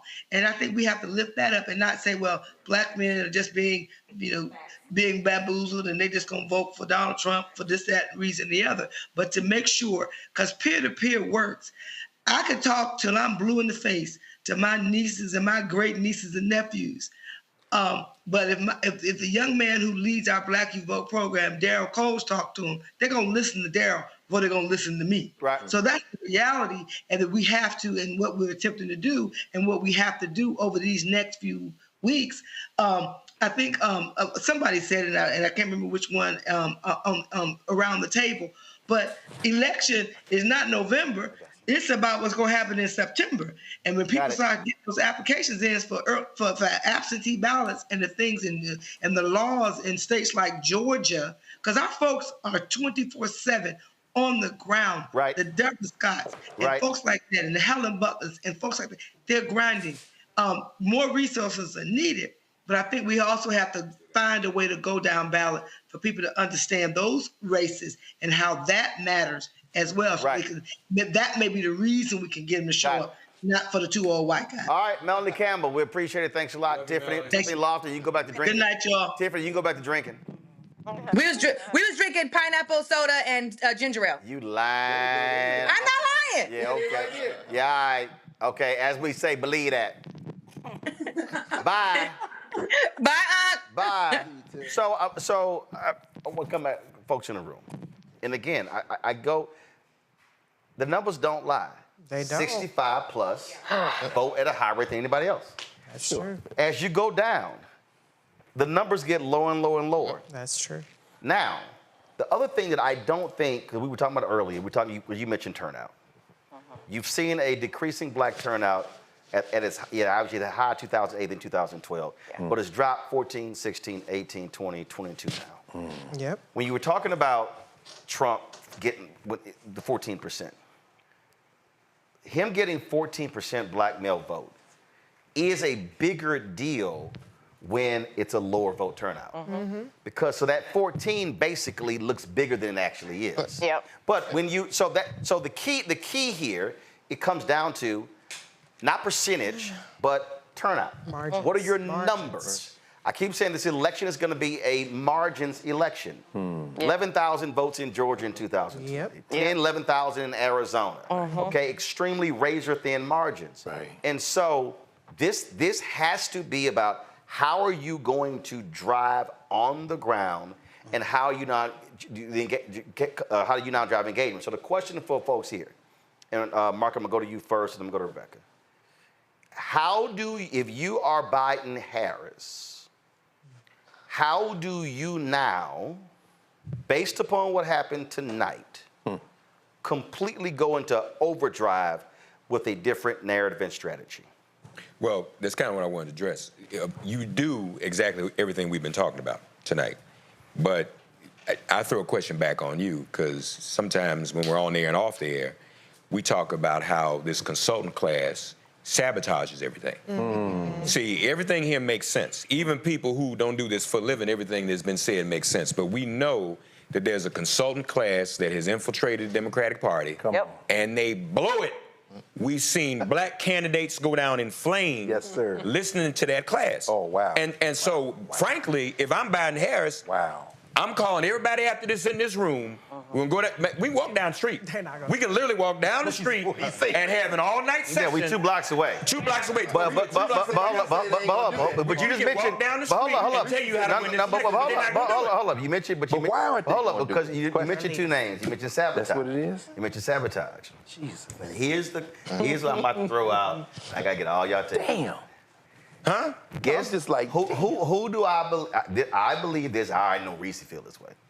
For the last 3.5 years, there have been Democratic forces who have been sabotaging Vice President Kamala Harris. That's right. But here's the deal though. Guess who right now is the most important person? Kamala. That's right. So, all of these folks who have been fighting her going out, if I'm any of them, I'm shutting my ass up, and I'm telling you right now, she gonna be somewhere on the road, Lauren, 5 days a week. Everybody's talking about she's going to MSNBC now. Everybody's like, Kamala's up next. I have a friend that used to be a reporter for TMZ. She tweeted out she's on there now. The most important thing she thought on that was Kamala going to MSNBC. Yeah. But I do want to Did she go on? Did she ever go on? No, I do want to say something. Well, Elizabeth Meltdown when it comes to these right numbers, it's like on these margins. I think one thing that everybody has to keep in mind that there's at least a quarter of the party, of the Republican Party, that is never Trump. Right. And even post him lock up the nomination, they were still voting 25% plus Nikki Haley. Is this like the Lincoln Project kind of? Wait. More than that. No. I'm gonna tell you why more than that, right? I got text from some of them tonight. The debate was in Georgia tonight, right? Former Governor Jeff Duncan is already Republicans for Biden. Wait, hold up. Governor Brian Kemp said gave an interview yesterday and said, I did not vote for Trump in the primary. No, and that should be on the commercial. And then they said, who did you vote for? He went, not him. Not him. And then most importantly, he said, I ain't vote for nobody, but not him. And most importantly, Good point. I think Kemp is more important. That shows that it's not just we never Trumpers that are voting against Trump. But more importantly, Governor Kemp has already shown that when it comes to Trump and Trumpism, he's willing to put the GOP on the sidelines. We saw for Herschel Walker. He's going to vote for him in the fall. That's what he said. I promise you. He said I didn't vote for him in the primary. He didn't vote for him in the primary. And that racist-ass Secretary of State is going to run for governor. Them white boys want the Klan. Brian Kemp is indistinguishable from that. But 25% of the party, and that's Georgia's just representative. The same thing happened in Maryland. Same thing happened. 25% of the party voting against Donald Trump are not. First of all, the first poll in Maryland, having also Brooks up by 11 was shocking to a lot of people. Well, I mean, look. The first poll in Maryland also up by 11 against Hope. The issue is this. You got a quarter of the party that's not going to vote because Trump is topic. Then you got another third of the party that's never Hogan. But here's what I'm saying. Here's what I'm saying when I talk about the importance of the vice president. Because the conversations that she's been having, a lot of mainstream media hasn't been covering, haven't been focused on, but the black media has. But they have been effective. Yeah. But the point I'm making is there have been people on the inside, like for instance, when she made the comments about Israel, Gaza, in Selma, it got a very positive reaction. There were folks in the White House who were pissed. Yep. And it was like, really? Yeah. No, right. First of all, it got watered down, but because they were thinking not gonna be well received, it got well received and they were mad. I'm like, oh, that y'all knew what she was gonna say because y'all approved it. But the whole point is, you can't. To the people who are thinking about 28. Let me be real clear. You can't be thinking about 28 until you deal up 24. So if all y'all folks who try to figure out who your guy is going to be in 28, you better focus on who going to win in 24 because that's the most important thing. So what's the strategy now for the black? I mean, you probably saw the New York Times yesterday where the governor of Maryland, Wes Moore, was like, all y'all down in them racist-ass states, come to Maryland. In other words, he took on the governor of Louisiana straight up. Charles Wood wrote that. So who should be in the rotation? Again, well, first of all, he's going to Wisconsin tomorrow. I'm not even dealing with. I'm not even dealing with 28. Here's what has to be happening right now. Democrats have a very deep bench. You utilize your bench. You utilize your governor in Michigan. What's happening? Your Democratic governor in Pennsylvania. Your Democratic governor in Maryland. And you don't need to use Westmore in Maryland. You need Westmore in North Carolina. You need them in Georgia. Right. But what I'm saying is, it can't be Blacks for Biden roll out in Pennsylvania and you got all of them there and none of them speak. No, I know. No, you've got to activate them, and not just the black folks, but the white folks as well. You have a constellation of stars around Biden.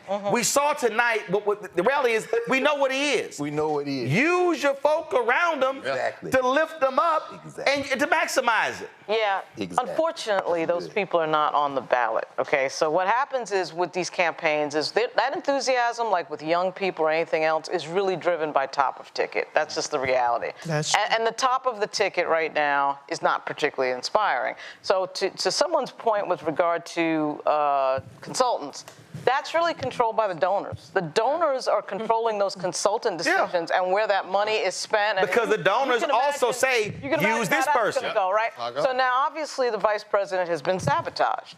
And I can tell you that from reading what I'm reading, not just from my text, but social media and commentary, there's a sort of a meltdown going on. I mean, there's like a Goldwater-Nixon conversation going on here about Joe Biden that to me is not something that can just be dismissed. Now, maybe it goes away with the holiday, July 4th coming up. But I'm saying there's some serious discussion here about brokered conventions and open conventions and all sorts of I'm not going to dismiss them. I'm not going to dismiss them. But I also remember again after that first debate in 2012. You had, the crying and the whining and the moaning was unbelievable. But keep in mind, and that was Obama. Keep in mind the conversation. Social media wasn't what it is today, though. The way that but the Democratic whining was is weaponized today is vastly different. I mean, it is weaponized on a level that is just. But keep in mind, Biden, as long as Biden's people, so it doesn't matter. As long as Biden's people are in control of the decisions, they're in control of sabotaging the vice president and keeping her under wraps and all that other nonsense. I understand. And so people want to change in the leadership and the decision making when they want to change the candidate. But the people who have not been wanting to use her or now I'm going to be like, oh shit, we better use a receipt, Rebecca. Let's speak two truths here. Number one, there are forces that are willing to sacrifice 2024 for 2028. That's why the race in 2020. They'll get paid for 5 years. Absolutely. Black people gonna get fucked. But they'll be paid for 5 years. But wait. The race against Kamala Harris started the moment that Biden got inaugurated. The best thing that Biden did was finally, after 2 years, say he was running, and then the chatter about Vice President Kamala Harris went away. People know that if Biden gets reelected and he steps aside, then Vice President Kamala Harris has the advantage of incumbency. You still have people that are resentful that a black woman went first, even though they had all kinds of Or if they win re-election, she's in a stronger position to run 28 as vice president. Exactly, either one. But, so there's one side of the coin. Right. The other side of the coin, let's speak more truth, is that the Biden people don't want anybody to outshine Obama. Exactly. So that means that Vice President Kamala Harris has been sidelined. The Biden people don't want anybody to outshine Obama. No, I'm sorry. They don't want anybody to outshine Biden. Okay, I was like, I'm sorry, I said that wrong. No, that's cool. Let's speak truth. Okay. The Biden people are hardcore Biden loyalists. They do not want anybody to outshine Biden, which is very easy to do. First of all, so that's why, hold on. So that's why Vice President Kamala Harris has been sidelined for all these years, and that's why they're not maximizing the surrogates, and that might be why Vice President Kamala Harris might not have a problem with that, because it's easy for her in 2028 if you don't have all these superstars shining right now. So there's a lot of forces at play, and we have to be honest about that. First of all, the reality is they have to win 24 if she got any shot in 28. That's true. Bottom line. Yeah, Bottom that's line. true. They don't win in 24. Then she's not a No shot in 28. By 28. Should I not think What? She would, yeah. Okay, she not white. Okay, I'm dealing with reality. I ain't dealing with hypothetical. She not. So I'm just saying. But Rebecca. It's the same racism that sabotaged I got that. I'm just making statements. Look, I'm telling you right now. 28. Do you know who's going to be the darling in 28? Newsom. No. Westmore. Westmore. I'm telling you right now. Yeah. I'm telling you right now. You can go ahead, even if he wins, but go ahead and write it down. Here's the thing to me, Rebecca, that's stupid. What Reese said. Okay, you got folks say, I don't want to outshine Biden. That's stupid. No, Biden doesn't. No. What I'm saying is, if your thought process is, we don't want anybody to outshine Biden, it's called winning. Yeah. Now, I don't give a damn. This is like in sports. I don't give a damn if you got 30 carries and I only got 5. Did we win the national championship? Come on. Yep. Did we win? If anybody is tripping about outshining anybody, no, I need everybody shining. I need everybody. Because the point is to win. And that's why I'm not freaking out on what happened tonight. I understand the pure evil that is coming.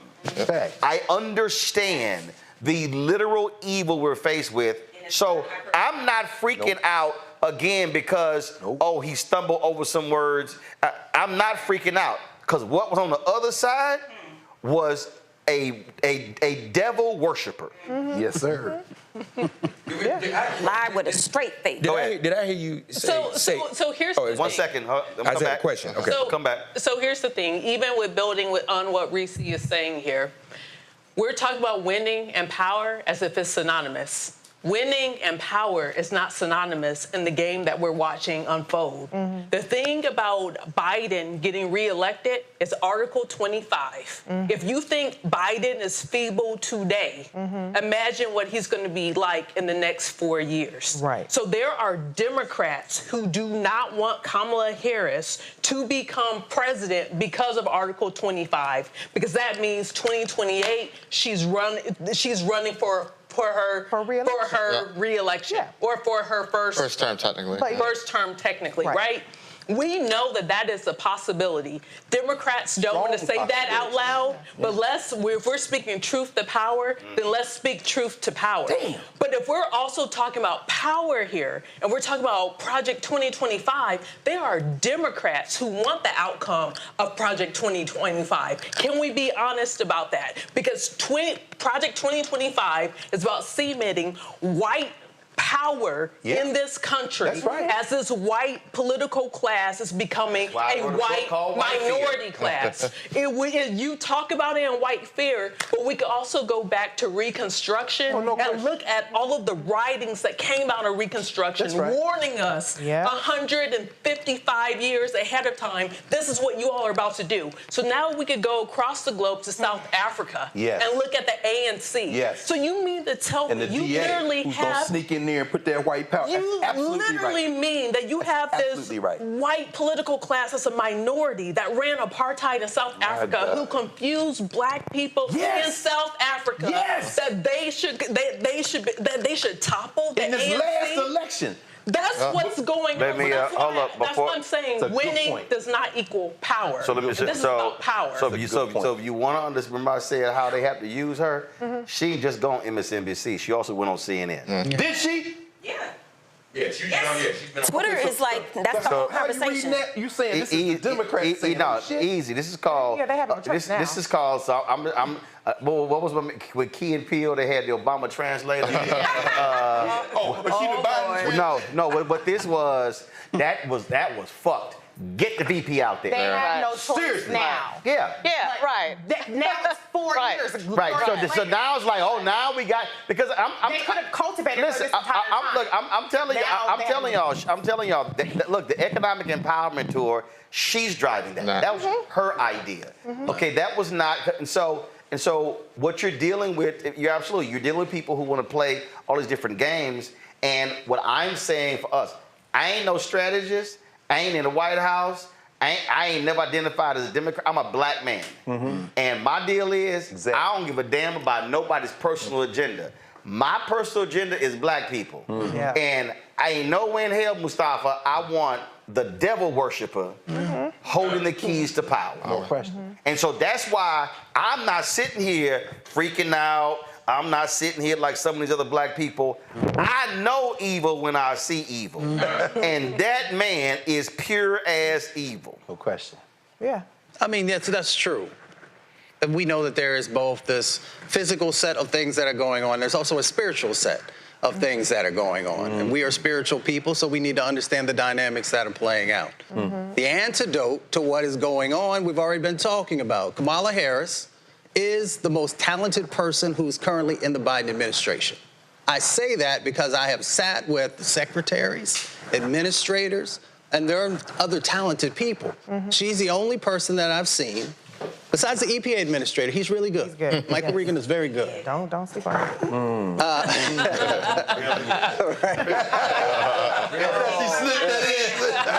She did. Hot mic. And I want to make sure. Right. I want to make sure they know that came from this side and not here. Really know? Yeah. Really know?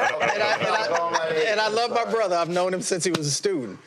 You know, the interesting thing is that she's the person who can not only articulate the talking points, but also bring it home to what is actually happening on the ground. And that's not a skill that many people have. She can talk about a number of the different projects, how dollars are flowing and how they're making a change. And if you can't do that, then people are not going to see themselves reflected in the billions of dollars that went out there. And that's the winning formula. And I don't know why people don't get it. So if you want to talk about Wisconsin, you want to talk about Michigan, you want to talk about Pennsylvania, you want to talk about these states, then give real world examples of how those dollars have gotten to the hands of people. Who started their own businesses because they got those resources? Who was able to change the dynamics, whether it's around education or the environment or housing or a number of these other things that people have said that they care about, but yet they only hear theoretical conversations and not the real world. Here is John, here is Raheem, here is Shahiba, who's been able to actually change whatever these things are. And if you're not willing to do that, and you're not willing to put the people out there who can actually articulate the message and have some authenticity to them, then it's just another political process. So if you want to win, you got to do it. I want to speak, earlier we talked about black men and strength. And I've seen that, I read that. And I remember seeing an article in 2000. It was a barbershop in Philadelphia. And one of the brothers said, yeah, I like George W. Bush because he projects strength. Even though I don't like what he's going to do, he's strong. And I think what people have to understand, first of all, anybody who thinks that's not an issue doesn't understand men, okay? So there's a reason white men, there's a reason Hispanic men, in terms of how they look at Trump. A lot of men don't like empathy. A lot of men don't like in terms of when Biden begins to tear up talking about his son.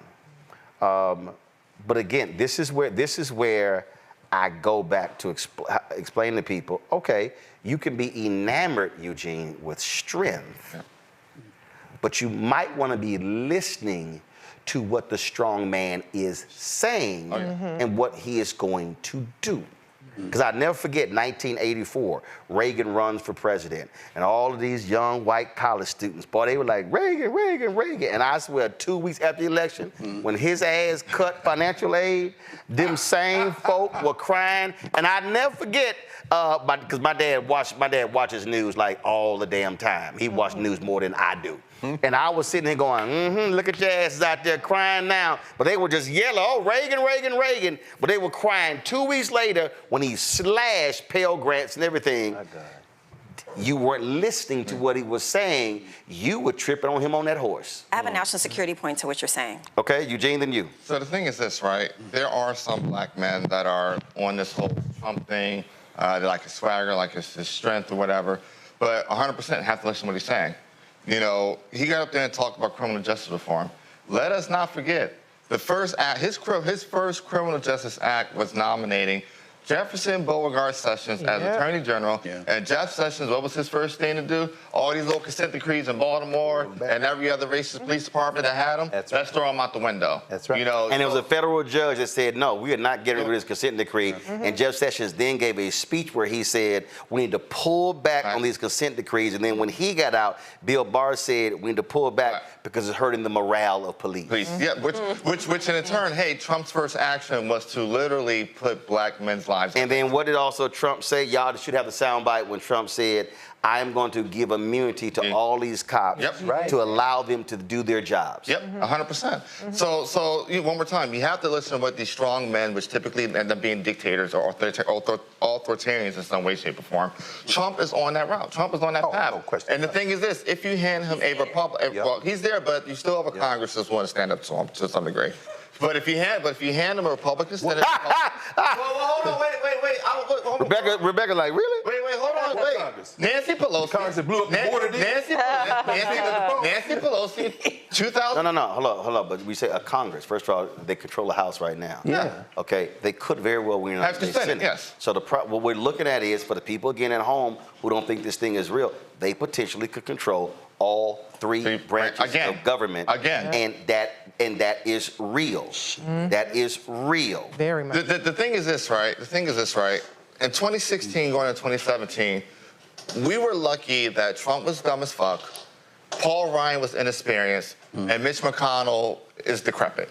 And we were lucky that there were John McCain. And we were lucky that there were sane people who were sane people who were around Trump who put guardrails in. Until they quit. Right, but there will be no sane people this time. So people need to understand. People need to understand. There will not be a General John Kelly. There will not be a Mattis. Right. There will not be. Think about this. Think about what foreign policy would have been if there's no Rex Tillerson that first year. Yeah, absolutely. Rex Tillerson, same thing. So you want to make a point about strong. Well, no. Even though Rex Tillerson was the greatest person, the bottom line is even Rex Tillerson knew this guy was an idiot, and he was like, "What the hell? We got this guy leading us for?" Go ahead. Well, I want to make a point about VPOTUS in the context of national security and foreign policy in the world in which I sit. And I, as a hard security person, I have a lot of these hard conversations with people in the community. And the one thing that stands out, especially for military folk, is that they want a leader who they believe is strong. They want a leader who they believe that they can get behind. And right now, many of them do not think it's VPOTUS. Now, I am in a lot of different conversations like, okay, well, tell me more. Why do you think that she wouldn't be capable? They feel that maybe she isn't tested.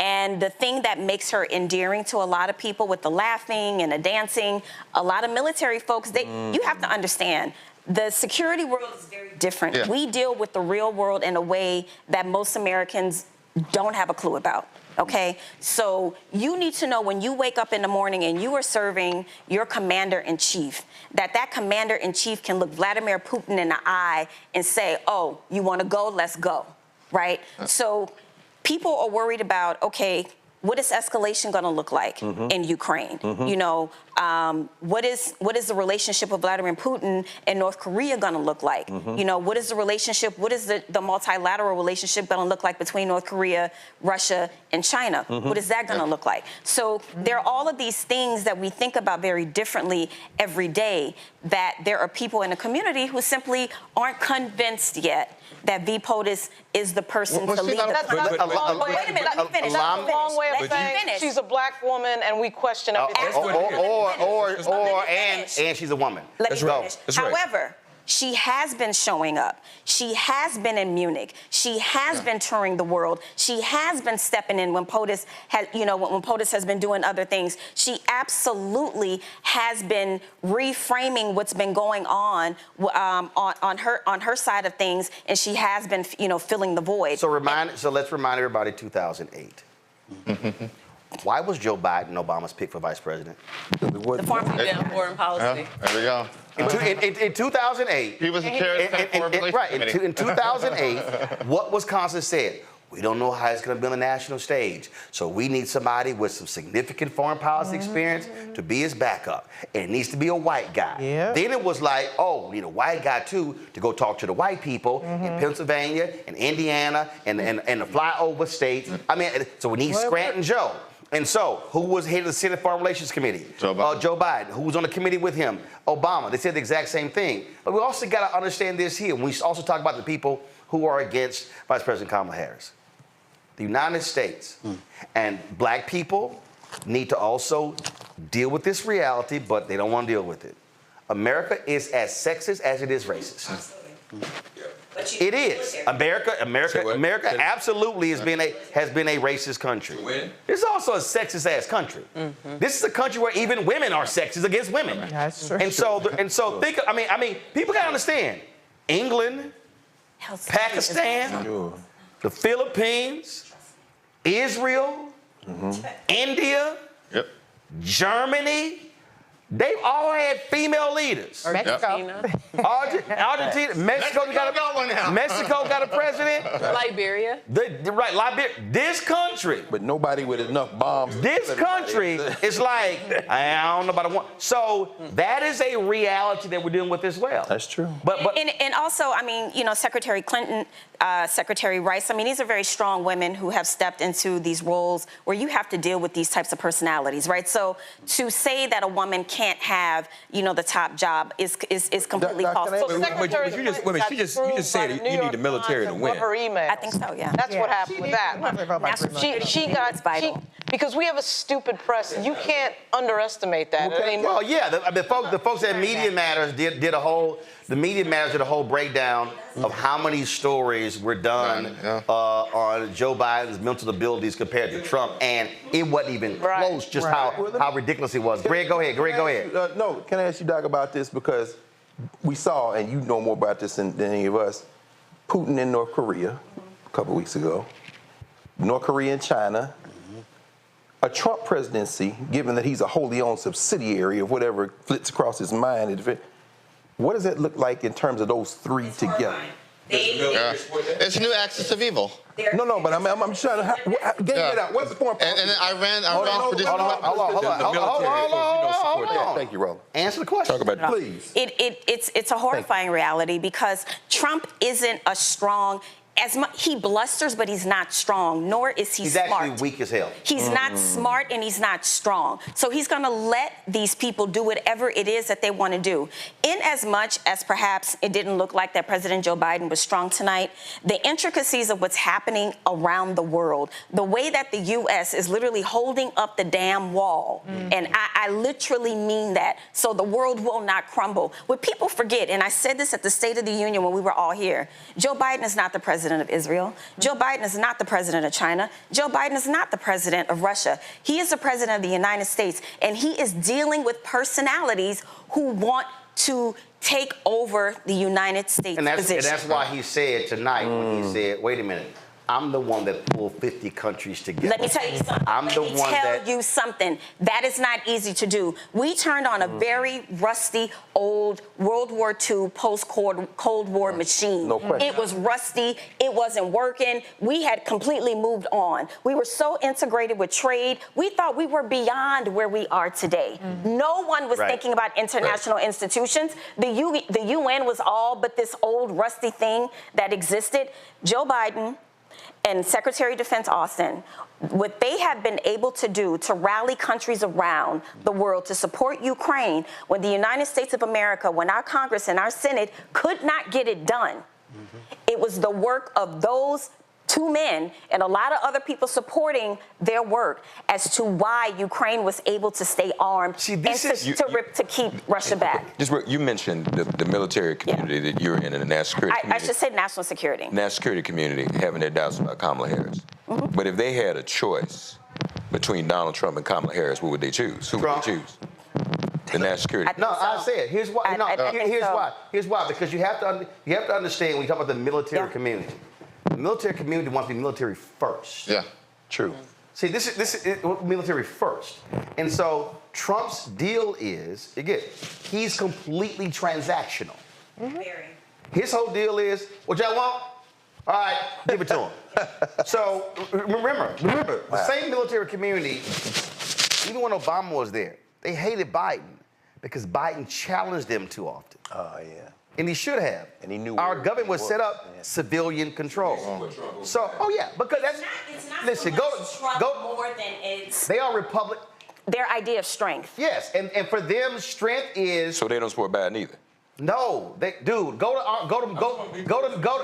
to military bases around the world and see what network is on TV. Oh yeah, of course. Yeah, I know. But I mean, she's in, and she was. I just want to, I'm telling you what it is. It's Donald Trump.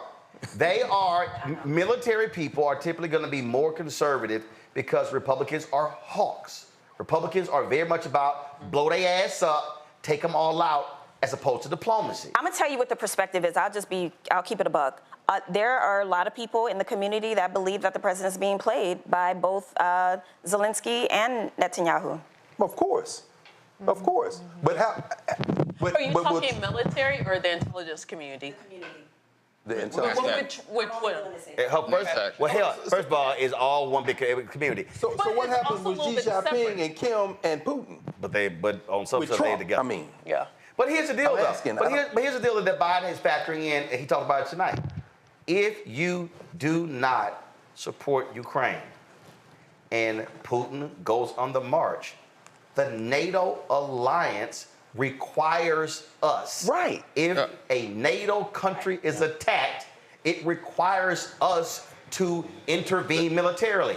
So all these, I got black people sitting here, all this $200 billion going to Ukraine, and I go, tell me how much money was spent in Afghanistan. Tell me how much money was spent in Iran, and I'm trying to get y'all to understand that billions of dollars are going, trillions of dollars are going to be spent if we enter a war, and who's going? And this American is another messaging problem because it isn't and just like money we're sending to them. It's material, it's physical things, security packages and jobs for Americans. Security packages are not just like this big bundle of money that we're sending. A lot of this is us raiding our old stores and sending a lot of weapons, and it's a lot more complicated. But here's the thing: it's easy to say. Yeah. We're sending $200 billion while inflation is rising. It's easy to say that, and it's sexy on social media. That's an easy talking point. No one cares about the details. They don't even realize, though, the money being allocated. Biden said tonight, actually, he said, it's jobs for Americans. He said the money's actually going to military contractors in the United States. Right. But people don't want to hear that detail. Right. The thing here, again, first of all, I don't believe for a second this election turns on foreign policy. It doesn't. No. Reese said at the top. Hell no. Not even God. No, it's not. Like a third it's or not. fourth thing It's people not. care about, and it's not. 18 or 24-year-olds who This could be about It's technicality. not. When you look at the polling data, Michigan. okay, overall, you look at in terms of what is driving. And Dearborn. Here's what I think is going to be one of the biggest things where the Biden can benefit from. Every single one of these major corporations they now have to cut down prices because people have been rebelling, and now they're like, oh shit. So, Walmart, Target, all these companies like, oh shit, we got to cut down prices because they've been making fat profits. And now people are like, you know what? I'm not going to your damn store because your price is too high. Exactly. So what they happen? So what has been a driving factor of inflation? High food prices. Yep. And so these things are happening. Again, Biden will never get he does not get credit for it, but he absolutely outsmarted OPEC when it came to oil. Okay, and forced them into the same thing. And so gas would be normally higher than what it is right now, but he outsmarted them with that. This is the piece where, and I keep going back to Reagan in the wheelchair, FDR in the wheelchair, Reagan on the horse. The benefit, how does America benefit from a Joe Biden being in the White House? It's not rallies. It's not speeches. It's the literal experience of politics and diplomacy. It's true. It's the shit that gets done that we don't even see. Absolutely, 1,000%. You cannot pass that, and it was a great thing, but they didn't know how to message it.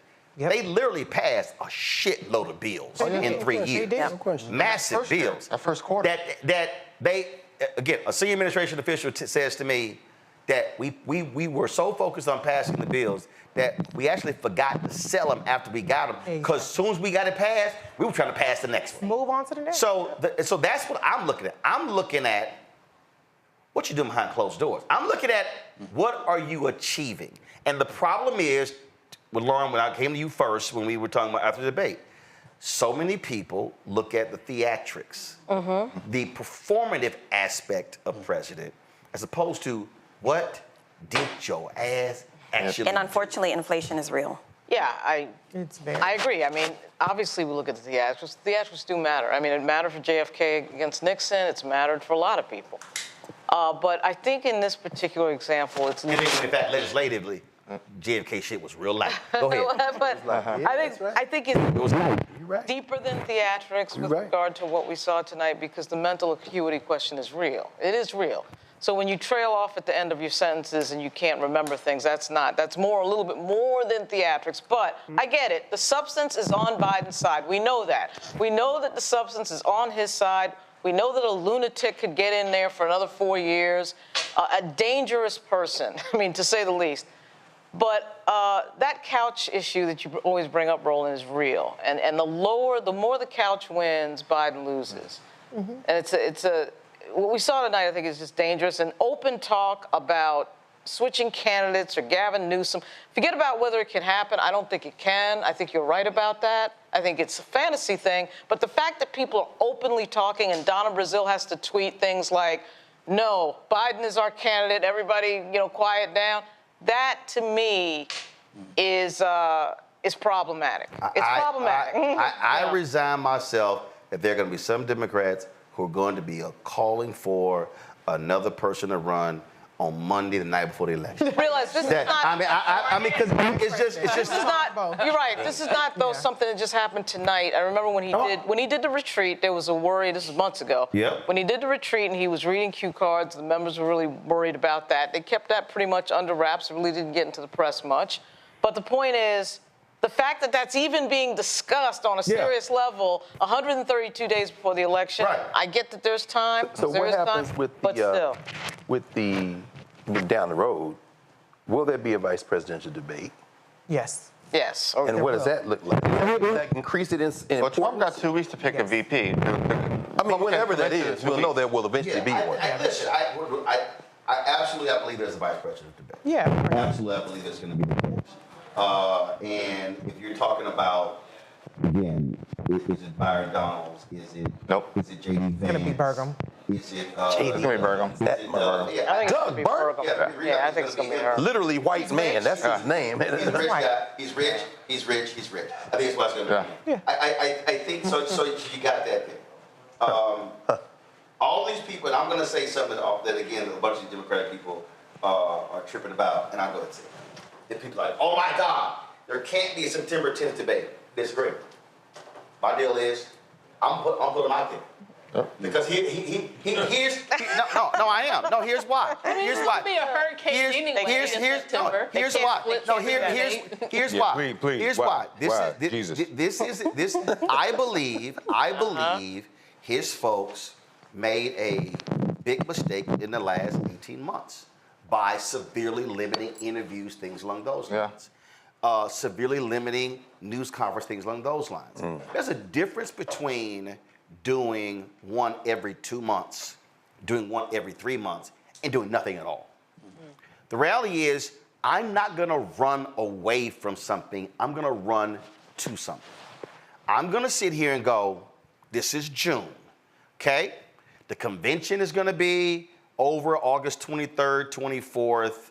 All right, I'm gonna go somewhere, hit the road that weekend, and the reality is that debate is September 10th.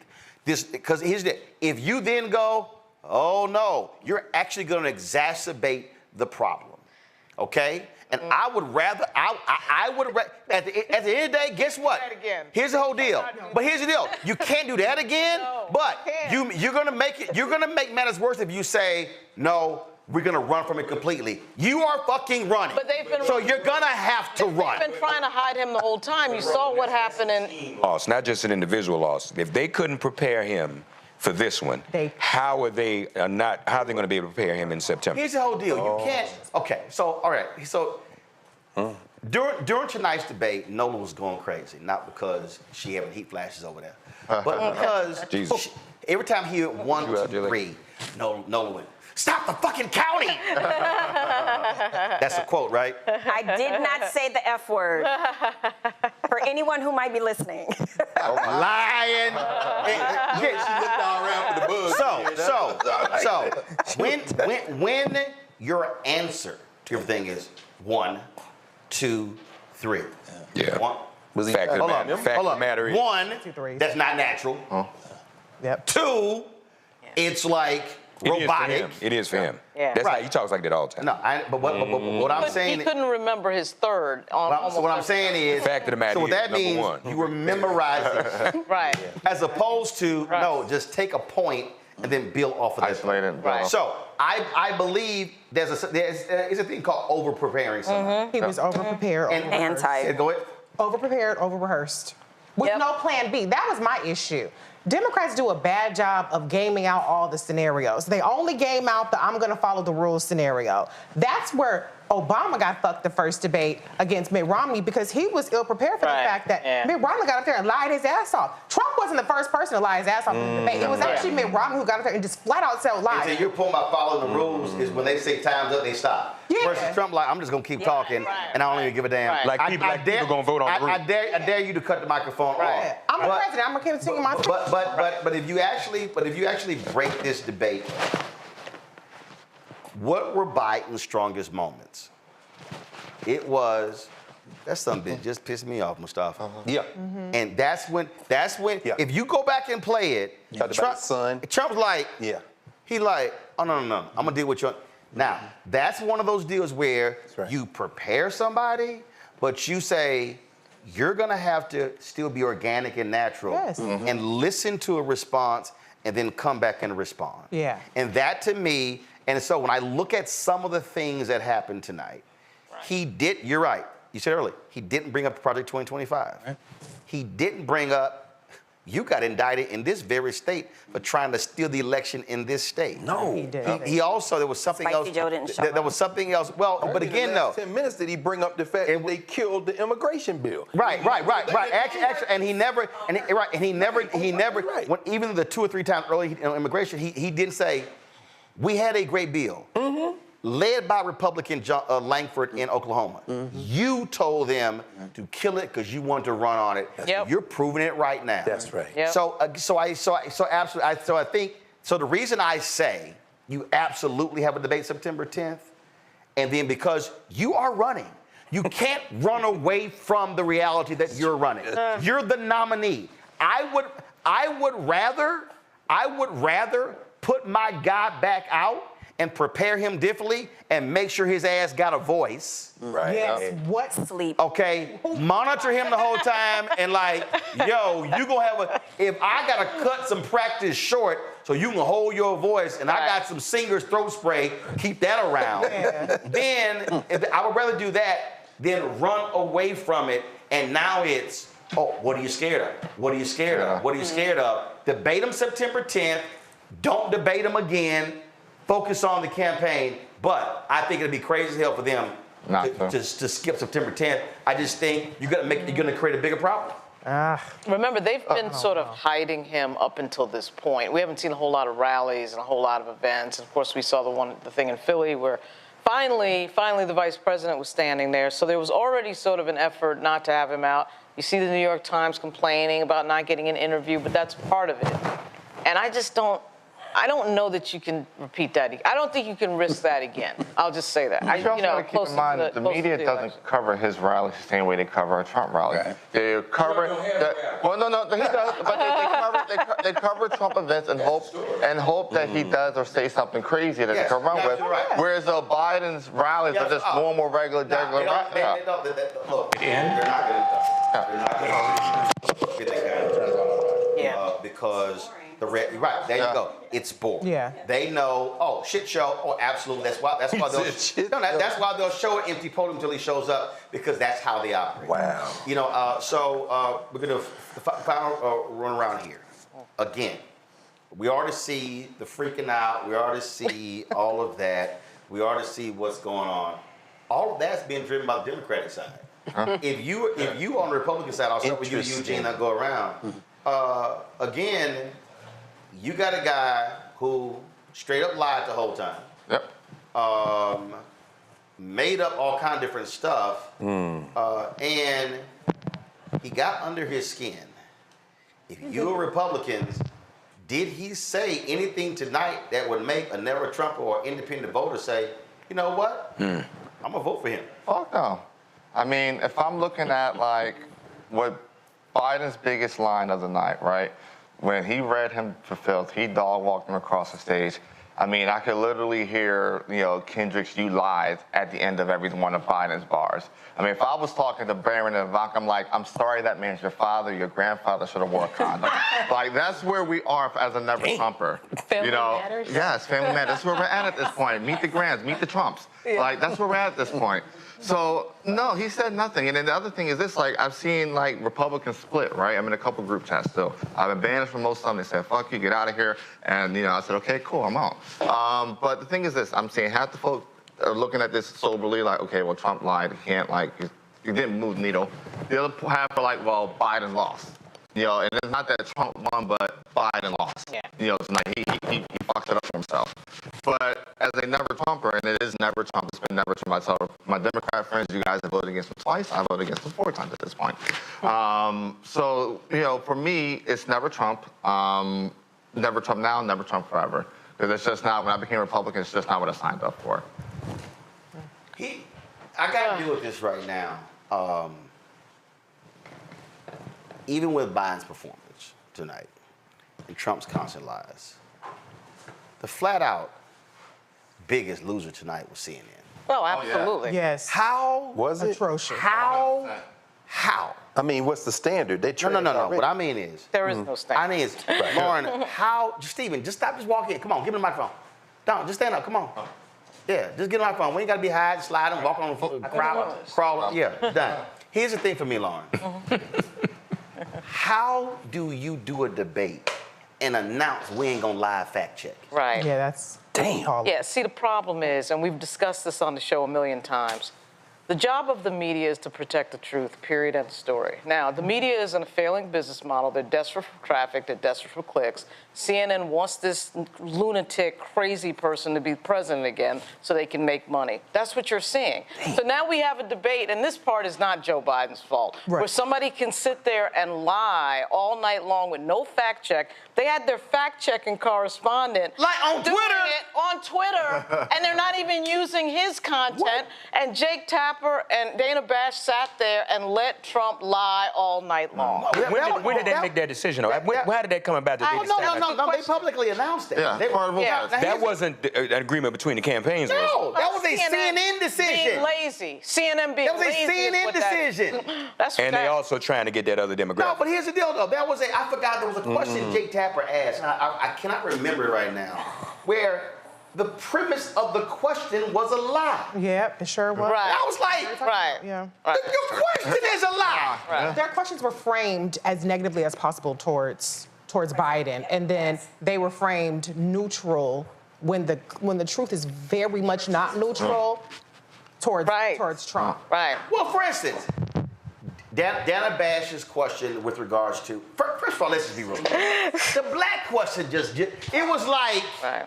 Okay, let's throw a black question in. And it was on criminality. Right. So that's the other problem. She asked this question and go, okay, so black unemployment lowest, but black this, black. Okay, black health is here, black wealth is here, black this whole deal. What you gonna do about it? Do you know what I did not hear, Mr. Trump? What did you do about it? Right. It was literally that question was literally a question solely for Biden. Right. Trump got to respond to Biden's answer. He focused on immigration, but it wasn't a question, let's deal with your ass. Right. For instance, why couldn't the question be, Donald Trump, you've been consistently saying how you funded HBCUs. According to the budgets that you presented in 3 years, there was a cut of HBCU funds. Can you explain you saying you guaranteed funding when budgets that you submitted cut funding? No, that wasn't it. See, that's the other thing that I think people have to understand when you're watching your debate. It was how questions were even being framed. They were framed. But they straight up, Mustafa, allowed lies to be told and didn't say, that's not true, that's not true. Right. They just allowed the lie just to keep, and honestly, and then, so I guess one of the CNN people said, our aim was to allow both candidates, I'm paraphrasing, our aim was to allow both candidates to be able to offer their views in America and for the people to decide. Fuck that! No, they've done this before. They did this before in the one-on-one. So their aim was to have a reality debate. Yeah. Instead of a presidential debate. It's because they understood that would drive viewership, that would drive revenue. Right. That would also allow for there to be all the clips that tomorrow will be, and tonight, that will be on, all the various social media platforms. So they know what sells. So it wasn't about the truth. It wasn't, like Lauren said, about the responsibility that the press has. It is really about garnering more viewership and not really worrying about the integrity of what this is supposed to be about. It's worse than that because it's about the media conceding that the truth doesn't matter. Yeah. Because if the truth mattered, you would work to interrupt the candidate and say, you're lying. They're too lazy to do that. That is the profession of journalism to me is sort of over. There's no standards. It's not just lazy. CNN has been trying to. Fox is wearing everybody out in the ratings. Yeah.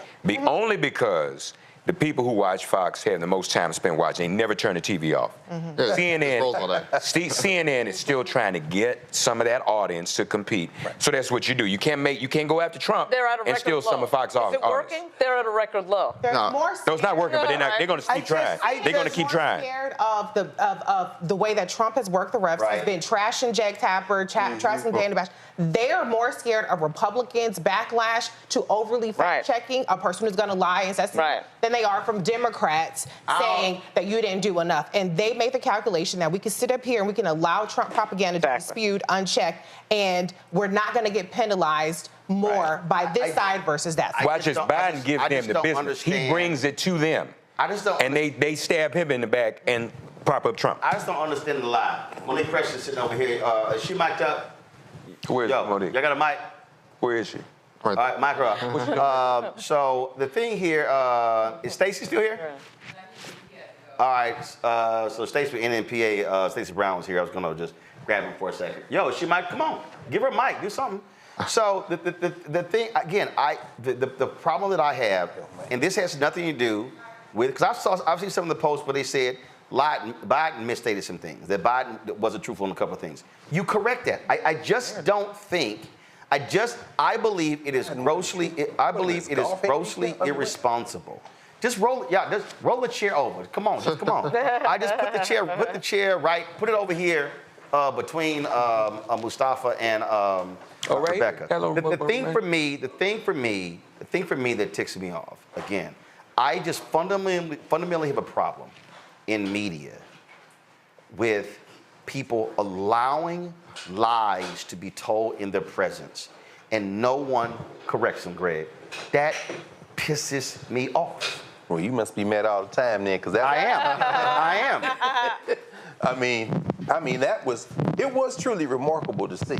I mean, and as you explained to us, and Reese's in here like, it seemed like Trump is going over 2 minutes. Right. But you said he was talking fast. That's why. No, so what happened was, again, they were timing it. The reality is, and that was a variety tweet. They were like, Trump sounded confident, blah, blah, blah, blah, blah. So because he wasn't pausing, because he wasn't speaking slow, because it was the same time. When a person speaks slow and they're sort of stammering and so you like, well, shit, like, come on, like it feels way longer. And remember that a bunch of times they were like, Mr. President, you got 40 seconds left. And that's really where I was going. To the point you're raising, when they did pause short of their time, a couple of times Dana Bash tried to come back around to the original question, but there was no attempt at all to get them to answer the damn question.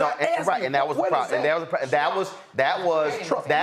I'm gonna ask a question. Right. You got 2 minutes. Oh, you want to spend your 2 minutes on something else? I'm gonna let you go ahead and do it. What's the whole point of the question? Which begs the question: why were there moderators? They could have just put a question on the wall. They could have read it and then you cut the mics off in the control. Right. You don't need moderators. Absolutely. I'm gonna bring in. She said, put a question on the wall. Right. Like straight up, like we need y'all there. Right. What do they do? Monique, I'll say this here. If that was, I hate to use the phrase "woke up," but if there was a moment after the first 30 minutes. That was a moment where I thought Biden woke up. Yeah. That's when they got the Roe v. Wade. Yeah. I mean, that's when, now initially, it wasn't strong. But as that conversation kept going, he got stronger and stronger and better. I just thought that was that. I thought the first 30 minutes of debate, like, what the hell's going on? Then you begin to see, I would say that middle section was probably his strongest part of the night. Thoughts? Right. So the definition of a psychopath, right, is one who does not wish to delineate at all between right and wrong. They don't have a moral compass. So when you're looking for clear conviction, it is absent because they have an underlying mental condition that prevents them from following any path that would reflect morality or righteousness. Now, many psychopaths are also compulsive pathological liars.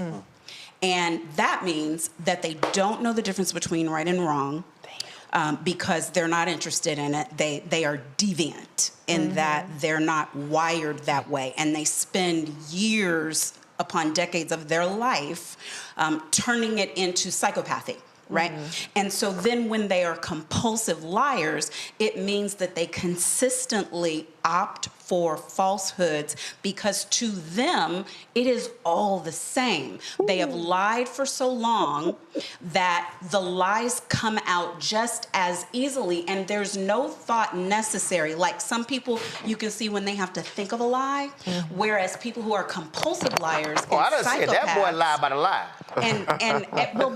Because there is a seamless flow to the lying. So right? when I see these people going, well, Trump had conviction authority. Yes, because his ass was lying. No, when you don't have any gates, right? What you do. So it would be, for instance, if I sat here and I said, and I was with Beyonce last week and we were singing and we sang all the songs and people said, they said that I sang better than Beyonce. Actually, everybody said it. Everybody said that if I had just chosen a different career path, if I wasn't busy being president right now. I mean, I know I'm talking to you all, but actually I'm running the country because Joe Biden, as you can see, he's not up for it. VP, who knows where she is? It's me, Monique. I'm running it, and I'm just telling you I'm running it now. Awful. The economy, we awful. had My clean water. My water was the best. Most pristine water known to mankind. We had H2O then, and now we only have CO2. We have CO2. What was it that he said that I've done? It was something more than any other president in American history. It was something where he funded all the HBCUs more than any. No, it was something else. It was like no other president in American history has done more than me. I'm sitting there going. Was it an environment? It was air and water.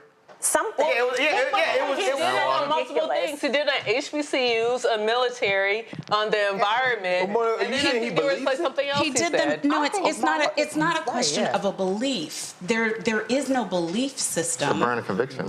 You can hold the Bible upside down and say 2 Corinthians because you're not interested in showing that you actually read it. That's not the way that the wiring is set up. I bring up the psychopathy and I bring up the compulsive lying, and I want to add to it the grade school level of maturity, because before the debate I said, we learn things like waiting for others to talk before you talk, standing in line, following orders, telling the truth, being respectful to others. Those are elementary school lessons, and functional behavior. He doesn't have those.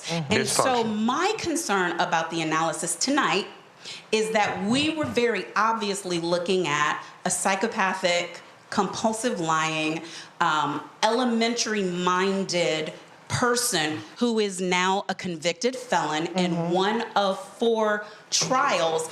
And what everybody is talking about is the current president's stutter. Point you raised. Not here. I mean, I've been sitting, because I had a couple hours, watching what is on television, watching what people are tweeting about, and what they are discussing is not the lying. Yes. He told a bunch of lies, but he looked really strong. Well, of course. I mean, when you don't have a job and you lie compulsively and you're waiting for sentencing, you can be strong. I remember I was at the Poynter Institute for Media Studies, and it was a trip because they brought the best college students in the country. It was for an ethics fellowship. And Bob Steele, after the first day, Bob Steele came up to me and he said, "Hey, Roland, I need you to do me a favor today." I said, "What?" He said, "Can you not talk?" I was like, what the hell? That's the whole point. He said, this is what he said. He said, "The problem is you speak with such clarity that literally after you speak, everybody else can't say shit." Because he said how you broken down. I was like, well, shit, that ain't my problem. Right. I'm like, that's their problem. So, okay, fine. So we go into the session. I'm like, I'm gonna do this here. Man, it's the bullshit has happened. They sit here, and it was a certain case, and it was like, would you approve this story? Absolutely, I would. I was like, oh, y'all lying. So I started to argue the opposite of what I believed. My boy Greg Moore, who was assistant manager at the Boston Globe, he sent me a note. He said, "Do you believe the bullshit you saying right now?" I was like, "No, but everybody in this room lying their ass off." So I started arguing the opposite of what I actually believe and flipped the room. So the point is, if you speak with the level of what people think is clarity, conviction, and you repeat it, and you show righteous indignation, people go, "I think that chap is right. Listen to him." Now, they don't know it's a lie. Yeah. Because you just sitting here we're this. I mean, we were energy independent the most time ever when I was president. This and this. And if nobody, whether it's the person opposing you or the moderators go, I'm sorry, we actually have had the highest output of energy under President Biden, not you. Right now. That's right actually today. not true. $16 billion to HBCUs under President Biden and not you. So when you are, yes, that psychopath, in the absence of anybody fact checking you, and that's why it's not going to get a lot of attention, but the number of times Biden did say, you lying. All right. You lied. You just lied. He called, and he didn't say you're misstating. He didn't use that media crap. You misspoke. He said, you lied. You lying. But here's why it's not going to get a lot of play. Because Biden didn't say it authoritatively. Exactly. He said it, some would say, passively. Yep. But again, though, so he didn't sound. So that's why I still go back to when you don't have a strong voice, it impacts. It actually impacts how you communicate because the raspy voice, all of those different things, which is why I still go back to, you do September 10th. You do it. You check, because you have to understand. I would rather go guns blazing. I would rather say I'm gonna put my guy out there than hide him, which I'm gonna actually help the opposition because they can say, why y'all hiding? Why y'all hiding? You can't hide. You run for president. McCain suspended his campaign. Doc, you run for president of the United States. Guess what? Either poop or get off the pot. You're running. So if your ass don't want to campaign, damn it, go ahead and pull out. But at the end of the day, if you're gonna run, you gotta run. And that's But Roland, go ahead. What you described is the textbook way that a confidence man is supposed to behave. Oh yes. I mean, those are the calm man. Oh yeah. Those are the rules of that prop up. And so when you say what the moderators didn't do, I mean, there were no moderators and there was no debate. I agree with Reese on what it was. There was no moderators. There was no debate. That's not a debate. It wasn't set up to be a debate. And so if he got to do his propaganda pitch, and I loved all of the commentary about the foreign affairs implications of this, but everything that you described about how you project confidence where there is not, how you always have to speak authoritatively, how you never concede. You never concede that you're wrong about anything. And so that was contrasted with a decent man who is actually currently running the country. Yep. And it's like I tweeted today, I'm glad Vice President Harris came out and gave Anderson Cooper the run for his money that he deserved. Oh, she did. Yeah.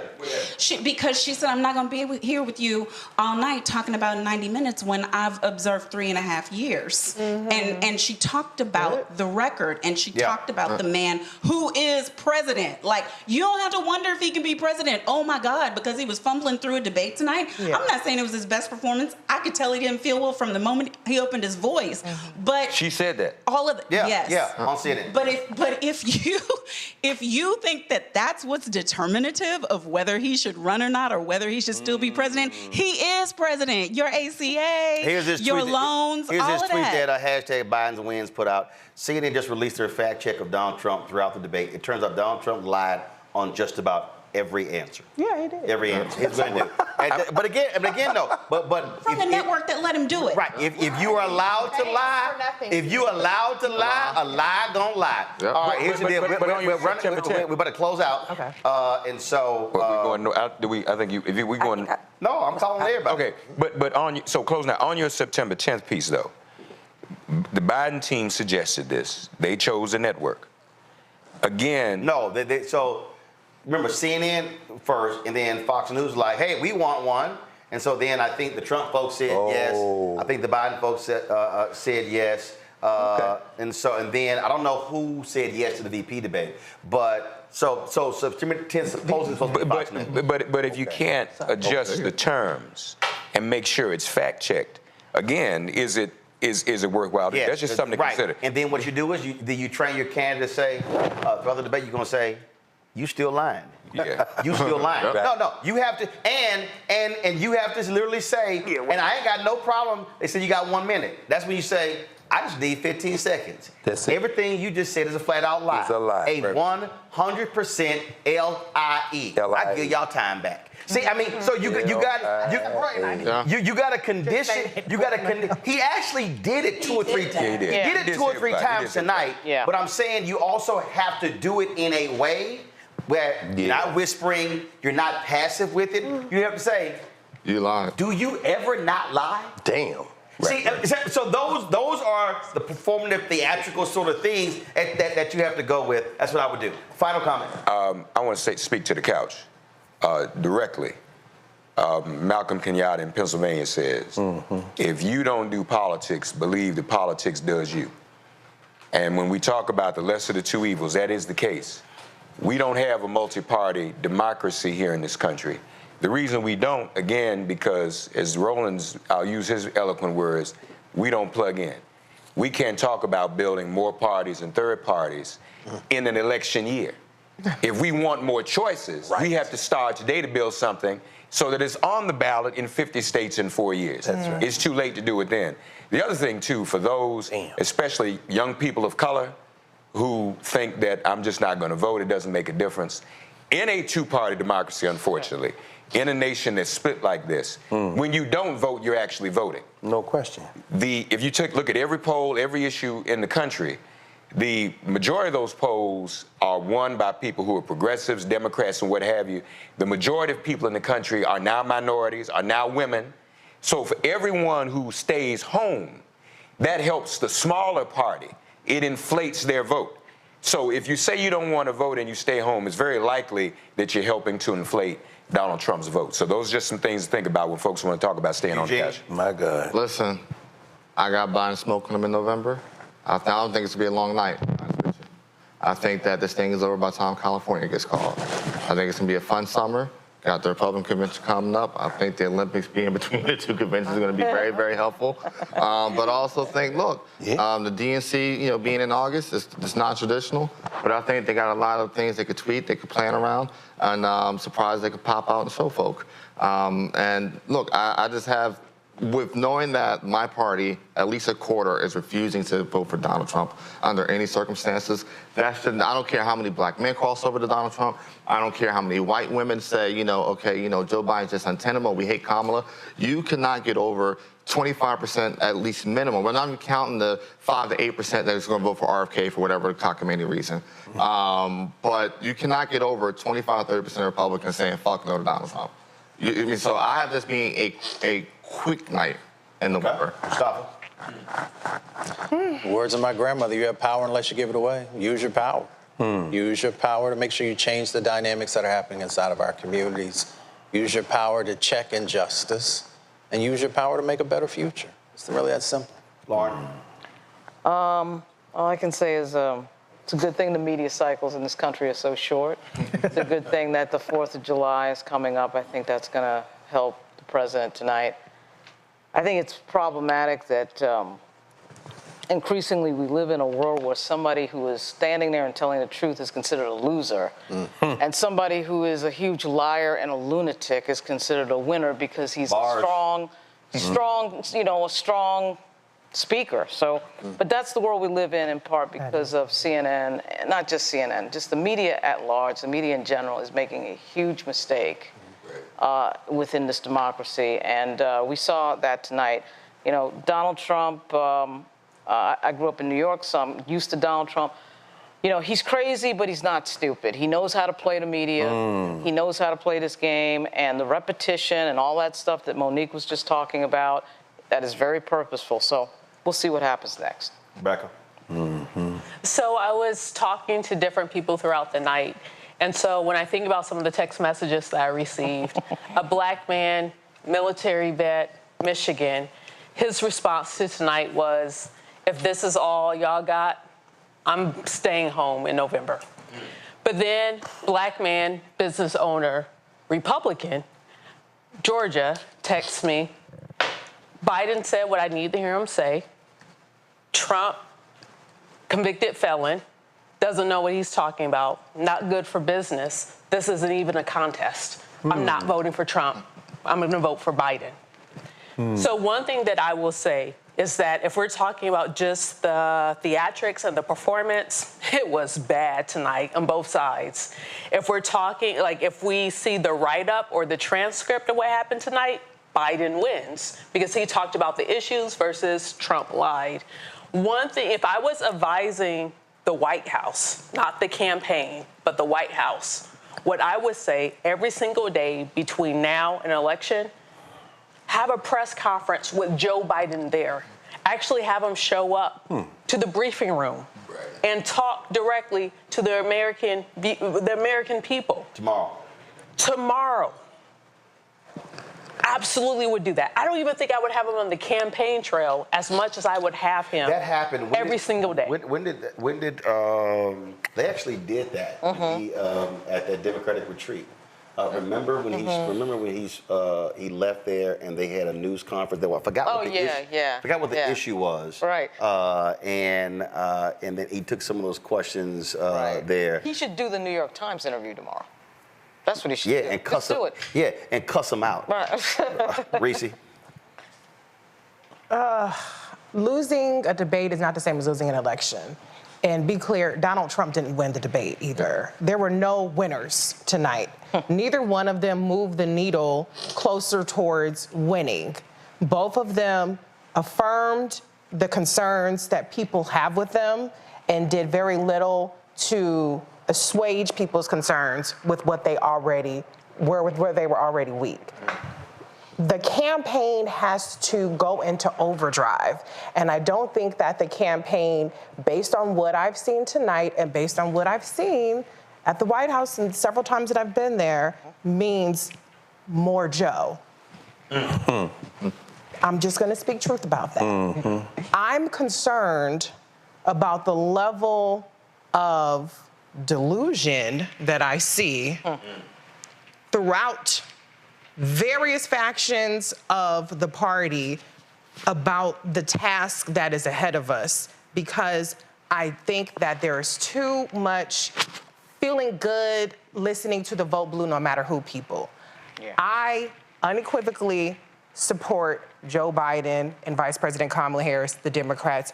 I bust my ass day in and day out to connect the dots, put it where the goats can get it, as Joe Madison said. But Black media, we need help. We need investment in our infrastructure. As Tiffany and Melanie talked about, investment in the get out the vote, grassroots infrastructure. A lot of investment has to happen. A lot of the campaign isn't going to be about winning a news cycle, about winning an interview, about winning a debate. It's about the cumulative work that's put in, and the runway is closing. We got a big ass plane to land on a shorter runway. And so what I hope that people got from tonight, from seeing President Biden, bless his heart, a very noble, good man, is that we got work to do, all hands on deck, get all of the strong players out, fuck 2028, get everybody out there right now, and let's try to bring it home.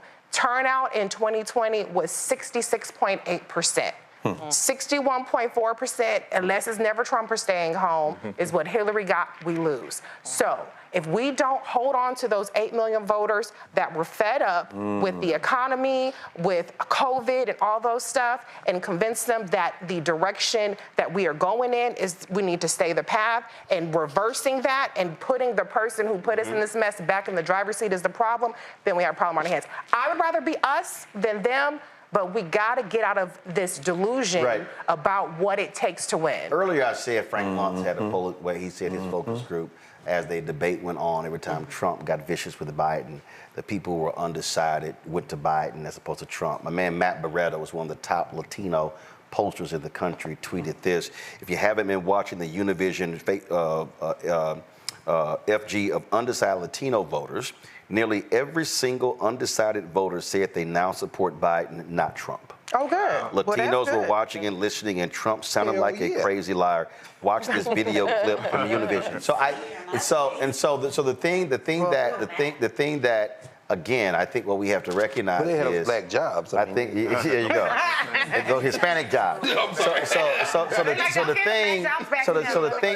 thing that again, I think what often happens is I think a lot of media people absolutely cover this like it's a prize fight, as opposed to thinking people, and it's like, how the person looked, how they sounded, they were this, they were that, as opposed to what they were saying. But people were paying attention. Monique. I think right there, I have a great deal of faith in our people's ability to not believe that manure is the same thing as M&Ms. We know the smell of shit. We don't have to taste it. And we were watching tonight. Those of us whose votes were not already locked in, we were watching. And I would be real careful with all of this, he's old, because the last time I checked, the largest voting bloc is right there with him. And they know that they still have their mental faculty.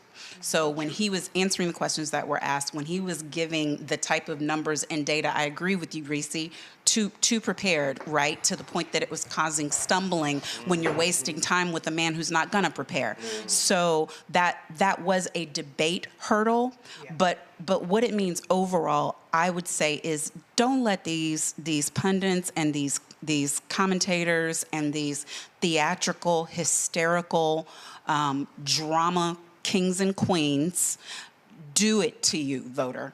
You know what you need. Your issues are at the table, and you know what you saw, and you know what you heard. Vote your interests. Great. That's good. Yeah, I mean, again, we've all said it. This is why black media, black-owned media matters. We've been here 3 hours since the debate was over. And there's nothing that's been said on CNN or anywhere else that's anywhere near as valuable as this conversation. It was a drive-by in terms of the conversation. In terms of the Supreme Court, Trump again lying, saying that the Supreme Court preserved the abortion pill. No. If you read Kavanaugh's opinion, what he said was, mirroring Project 2025, this is how you do it when you come back the next time. They dismissed it on standing. But it's a good chance that this time tomorrow, certainly by Monday, we'll be talking about what they said about whether homeless people have the right to be in the world without being arrested. We'll be talking about whether there's a Chevron doctrine. In other words, whether the administrative state that they're trying to destroy and wrote about, whether it be the EPA, as you know, Santiago, anywhere else, in the case of the Chevron doctrine this time, Department of Commerce, whether they can do their jobs or whether they're going to throw it to a deadlocked legislature. But most importantly, we will be talking about what the Supreme Court did in Trump versus United States and Fisher versus United States. Is the Supreme Court going to say you can shoot somebody in the damn middle of Fifth Avenue and get away with it? In other words, what they're going to say about immunity, and all these people that you just basically told the world you're going to pardon, including yourself, is the Supreme Court going to rule between now and Monday that it's cool that, you charged them wrong. You can't charge them under that statute. The Supreme Court is that branch of government that we can't get rid of with an election, as you've been saying all along. And this is for all the marbles, this election coming up. Final comment from me. I purposely wore this outfit. Did you speak? I thought I came to you. My bad. Go. No, excuse me. First of all, no. Because what happened was I went here, and I meant to go here, back. So gone. I'm serious. Come on, Dr. Haynes. I thought you actually spoke. I was trying to keep up. Go. Okay, so go and make your little hot bother comment. You all spoke so eloquently about the political analysis. I won't dare to trade in those waters. I'm a policy person. I do policy from the time I wake up to the time I go to sleep. And we weren't the only ones watching tonight. Our adversaries were watching. Tehran was watching. Moscow was watching. Beijing was watching. Even some of our partners that are very worried are watching. Sudan's watching. Haiti's watching. Niger's watching. The whole world is watching, but not necessarily the debate. They're watching our responses. And I'm going to tell you why.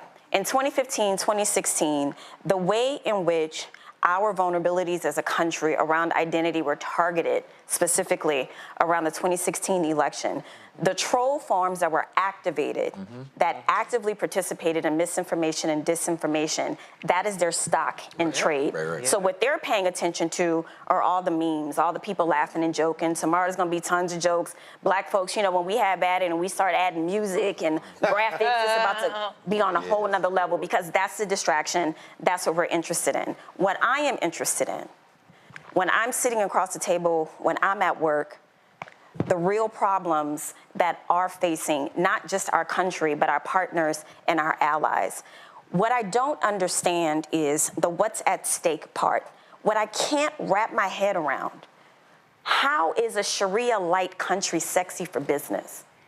Facts. I don't get it. What is really, what are we really trying to do here by suppressing women? Why do you want to keep us at home? Why do you want to control our bodies? What's really going on behind this? Because I can't figure out, Reese's the business person, I can't figure out how is this good for the bottom line? I don't get it. Yeah. Especially when you think about our traditional partners and allies who are worried, and I am telling you, they are more worried about what they saw tonight than we are. Because they're wondering, okay, does that mean then, you know, if it's not going to be another Biden-Harris administration, what's going to happen to Ukraine? Does that then mean Vladimir Putin just kind of win by default and then he gets to do what he wants to do? Yes, that is what that means. That is exactly what that means. Does that mean China's watching in the background? Because China's playing chess, baby, let me tell you. They are playing chess and they are watching. Okay? Does that then mean China say, okay, in this multipolar world that we keep talking about, then we can just go ahead and ease onto the top because the U.S. is no longer the U.S. Russia has to pull itself back together, and they have played it smart, right, if it isn't another Biden-Harris administration. So these are the things that I pay attention to, and it's not to say that I don't pay attention to domestic issues. I absolutely do. What's happening in my home state, Louisiana, makes me want to cry and scream. But all of this is interconnected. All of it is interconnected. And while it looks messy and while people don't understand it, and I get it, I promise you, this administration is the best at what it's doing right now in the world of foreign policy. And it may not look like that, and I get it. I have no reason to lie because I have a stake in this too. My black family has a stake in this democracy standing up, as all of our families do. It's important for the Biden-Harris administration to continue, and not just for the sake of them, but for democracy. And I'm not saying that hyperbolically. I'm saying it as a political scientist. I'm saying this as an expert because it is on the precipice. We are teetering on the brink. So I hate to leave at that doom and gloom, but what's at stake is very serious, and it's all hands on deck. Chris Jackson tweeted this, y'all. Go to my iPad. He said 50% of CNN's own focus group of undecided voters in Michigan just said President Biden won the debate. The talking heads think they know better than the voters, clearly. Good. So I purposely wore this Alpha shirt today. It said, "A voteless people is a hopeless people." This is the voting campaign that Alphas have had dating back to the 1920s and 1930s. The reason that slogan is important is because what do we often hear from people? They say, you know what? All these people suck. Nobody's doing anything. I have no hope. Things have not gotten better. But here's a reality for anybody who thinks that. That is, the most guaranteed way to ensure nothing ever gets better is if you actually have no hope and you stay on that couch. Now, when I think about ancestors, I think about the people who knew they were never going to be able to vote. I think about the people who knew that they had no shot at all of changing the political infrastructure in this country, but they were not hopeless. They actually had hope. They actually wanted to be able to cast that ballot. I think about the black folks in Texas who lost a decision at the Supreme Court, and they then went and raised the money to challenge the all-white Democratic primary system in Texas, which then led to that being a rule unconstitutional, opening doors for opportunities in Texas. Those were black people who put together pennies and nickels and dimes and actually funded that effort. They were not hopeless. I think about those folks we mentioned earlier in 1964 who came from Mississippi, who went to Atlantic City, who were trying to change the Democratic Party. Fannie Lou Hamer with her famous purse as she recounted how she was beaten in Mississippi. That was not a black woman who was hopeless. That was a woman who was sick and tired of being sick and tired, and she was expressing the actual hope. When President Lyndon Baines Johnson told Walter Reuther, the head of the AFL-CIO, that he would tell King, I will pull the money from the labor union, from the civil rights movement if y'all don't support this compromise, because LBJ was focused at winning a landslide. King goes back and tells them we have to accept the deal. Bob Moses and Fannie Lou Hamer and others were pissed off. They said, we didn't come here for a compromise, But King understood, and he said, I have to win today's battle in order to keep fighting to win tomorrow's war. And for so many of us, we say, well, I didn't see this done and this done, and I haven't seen criminal justice reform. The George Floyd Justice Act wasn't passed. Well, it actually was passed. It was passed in the House, which Democrats controlled. Died in the United States Senate because Senator Tim Scott did not want to piss off the sheriff in South Carolina, and so therefore he ignored the other police unions who were standing behind it. He went on Face the Nation and lied about that particular bill.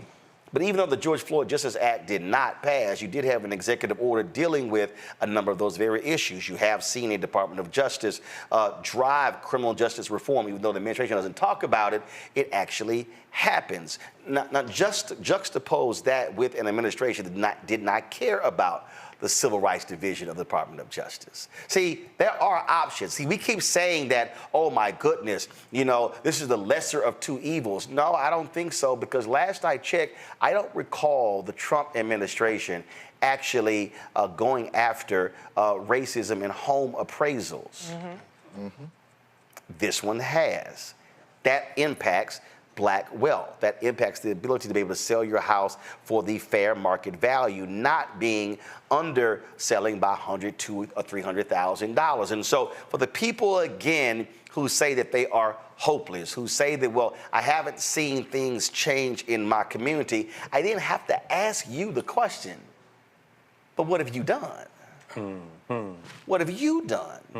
How have you actually challenged city council leaders, school board members, county commission members, your state rep, your state senator? How have you challenged them? See, I mean, I remember being a sixth grader and a city councilman, Ernest McGowan, coming to our bazaar at Our Lady Star to see Catholic Church, and I challenged him about cuts that the city council was considering making. I pressed him so hard, he literally looked around and was like, whose kid is this?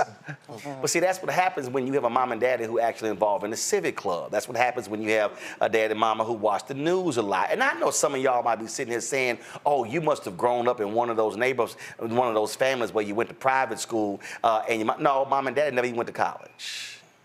But they actually gave a shit about the community we lived in, Clinton Park in Houston. See, I grew up in a family that was not hopeless. They actually said, we can actually change for the better. So when you hear this phrase, it's the lesser of two evils, I want y'all to then define what the hell do you think to be evil? Now, do I disagree with Biden on what's happening with Israel and Gaza? I do. But how many of y'all were complaining about drone strikes under Obama? How many of y'all were complaining about what happened in Libya when Obama was president? That's right. See, a lot of us got a real short memory because we like to overlook those particular things. Now, I know, again, and this is not a critique of Obama, but when you talk about the commitment of Biden and Harris to HBCUs, that level of commitment did not exist under Obama-Biden. Let me be perfectly clear. So when we're talking about these things that matter, we have to reframe them differently. Tonight was a debate. Tonight was one debate. Does tonight decide the election? No. Because I remember 2004, I remember George W. Bush lost 3 debates. And he beat John Kerry in November. So if you're getting caught up in the performative part, I get it. I know people are saying, well, Biden old. Yep, he was old last time too. But again, who would I rather have? An old man or a crazy man? Would I rather have somebody who actually understands policy and who knows how to negotiate on the domestic and the foreign front, or do I want somebody who literally is in the pocket of Putin? These are some basic fundamental decisions that folks have to make. And some of y'all are sitting out there saying, well, you know what? I want to check out. Mustafa sitting there saying, not a good-ass idea for you to do that. Trump tonight said he had the cleanest, clearest, most fantastical water you've ever seen in your life. But you have a Supreme Court that could very well make a decision that will nullify all kind of things in the EPA. That's right. You got the fossil fuel people who are waiting for Trump to get back in there so they can gut every environmental rule. And now you got a Supreme Court who will allow it to actually happen. Right. So you care about clean water. And all y'all black folks, oh yeah, environment matters, because most places where the most environmental racism are in black communities. If we're sitting here talking about faith, Reverend Mark Thompson, he's a minister. My wife was an ordained minister. But you got a religious right who is so crazed and deranged that they literally want to create a white Christian nationalist government and damn not just Muslims, not Buddhists, not just any other faith, but they don't even care about other Christians who don't believe in what they actually believe in. If we're talking about education, Dr. Greg Carr cares a lot about that. You got to ask yourself the question, what party right now wants to institute significant cuts to the Pell Grant program, and you do know 90% of HBCU students receive Pell Grants. Do understand that's how most of us are able to go to school. So you can't sit here and say, oh, well, those things don't matter. And I know somebody's sitting here saying, well, okay, I hear all this sort of stuff, but infrastructure, I don't really care about that. Tell the person who hits a pothole. Tell the person who getting tired of people driving down the street who's speeding and you got no speed bumps. Tell that to the people where you have to understand that what group has the highest number per capita of traffic deaths on federal highways? African Americans. This administration, I've had the conversation with Pete Buttigieg, but they're trying to address that as a part of the infrastructure bill.